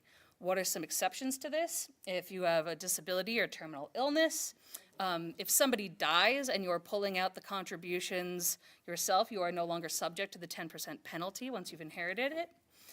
You can pull it out in substantially equal periodic payments. I've literally never seen someone do this, so we'll see. Unreimbursed medical expenses over 7.5 of adjusted gross income. Also not an easy thing to reach, especially because every dollar you pull out of your IRA will also increase your adjusted gross income. So the more you pull out, the more you're also increasing income. Birth or adoption of a child up to $5,000. Paying health insurance premiums when you're unemployed. Qualified higher education payments. To build or rebuild your first home up to $10,000, but it must be your first home. You only get one. And to pay an IRS levy. But an important note on this is that IRAs actually carry a lot of creditor protection. And in fact, if you are filing for bankruptcy because of an IRS levy, an IRA or 401k or employer plan is one of the few assets that a creditor cannot touch in bankruptcy as long as it's in the IRA. IRAs have a protection up to $1.5 million from creditors as long as you leave it in the IRA. So you can actually protect that during a bankruptcy by not touching it out of the IRA. And they will probably push you to try and pull it out of the IRA because the moment it leaves, it's now open season on it. The other big thing is the IRS has said, even in the case of a levy, it will not push taxpayers to pull money from their IRA or levy the IRA unless there's some sort of gross misconduct. And the IRS, that's a pretty big definition to go for. So the other ones are a qualified disaster. If a giant forest fire wakes out in the middle of Moscow, you can pull some money out of your IRA without penalty before 59 and a half. Or if you put too much in and need to pull it out, the amount you pull out, they're not going to charge you a penalty on because you needed to get out of there. But wait, there's more. One thing that a lot of people fail to remember about IRAs is that age 73, if you're born in 1951 or between 1951 and 1960, is that at age 73, the IRS has given you a really great deal. They've let you leave this money in the IRA for a really long time. But now they want their money, and they're tired of waiting for it. So they're going to go in and look at the value of your IRA as of December 31st of the previous year and divide that by this nice little table they made of how long they think you're going to live. And at age 73 right now, it's 16.1 years. And whatever that number is, that's how much you have to pull out of the IRA. You don't have to give it to them. You just have to pull it out of the IRA and pay tax on it. So when you retire after age 73, you're going to need to pull that money out each year. And it can change your tax situation. Income of $50,000. So $25,000 of pension, $25,000 of Social Security. And he has an IRA that's worth $400,000. Well, in the year where he has no RMD, he has $25,000 worth of pension, $0 from IRA, and Social Security is only partially taxable based off of how much your adjusted gross income is. So in this case, he's only having to put $7,475 of his Social Security money onto his tax return. So the total adjusted gross income he has, according to his tax return, is $32,475. He's paid $2,015 in taxes, and he's sitting in a 12% bracket with an overall effective rate of tax of 10%. So a tax bracket is the last dollar you put in, how much are you paying tax on that dollar, because we have a graduated system. So the first little bit, you're charged 10%, the next little bit over and above that is 12, and so on and so on. The marginal rate is how much tax did you pay against how much income you had. So he's got a 12% tax rate. If, however, he's now got to take his RMD at age 73, he's got $25,000 of pension income. He's got $15,094 of IRA distributions and $20,000 of Social Security, because now significantly more of his Social Security is being taxed because his income went up. So he has a total adjusted gross income of $60,399, almost twice what he had before as adjusted gross income on just $15,000 extra. So the total tax is now $5,543, and he's in a 22% tax bracket with an 11.9% effective rate. So even just pulling that little bit out of the IRA can actually bump you into a new bracket and make things difficult, whether you needed that money or not. So, and you thought I was done, but that's not it. The other big problem we've run into since the most recent Secure Act is that when you die, what happens to your IRA? What happens with your beneficiaries? Well, if you're you have an eligible designated beneficiary, someone who is a minor or permanently disabled, they have the option to pull it out over their lifetime, and it's nice and simple, and they don't have to take a big chunk. However, everybody else, most beneficiaries that people will have who are their children, well, your spouse can just roll it in and call it good. They can put it into their own account and run it on their own life. But anyone who is not a spouse, who is a non-eligible beneficiary, is going to have to start pulling out their RMDs, and they're going to have to clear out the entire IRA that you give them within 10 years. So that's a big chunk of money every single year, especially for a person who's working full-time, probably in the height of their career at the time they inherit it, and they're going to get bumped into another tax bracket altogether. So this is a question that a lot of my clients are looking at is, well, I'm retired, I have a pretty stable income, and I generally have a pretty low tax rate. How much should we be planning for my kids? So there's a lot of issues that go along with traditional IRAs. So after-tax accounts. These are our Roth accounts. So anything that has the word Roth in front of it, you can know it's an after-tax account because they've been very kind to distinguish it with the word Roth. So you put money into the account and you use that money to buy the investments, same as everything else. When your investments grow over time, there are no tax implications. Just like the IRA, it goes nowhere on your return. It just goes into the ether. They don't even send you statements about the thing until after April 15th, so it's a non-issue.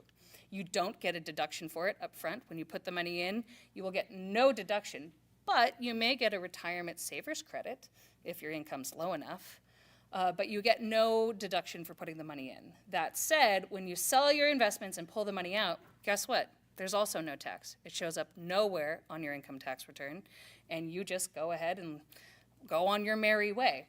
That said, are there limits and penalties for when you can pull money out of the account? Yes, and it is so much more complicated that I had to make a flow chart about it. If you want the flow chart, I'm finalizing it for consumption. It will be on our website. Just go sign up for the newsletter and we'll send it out later. But yeah, I like to think of this one as a waterfall with a cave behind it. When the money goes in, you don't get a deduction for it, but while it's sitting behind in that cave there, no tax is ever charged on it. Tax doesn't exist behind there. When you pull it back out, unlike the bubble, it doesn't snap it and make it so that it's taxable. The money is still non-taxable. If you turn around and take that money and invest it in something else, though, you're going to pay tax just like that taxable account. So there's no tax consequence for pulling it out or investing it while it's in there, and really nothing for putting it in. It just sort of disappears until you pull it out. So what do we need to know about that? Just like the IRAs, there's an annual contribution limit of $7,000 or 100% of income, whichever is less. Know that between the two accounts, both Roth and IRA, that's a limit on both. So you can't do $7,000 to a traditional and $7,000 to a Roth. It's $7,000 across both types of accounts. So no doubling up on that one. Non-working spouse also has the option to contribute as well. There's no deduction for contributions, but you may get a retirement savings credit if your income is low enough. And your Roth IRA, that said, Roth IRAs do have income limitations. You cannot even contribute to one if your income is higher than those top numbers up there. So married filing jointly between 218 and 228, it's limited. After 228, no contribution. And then it goes on down the line. Married filing separately, even worse, even up to $10,000 of income, and you already can't put any money into it. There's, just like the IRA, same unlimited custodian transfers and 60-day rollovers. All of that is the same. If, however, one thing to note, if your income precludes you from putting money into a Roth, that's not the end of the story. You could still make a non-deductible contribution to an IRA and then immediately convert it to a Roth and do the exact same thing. Yeah, also 6% penalty on any excess contributions, just like the other. So what is the catch to this? Well, there's still the early withdrawal penalty of 10%. It's less extreme than traditional IRAs, but way more complicated. So when you withdraw money from your Roth IRA, any contributions that you personally put in come out tax and penalty free, as long as the IRA has been open at least 5 years, and you contributed at least 5 years ago. So any money that you personally put into the IRA, your contributions can be pulled out tax and penalty free before age 59 and a half, as long as you meet the 5-year test. Now, that said, the 5-year clock for Roth IRA contributions starts January 1 of the first year you make a contribution. So sometimes I tell people, just open up a Roth and put $1 in it, and you've started the clock if you ever want to do one. That's all you need to know on that one. So let's break it out. If you're under 59 and a half, but you have had it open 5 years, if you pull money out, you'll pay a 10% penalty on whatever earnings it made, but no tax. If you're under 59 and a half and it's been open less than 5 years, you'll pay tax and 10% penalty on the earnings. If you're over 59 and a half and it's been open less than 5 years, the earnings are subject to tax, but there is no 10% penalty. Clear as mud, right? Total sense. Let's not even get in, I could add to that any sort of conversions have another clock. Let's not get into it. That's a whole other class. If you'd like to see North Star do a class on that, I'm more than happy to do it. Come by the booth and write it down and say do this class, because it's a full hour conversation. All right, so another important thing to know about Roth distributions is that any regular, they're like, the IRS considers your Roth IRA like salad dressing. You know when you make a nice vinaigrette, you pour the oil in and the different ingredients, and they're all separate, and they sit there, and one of them's on the bottom, and then you got the middle. The IRS considers that these regular contributions, the amount of money you personally put in, is sitting there at the bottom, and then next is all of the converted amounts you did from Roth conversions, and then the earnings sit up top. And imagine now that there's a little tiny spigot at the bottom. So the bottom actually comes out first. So anytime you pull money out of a Roth IRA, they assume that you pull all of the contributions you made first, which is kind of nice of them. They could make it ratable throughout, but they say the first thing, you could pull everything that you contributed out first and not pay tax on it. So they assume only once you start hitting those converted amounts, which is very complicated, or the earnings, do you pay any tax or penalties on it. So a little piece to know about that. You can, if you've got a nice big amount put into the IRA, you can pull a decent chunk out before you have to pay anything. So when should I choose a Roth versus a traditional? Well, there's a lot of traditional wisdom about this, but a lot of it ends up being a little bit more complicated. The traditional wisdom is when you're starting out with limited income, the Roth account is your best friend. Because right now, you're at your lowest tax rate. You are making the least amount of money you'll ever make, and so you have a low tax rate when you put it in. And the idea is when you're older and you're pulling money out for retirement, you'll probably be in a higher tax rate. Therefore, you will have made a great deal on the tax you paid you don't pay in the future by paying it now. So that's the whole idea behind the Roth. Conversely, if you're in your peak earning years and making a lot of money and anticipate that in retirement you're going to be making a lot less money or have a lot less money, then we say, yeah, let's do a traditional IRA or traditional retirement account. Now, is it really that simple? Not really, and let me show you why. The IRS is quite bright, and they clearly did their numbers on this when they first established all of this. So let's take John and Jane here. John is age 64. He makes about $150,000 a year, and Jane is 64. She stays home. John's pension is $20,000 a year that he's going to get from his employer, and he has Social Security about $36,000, and Jane's going to get about half of that from Social Security. At retirement, they kind of want to keep living on about 80% of what they currently make, so they'd like to spend about $120,000 a year. John has put 10% of his income away since he was 20 years old in a tax-deferred account, so that was that traditional IRA. I said tax-deferred because I did this, and then my partner Mark was like, well, he can't contribute that much. I was like, it's an example, Mark, move on. So we went tax-deferred. It's growing at 8%, and it grew at 8% annually during that entire time period. So at age 75, that IRA is now worth $6.136 million. That's a lot of money. Compounding is amazing over a long period of time. So let's say in his final year of work, what does John's tax rate look like? Well, with $150,000 worth of wages, he put 10% away in an IRA, so that makes his total income $35,000. The tax on that is about $14,928, and he's in a 22% tax bracket with an effective rate of 13.9%. Okay, well, let's retire, and in year one, his tax return goes to this: $0 of wages, Social Security about $47,000, a pension of about $20,000, and in order to make that $120,000 goal, they pull out about $47,000 from the IRA. So their total income is now $111,000. Tax is 9.808, and they're still in the 22% tax bracket, but they're paying a little bit less, 11.6% as their effective rate. Looks like they kind of came out above. But wait, we forgot about RMDs, because the IRS wants to get the tax money back. So let's say in the year that John does nothing until he turns 75, because after 1960, the age is 75, and in my example, John is that old. So at he leaves it and lets it ride and just pulls out a little bit each year in that IRA. And when it comes time for RMDs, his account has grown significantly since that time. So he's got $47,000 worth of Social Security. He's got a $20,000 pension. He now, for his RMD in the first year, is going to have to pull out $316,000. Well, his tax rate just went to 24%, and his effective rate is 19.7%. Did John really win on that traditional IRA? Not really, no. He actually got a little bit pushed over.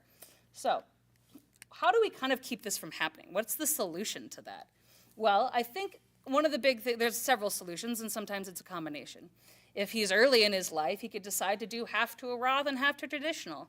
If that's the case, if he decided to do half to a Roth, he went from a 22% tax rate and 15% effective rate to 24 and from 24 and 19. So he actually cut down a lot, and he's got a nice big pile of Roth savings that if he decided he wanted to go buy a car one year, he can pull from and not push up his income any. That's a pretty good deal.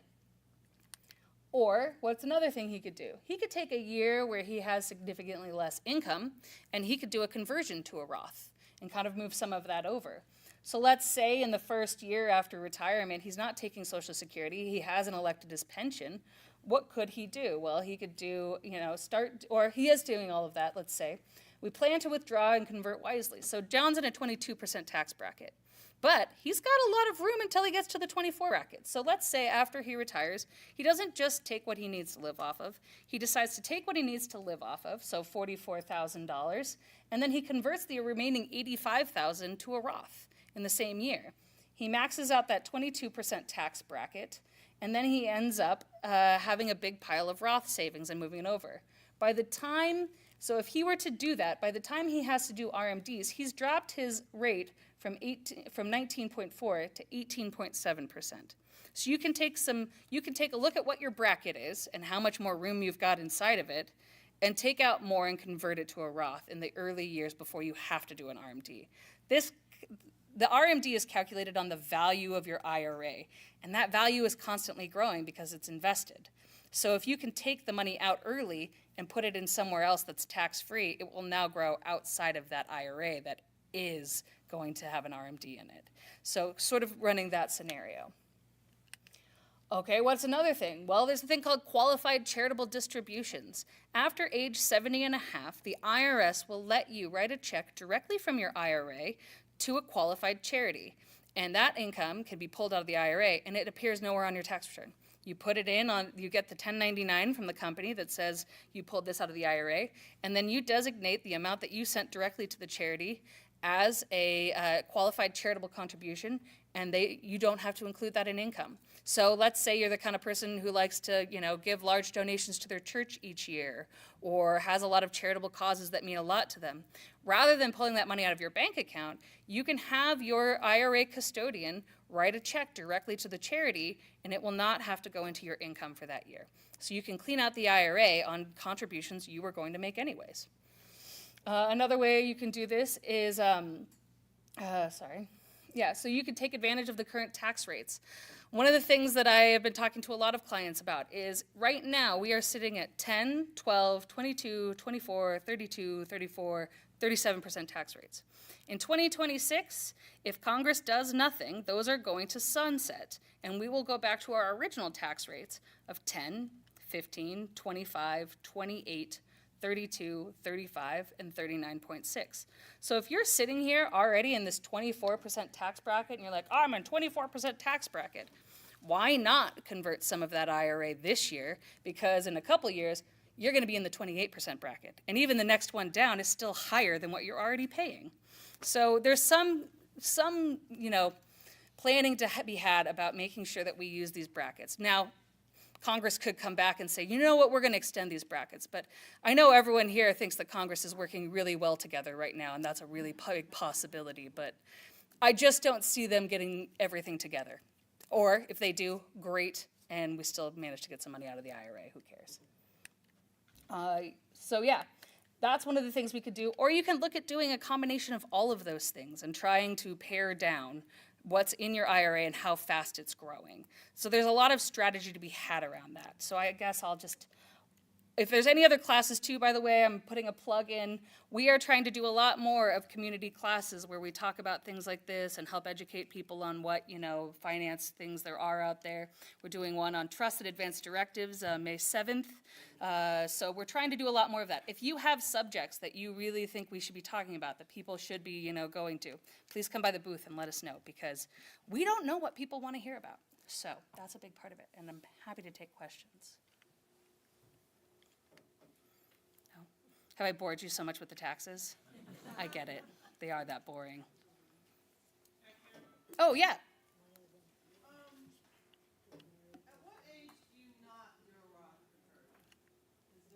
No age. There is no limit on age or amount you can convert or income level to do it. If you've got a low income tax bracket and your kids do, why not? And your kids don't, why not? Okay, no kids. Well, where do you want it to go? Is it to a charity at the end, or? Okay, then I wouldn't bother doing it, because they don't have to pay tax at all. You want some kids? Yeah. Yeah, if your plan is to leave the whole IRA to charity, well, that's not a big deal, because let's face it, that IRA is going to go to charity and they don't have to pay a cent on the taxes that come out of it. So issue over. If, however, you're sitting at a place where your RMD is so high, it's pushing you into a new tax bracket, it won't help you either because you'd just be pulling more out. And you have to satisfy the RMD before you can do any Roth conversions.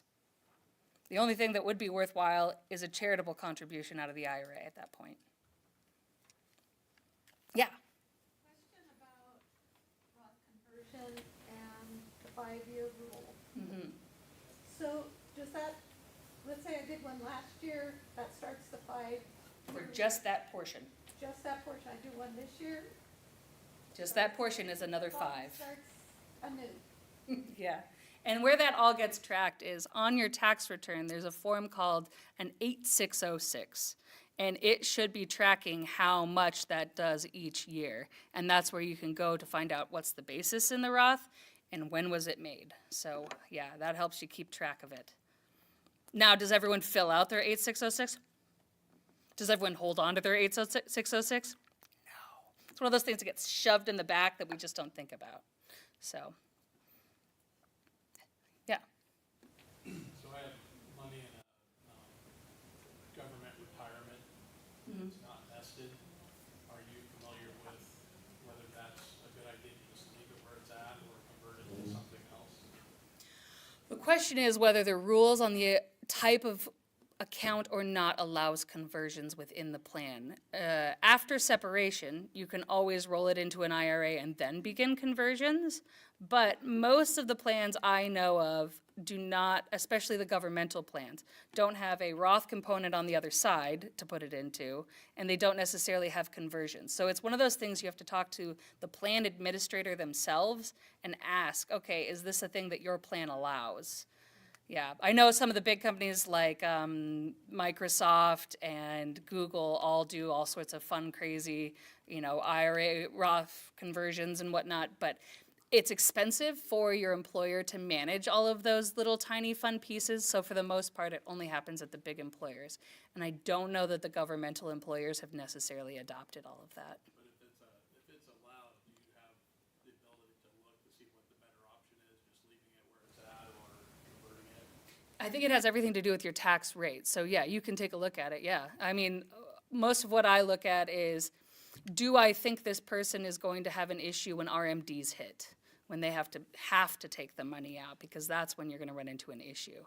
That said, if it's one of those things where it's, an annuity where it's gonna be paid out the same amount every single year, that's not as big a deal because you have the same locked-in amount with just slight cost of living adjustments each year.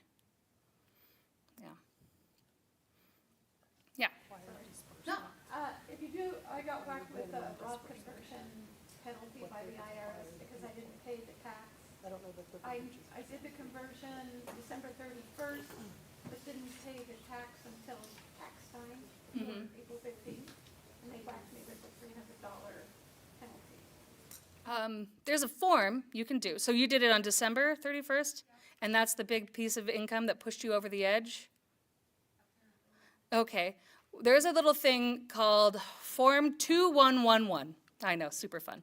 And basically what you do is you fill it out to annualize your income and to say, hey, guess what? This didn't happen till the end of the year. So you should only charge me interest for the period from the end of the year on. And since that's one day, you're probably not gonna be well, it'll do it by the quarter, but it can reduce that penalty. Did you pay tax last year?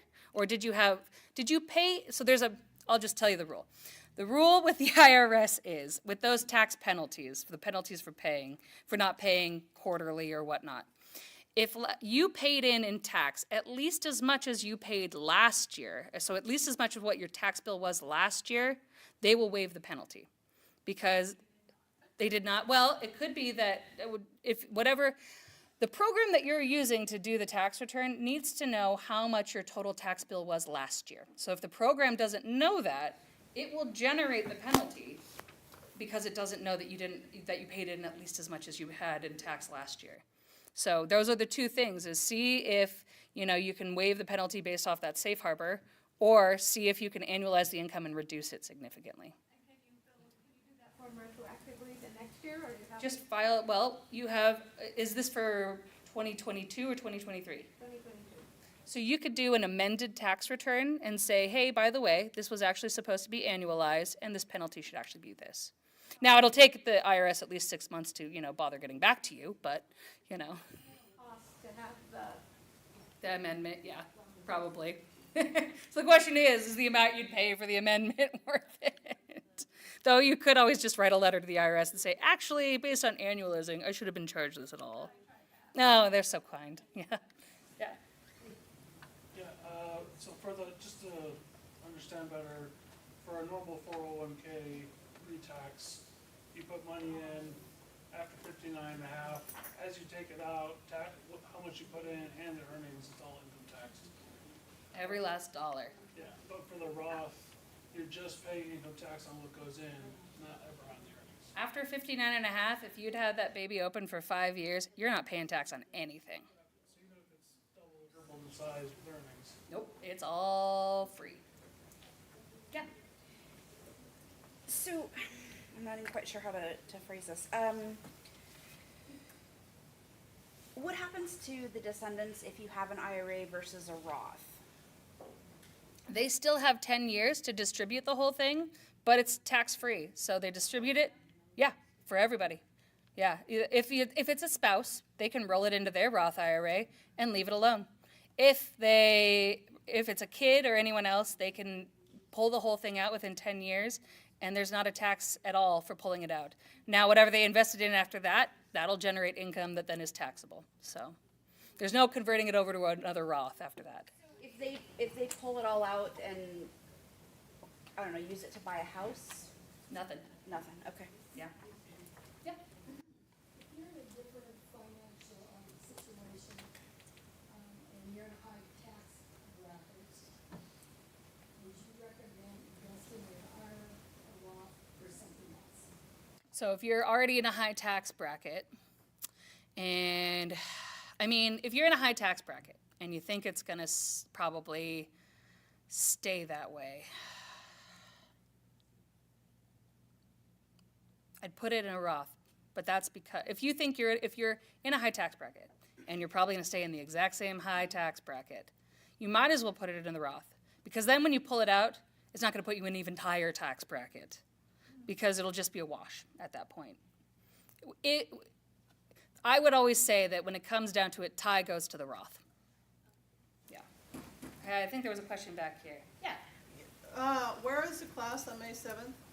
Oh, it will be at the 1912 Center, to what I know, at 4:30. Yeah. Just show up. What's it called?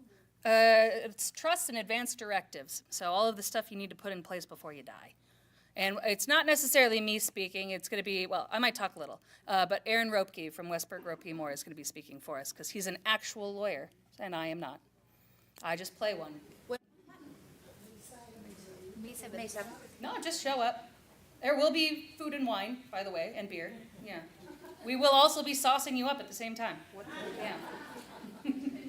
5? 4:30. 4? 4:30. Yeah. 4:30. Stepping on things. May 7th at 4:30. 1912 Center, yep.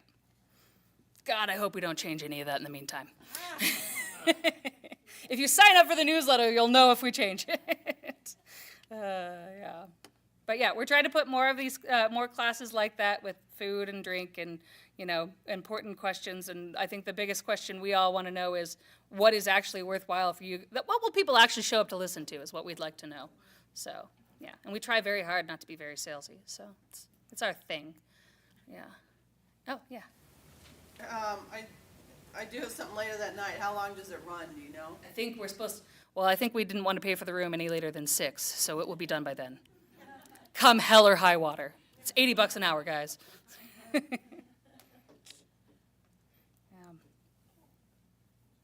right. Yeah, one more. I want a clarification on what she said on the inheritance, Roth or IRA. The descendants do have to pay tax on the regular IRA, right? When they pull the money out. Roth. The Roth, they have to pull the money out, but there's no tax. Yeah. They just want you, they are tired of giving you a deal on the Roth, and while they can't tax you on pulling it out, they'd like you to start putting in something they can tax. So, The IRS is very sneaky, guys, and they have a lot of actuaries on their team. Yes? Okay, so now I'm confused. So the IRA is taxed when you put it in? The IRA, you get a deduction when you put it in. When But you no pull it out, everything's taxed. Okay. The Roth IRA, you get no deduction up front, and when you pull it out, no tax. Yeah. Will pay tax on anything that they pull out, or Of the they will pay tax traditional. on the entire? On everything they pull out, but they have to pull the whole thing out in 10 years, so. Okay. But the Roth IRA, they still have to pull it out, but no tax. Yeah. What did you say, the IRA deduction of tax, and what about the Roth? The Roth, you get no deduction up front when you put money into it, but when you pull it out, no tax. And what's the limit on the IRA or the Roth that you can put in? Both of them are 7,000 or 8,000 if you're over the age of 50, so. Yep. But I think that we might have one more comment from our speaker. Oh, no, I just need my water. Oh, great, okay. I was like, she's coming up for one last thing. Oh, no, I just need the water, sorry, guys. Thanks for all the engaging questions. We have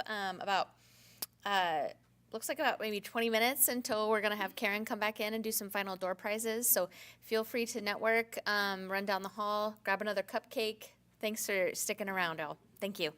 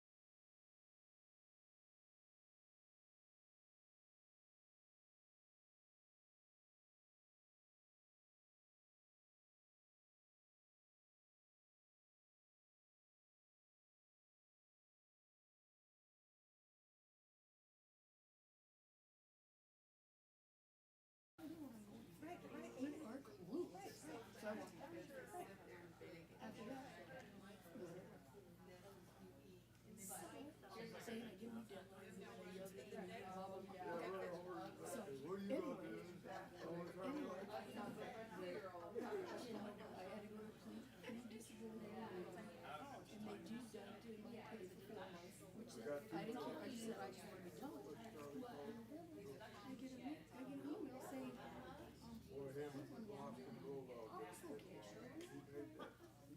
Charlie. so his physical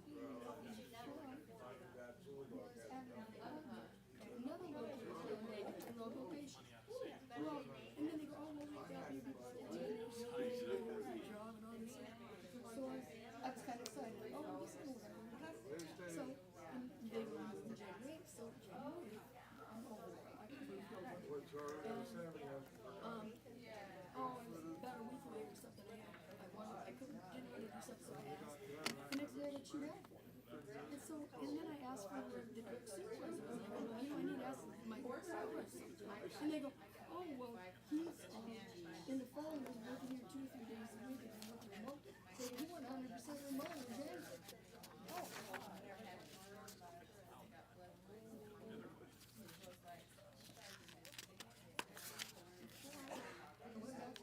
Branson's birthday, because it was the end of January, and then I was gone for part of February. Well, We have our can you tell us, tribulation. tell us what jobs you do, your jobs? Well, some of them have changed. It's like, my job is usually AIS, you know what that is. Now we're doing more. So I made up the changes as they work. And said that. So I come back. And anyway, I went back there. And I had a real bad aerosol. And anyway, back there. So anyway, I made a doctor's appointment when I came back. Well, basically, the doctor said no. And basically, I went to the doctor. Well, basically, the doctor said, well, you lost too much weight too quick. You blood pressure, you're on a heart attack. And if you go back, you're not going to make it till the end of the year. Blah, blah, blah. So I was like, so I went back to the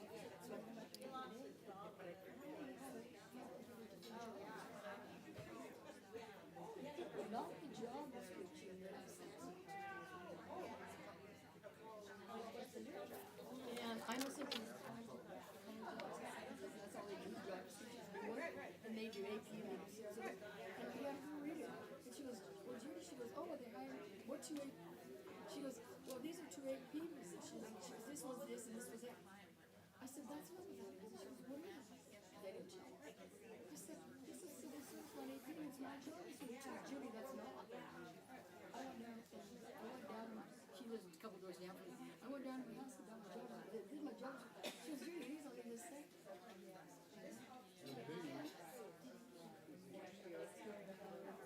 Even. Okay, but they've never hired us. They have to wait till you finish. Yeah, until I use overtime.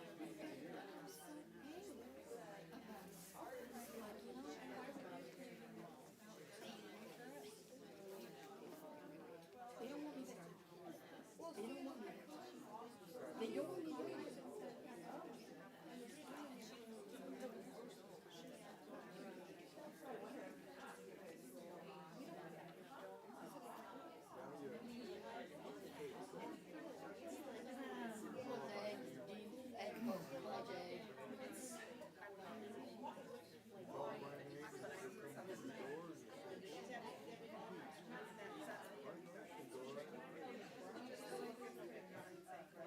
And it's because of your kids are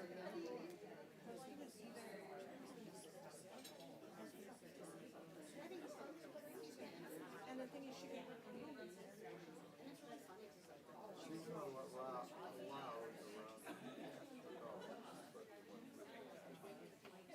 Can't you tell me that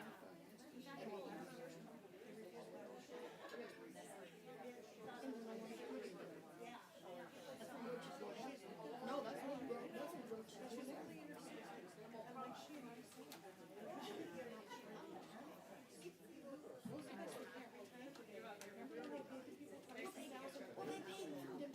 they said if you're 62, they said if you're 62, you can retire early at 62 and they'll pay your 20,000 severance. I can't remember what year was that? I don't know, it was when Leanne Couch was there, and Leanne didn't take the offer because she was going to retire at that time, but she got an attorney to talk papers, and they gave. But I mean, it was 23,000 to retire.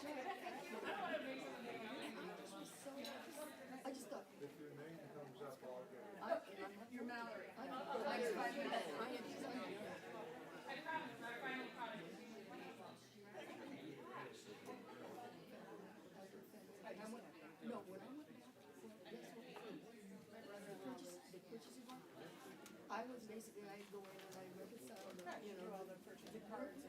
whoever reconciled the transfer, and then you have approval. Took 5 good years. It was, when I came back, and the person, the financial person, that was the financial officer for where I'm umbrella, didn't know the difference between a revenue and expense. What umbrella are you?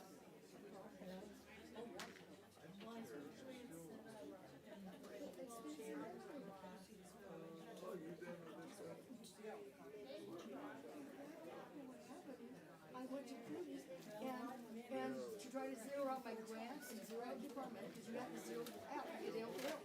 She told me those carry over, and she told me those carry over, and that the endowment fund does, and the endowment fund does, but it's the opposite. So she refused, guess what? She refused to transfer, she refused to take it and charge that. Well, that was part of that letter. And I got into a fight. Yeah, and with the, and I thought this and Mrs. Dillon, that's his name. So I got blamed for all that. And he goes, well, why didn't you take it? Because you didn't do your job. I said, I did my job. They didn't do theirs. And he goes, so I got blamed for that. And I said, I go see.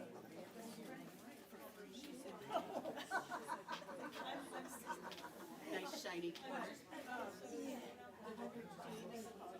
Tell him I sent this to Okay. rub your feet. Okay.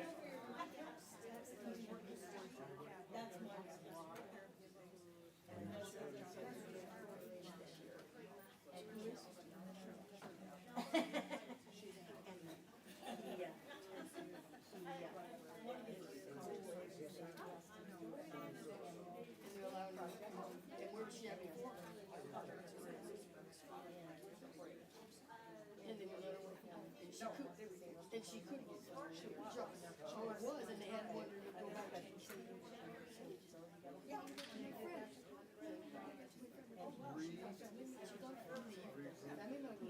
She took it and they go, oh, we're not gonna accommodate you anymore. And she doesn't see anyone, and she didn't need to go anywhere.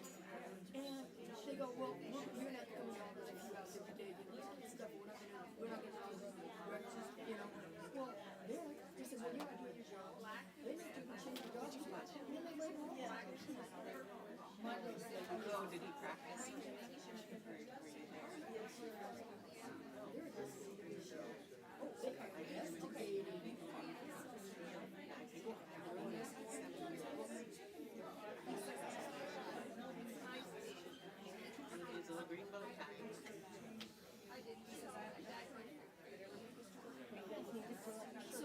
So 140 counties, 42.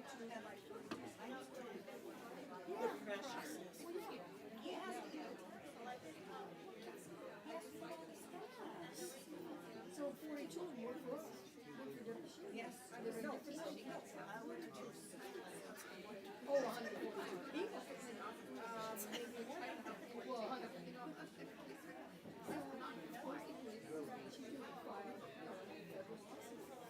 They were investigating this.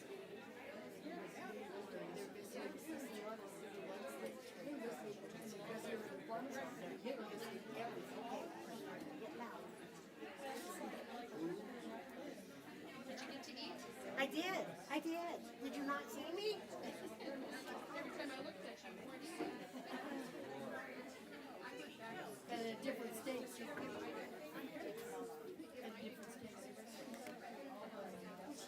Hi guys, as we start coming back in here, this is an amazing time to fill out that survey. I'm just saying, it's nice and quiet in here. I'm not talking in your ear or anything. So fill out that survey for me. There is actually a survey box out on the registration table. So when we're all done, you can drop it in that survey box. And if you don't want to do that, you can do the QR code. And the QR code, you don't even need a PIN for that. You can just type in your answers. If you really need to process this information, you can fill it out. You've got until, what did I tell you, the 25th? Yeah, the 25th of April to fill that out. And we're striving for 75 because that's 75 bucks. So go ahead and start doing that for me if you want, and then we'll get started here in just a couple of seconds. How's it going, Carrie? the finish line. You're up the hill and over the hill. And the weather's good outside, huh? It's not snowing anymore. Actually, the roads are dry. Oh, I'm so glad. Yeah, I took stuff out and the roads are dry. Well, we thank all the sponsors that came from out of town and even in town. Because in town, yeah. So the rule in North Idaho is if you don't like the weather, wait a second and Except for in Washington, we all had to have snow tires off last week. there you go. So, Yeah. 31st. You had to take them off, yeah, by April 1st, or you got a fine. Right. My grandson drove in last He said, sorry, Grandma, I didn't come by. I was doing jogging in the yard. And I said, I'm so glad you were home. It's supposed to snow today. Well, it's supposed to snow tonight.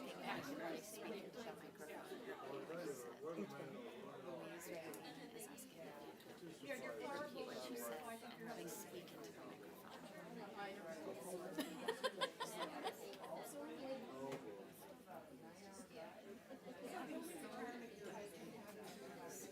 Yeah. No, he had other work, but his was only half the amount of mine. You get to choose either your spouse's or yours. He was, housing was, but he basically had health issues. He basically had health issues, so he quit in April of 2008, but that was at once his mom was having dementia, and so she came in January, February, so, but he never took the CNA. So welcome back, everybody. This is awesome. We still have a pretty full crowd here. Usually by this time in the day, we've actually started losing a bunch of people, and it's usually just me and a few people standing up here still.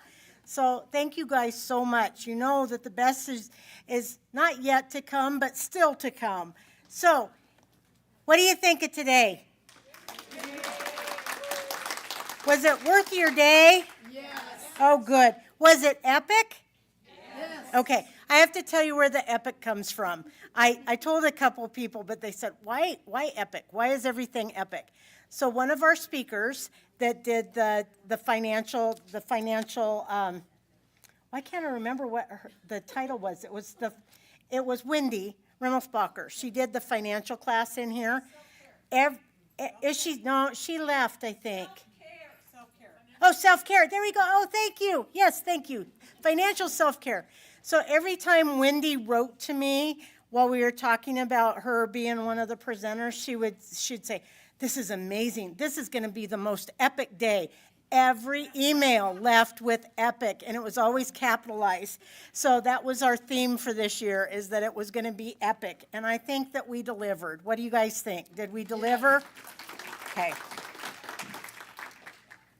So, I truly believe that every person in this room made this day epic, because without you guys, we would not have a conference. Without the amazing sponsors that we have, we would not have a conference. So when we start to talk about all the things that go into making this day, it's about all of us. We're the ones that make this so amazing and fun. So thank you so much for taking the time to be with us today. And thank you for sticking it out with us till the end. I know that your brain is full and you want to jump right into doing what you've learned about today, but we do have some more, and great things really do come to those who wait. So Miss Ember is going to record this for me, I think. I'm getting into my phone, Ember. So are you going to do yours? You're going to do yours? Okay. So, I'm falling off my thing here. I'm getting tired. So we're going to do a takeaway. So you guys got to talk in the beginning, but now I really want you guys to talk. So many times we don't get to debrief after an event, and this is really the best part. So this is when we really think about what our key takeaways have been, and oftentimes the things that we think are not that important end up changing someone else's life, and so, or financial path. This is the time to really make our financial conference ours. So there is a microphone in the middle of the room. I think it's still there. I can't see it. Is it still there? So, and if not, I bet Rayla will come up and grab the mic and run to you if you want to do that. So I want you guys to think about some questions. And then we're all friends in here, and we're even better friends now because we spent the whole day together. So what breakout, speaker, event, piece of information stood out to you the most is the first question. The second question is, what are your top 3 key takeaways from the day? Or what will you be changing in your life because of information you heard today? And is the last one, is there something that we missed? Is there a topic that you really wanted to hear about and we didn't cover it this year? So we're going to record you so that we can go back, and we're getting all this information here. So raise a paw, stand up, whatever you want to do, go to the mic, make yourself known, and we will come to you.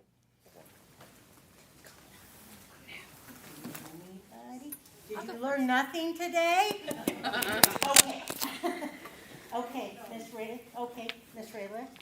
I will just use my teacher voice. Oh, good.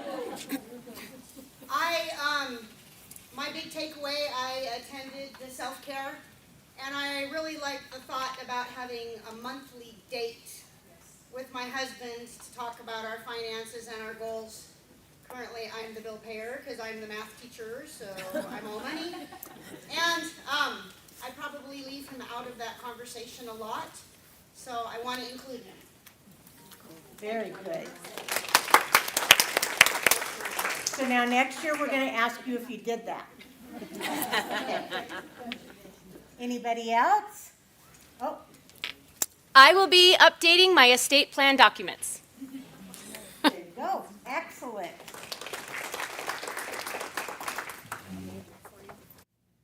Some more brave souls? For potential discussion next year would be life insurance. Life insurance. You know what? It's so very funny because I have a little folder that has all this stuff in it because and you know me. I am a little misorganized, so I've already got 2025 already started the plan for it. So life insurance and health insurance are actually one of the top 2. Nice. So. Okay, anybody else? Oh. Are you coming to a mic? Yes. Okay. You get to turn that one on. Oh, this wasn't on? Yeah, I don't know if there's a button. I didn't try. Can you hear? Oh, no. Is it on?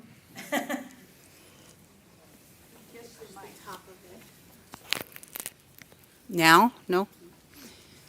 Help? I normally don't do this, and now I'm really getting stressed, okay? On the other ones, there was a button on top. Ah, there it is. Testing? So that just added to my stress. Normally, I wouldn't do this at all, but it was so impactful. The one that really, really I'm taking home is the one about the medical and our debt. My husband has dementia, and so all the bills that have been accumulating and all the doctors, and I'm getting all these things, and I don't think we're seeing everybody that we're getting billed for, and it's been a mess for about 6 months, and I didn't know where to go, and so now I do. So that's going to be a big, big stress reliever. Yeah.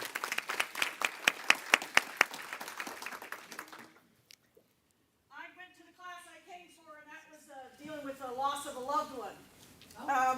But there's 2 kinds of power of attorney.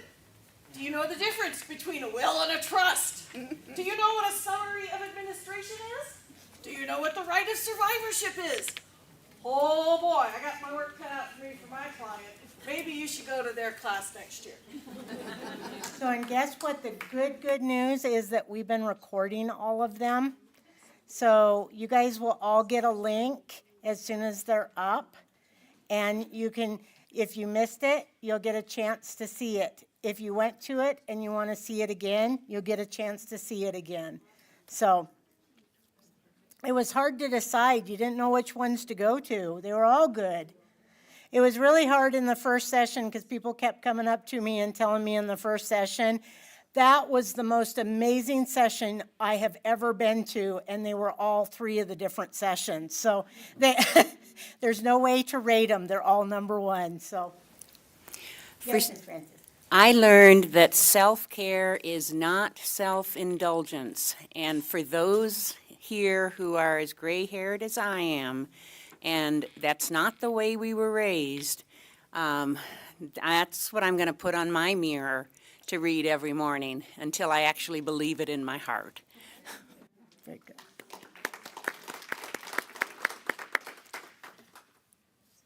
Do we, oh, got another one? Yay, I love this. We'll just keep doing it.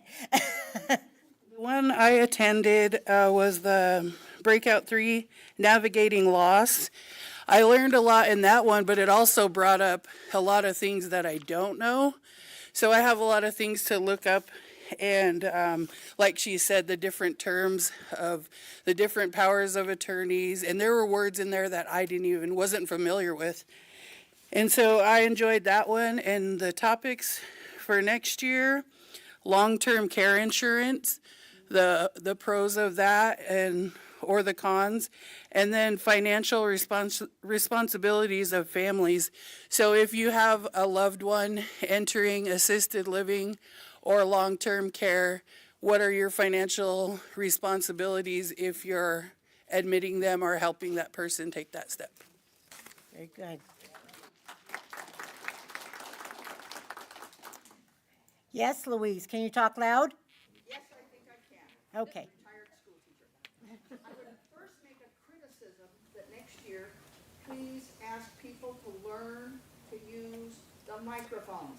Like you're not. Like you are. Louise. In this room, and what I want to do is compliment the people who did use the microphone correctly. It made it much easier to hear and understand what they were telling us. So, it's a criticism, but yes, a very big plus, because those people that did use the microphone correctly, we got the information. What did you just say? Do we have any more? You guys can write these all down, and I love it if you write them down, because then I can go through. Oh, do you have, oh, I'm sorry. Louise gave me the microphone. Shut, Louise. I was just gonna say, I attended Travis's, I believe it was Travis, it was the one, Department of Finance. It was about phishing schemes, scams, a lot of different things like that. Unfortunately, he didn't have the answer to blocking text messages that give you these scams and, blocking emails that give you these scams. I hope someday somebody creates a program that does that, where the older people that are sitting at home aren't saying that they're getting $100 gift card, or if you fill out the survey, you get this or that or the other, and give all this confidential information out, because it's hard to monitor what other people are doing, since everybody has a smartphone, or has to have a smartphone today. So the best thing you can do, this is the best way, so they do have programs. They've got robocall things that they can get rid of stuff. But the best thing that you can do is that if you do not recognize the phone number, do not answer it. The thing about it is it just continues. They find out that there's a live body on the other end when you answer it, and then they keep calling you. And it makes it last longer. If you get a call that is from a number that you know, that is actually called spoofing. If you get a call from a number that you know, you can answer it, but the very best thing that you never ever answer the phone yes. You say hello, you say hello. If they ask if this is so-and-so, you ask who is calling. You never answer yes. So one of the other subjects that I've got on my list for next year is AI, because AI is the next best thing that's going to start taking us into very interesting things. So don't answer your phone if you don't know who it is. Don't give anybody any information over the phone if you haven't called them. I have a relative also, I have to mention all around me, mother-in-law, brother-in-law, anyway, client, but my relative with their spouse went to the phone company, and you can put limited access on your children's phones. You get the same policy for your senior who's losing their memory or getting dementia advanced and things like that can get the same thing on their phone. So and they actually do have little smartphones. My son has a watch that he can only call 10 people off of his watch. And they can call him and he can call them, but we don't get any spam, anything else. It's only people that he knows. So, yep, that's a very good thing. Got one more in the back? Yeah, the tax guy, the slides, the writing was so small we couldn't see it. Yeah, so we have to give Randy a great big kudo. So Randy did me a huge favor. This is tax season right now, and the fact that I got Randy to come here, we will have his PowerPoint. He said that I could share the PowerPoint with folks on the website. So you will have that PowerPoint if you would like to look at it. But yes, the other thing is that a lot of our speakers are not, they help people, they go and do, not a lot, I'm not gonna say a lot of our speakers are amazing presenters, but some of our presenters are not presenters. This is not what they do for a living. I thank you for that, and we will make sure that you get those slides. Anybody else? Okay. Well, keep writing all the stuff down. We love to hear what you guys have to say. And this really is truly one of the most valuable slides out of the entire conference from me, because I love that so many of you guys have found such meaningful and helpful tools to help you to be more financially successful. This is the whole reason for this conference. So thank you so much for sharing. You have definitely helped somebody else with your key takeaway. And like I said before, keep writing them down. You can scan this QR code. You can scan it on your survey. Again, if you turn your surveys in, you can turn them in long after the 25th. It's just that's when I'm going to do the drawing for the gift card. And the more surveys that I get, the bigger the cash prize is for the person that does it. I'm not paying for my surveys, mind you. I'm just saying. So it tends to make people a little bit more motivated if they think that they're going to get some money out of the deal.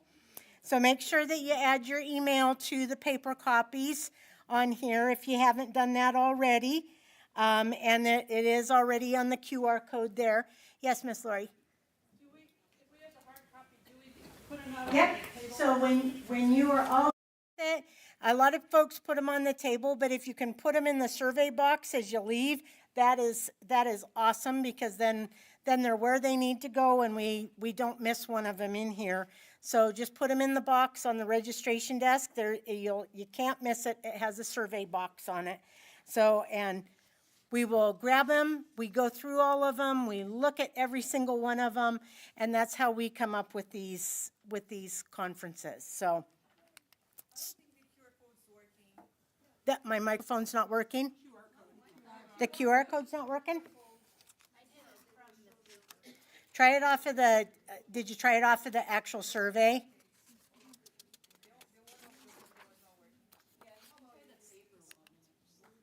You can get it off of that one? I'll leave it up for a second if you want it.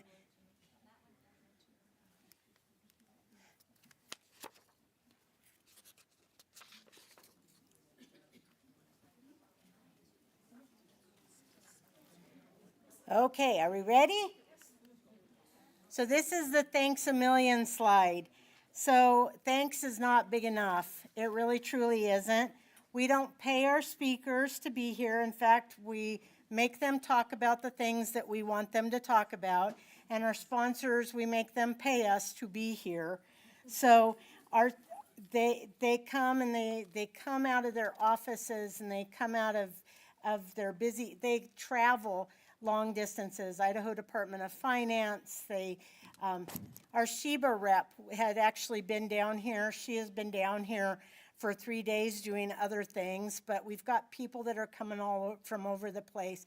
Our camera folks, they came from Coeur d'Alene and came down here to do this for us today.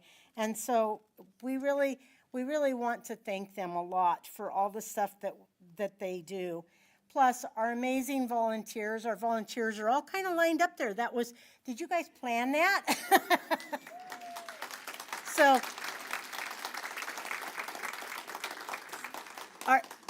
our volunteers get a shirt out of the deal. So, and maybe a bag if there's any left over. So they really do. Every single one of them is the reason that we have been here today. And so they know how important it is to sit and talk with you, answer your questions, be a face for the resource, and do it for free.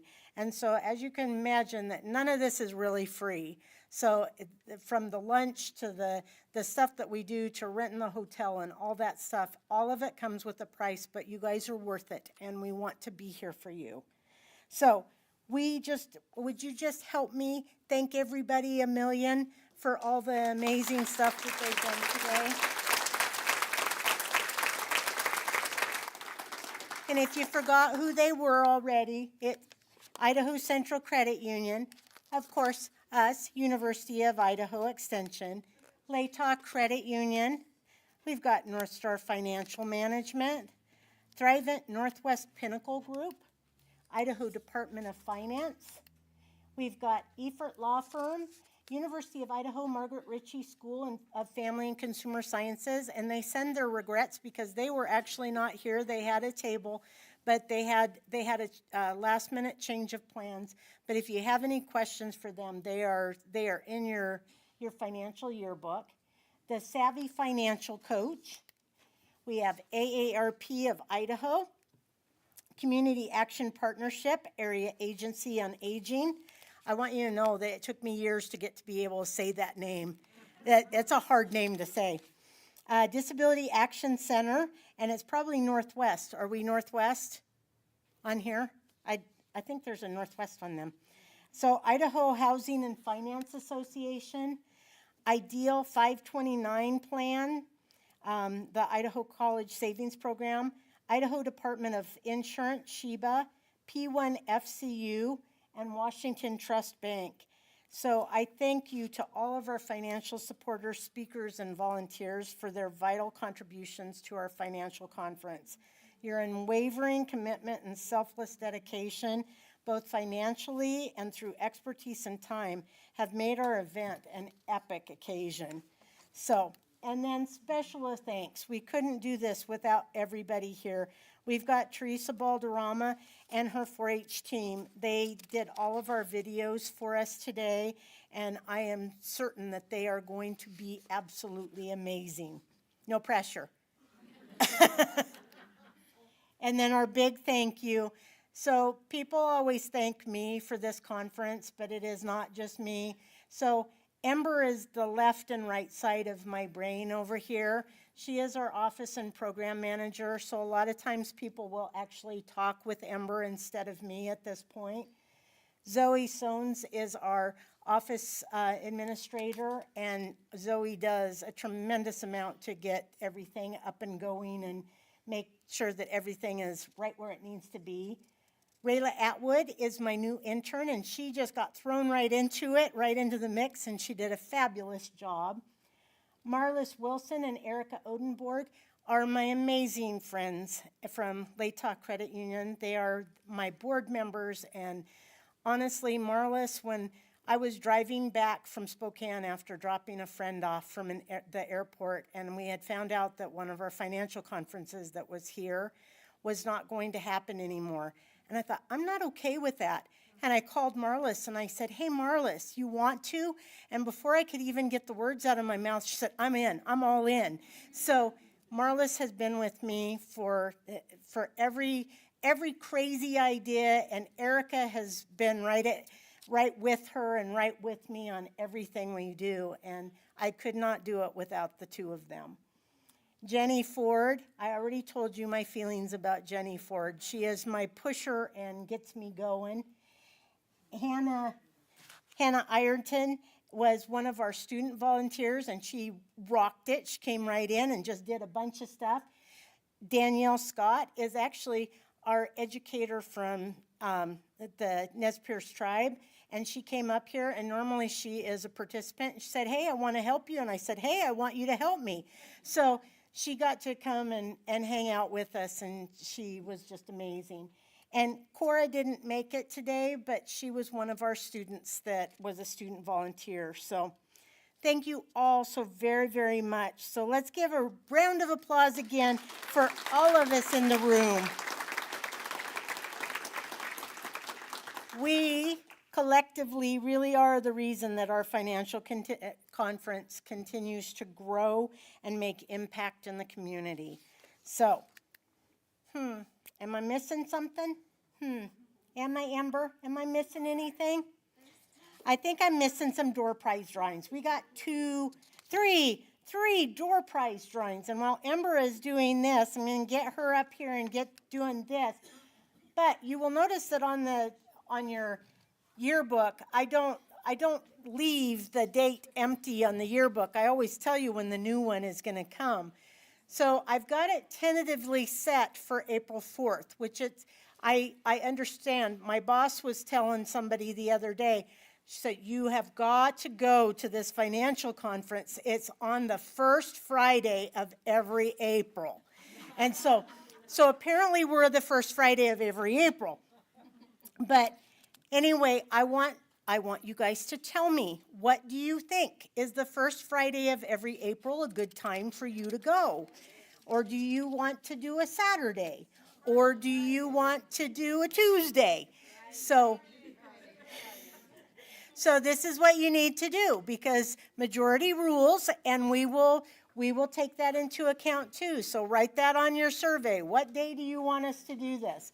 So like I say, I've already got the date already tentatively set, but we can change stuff. I know people at the hotel.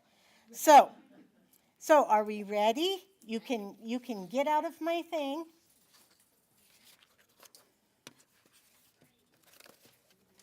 Okay, so the first drawing we are going to do, let's do this one. So this is from the Savvy Finance Coach. Miss Zoe will probably take it. And it looks like it's a plant and all sorts of fun stuff in there.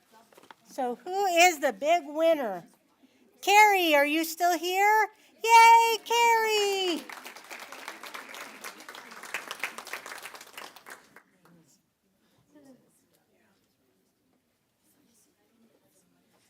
Okay, and Hannah's going to do this one.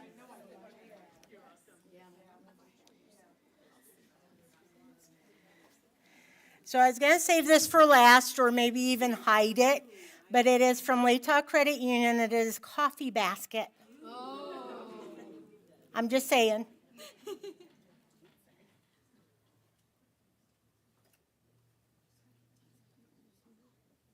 Who is the big winner is...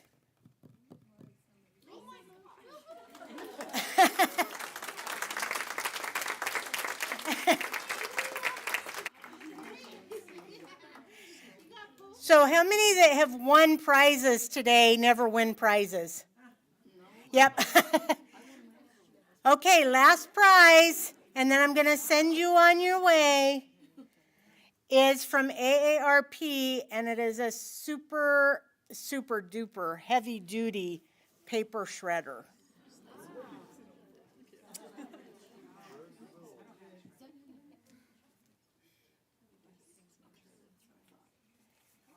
Kevin Bratcher?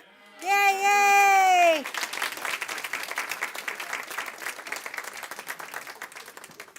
Okay, guys. Well, thank you all so very much for coming. Have safe trips home. The roads are actually dry. Like I said before, if you don't like the weather in North Idaho, go to a financial conference and they'll be better afterwards. Can I ask about a lost and found item? See if we can get Oh, yeah. Does anybody have any lost it? Or is somebody missing? We found a jacket. Oh, we found a jacket in Lost and Found. Is anybody missing a jacket? Right there. There, got it. Okay.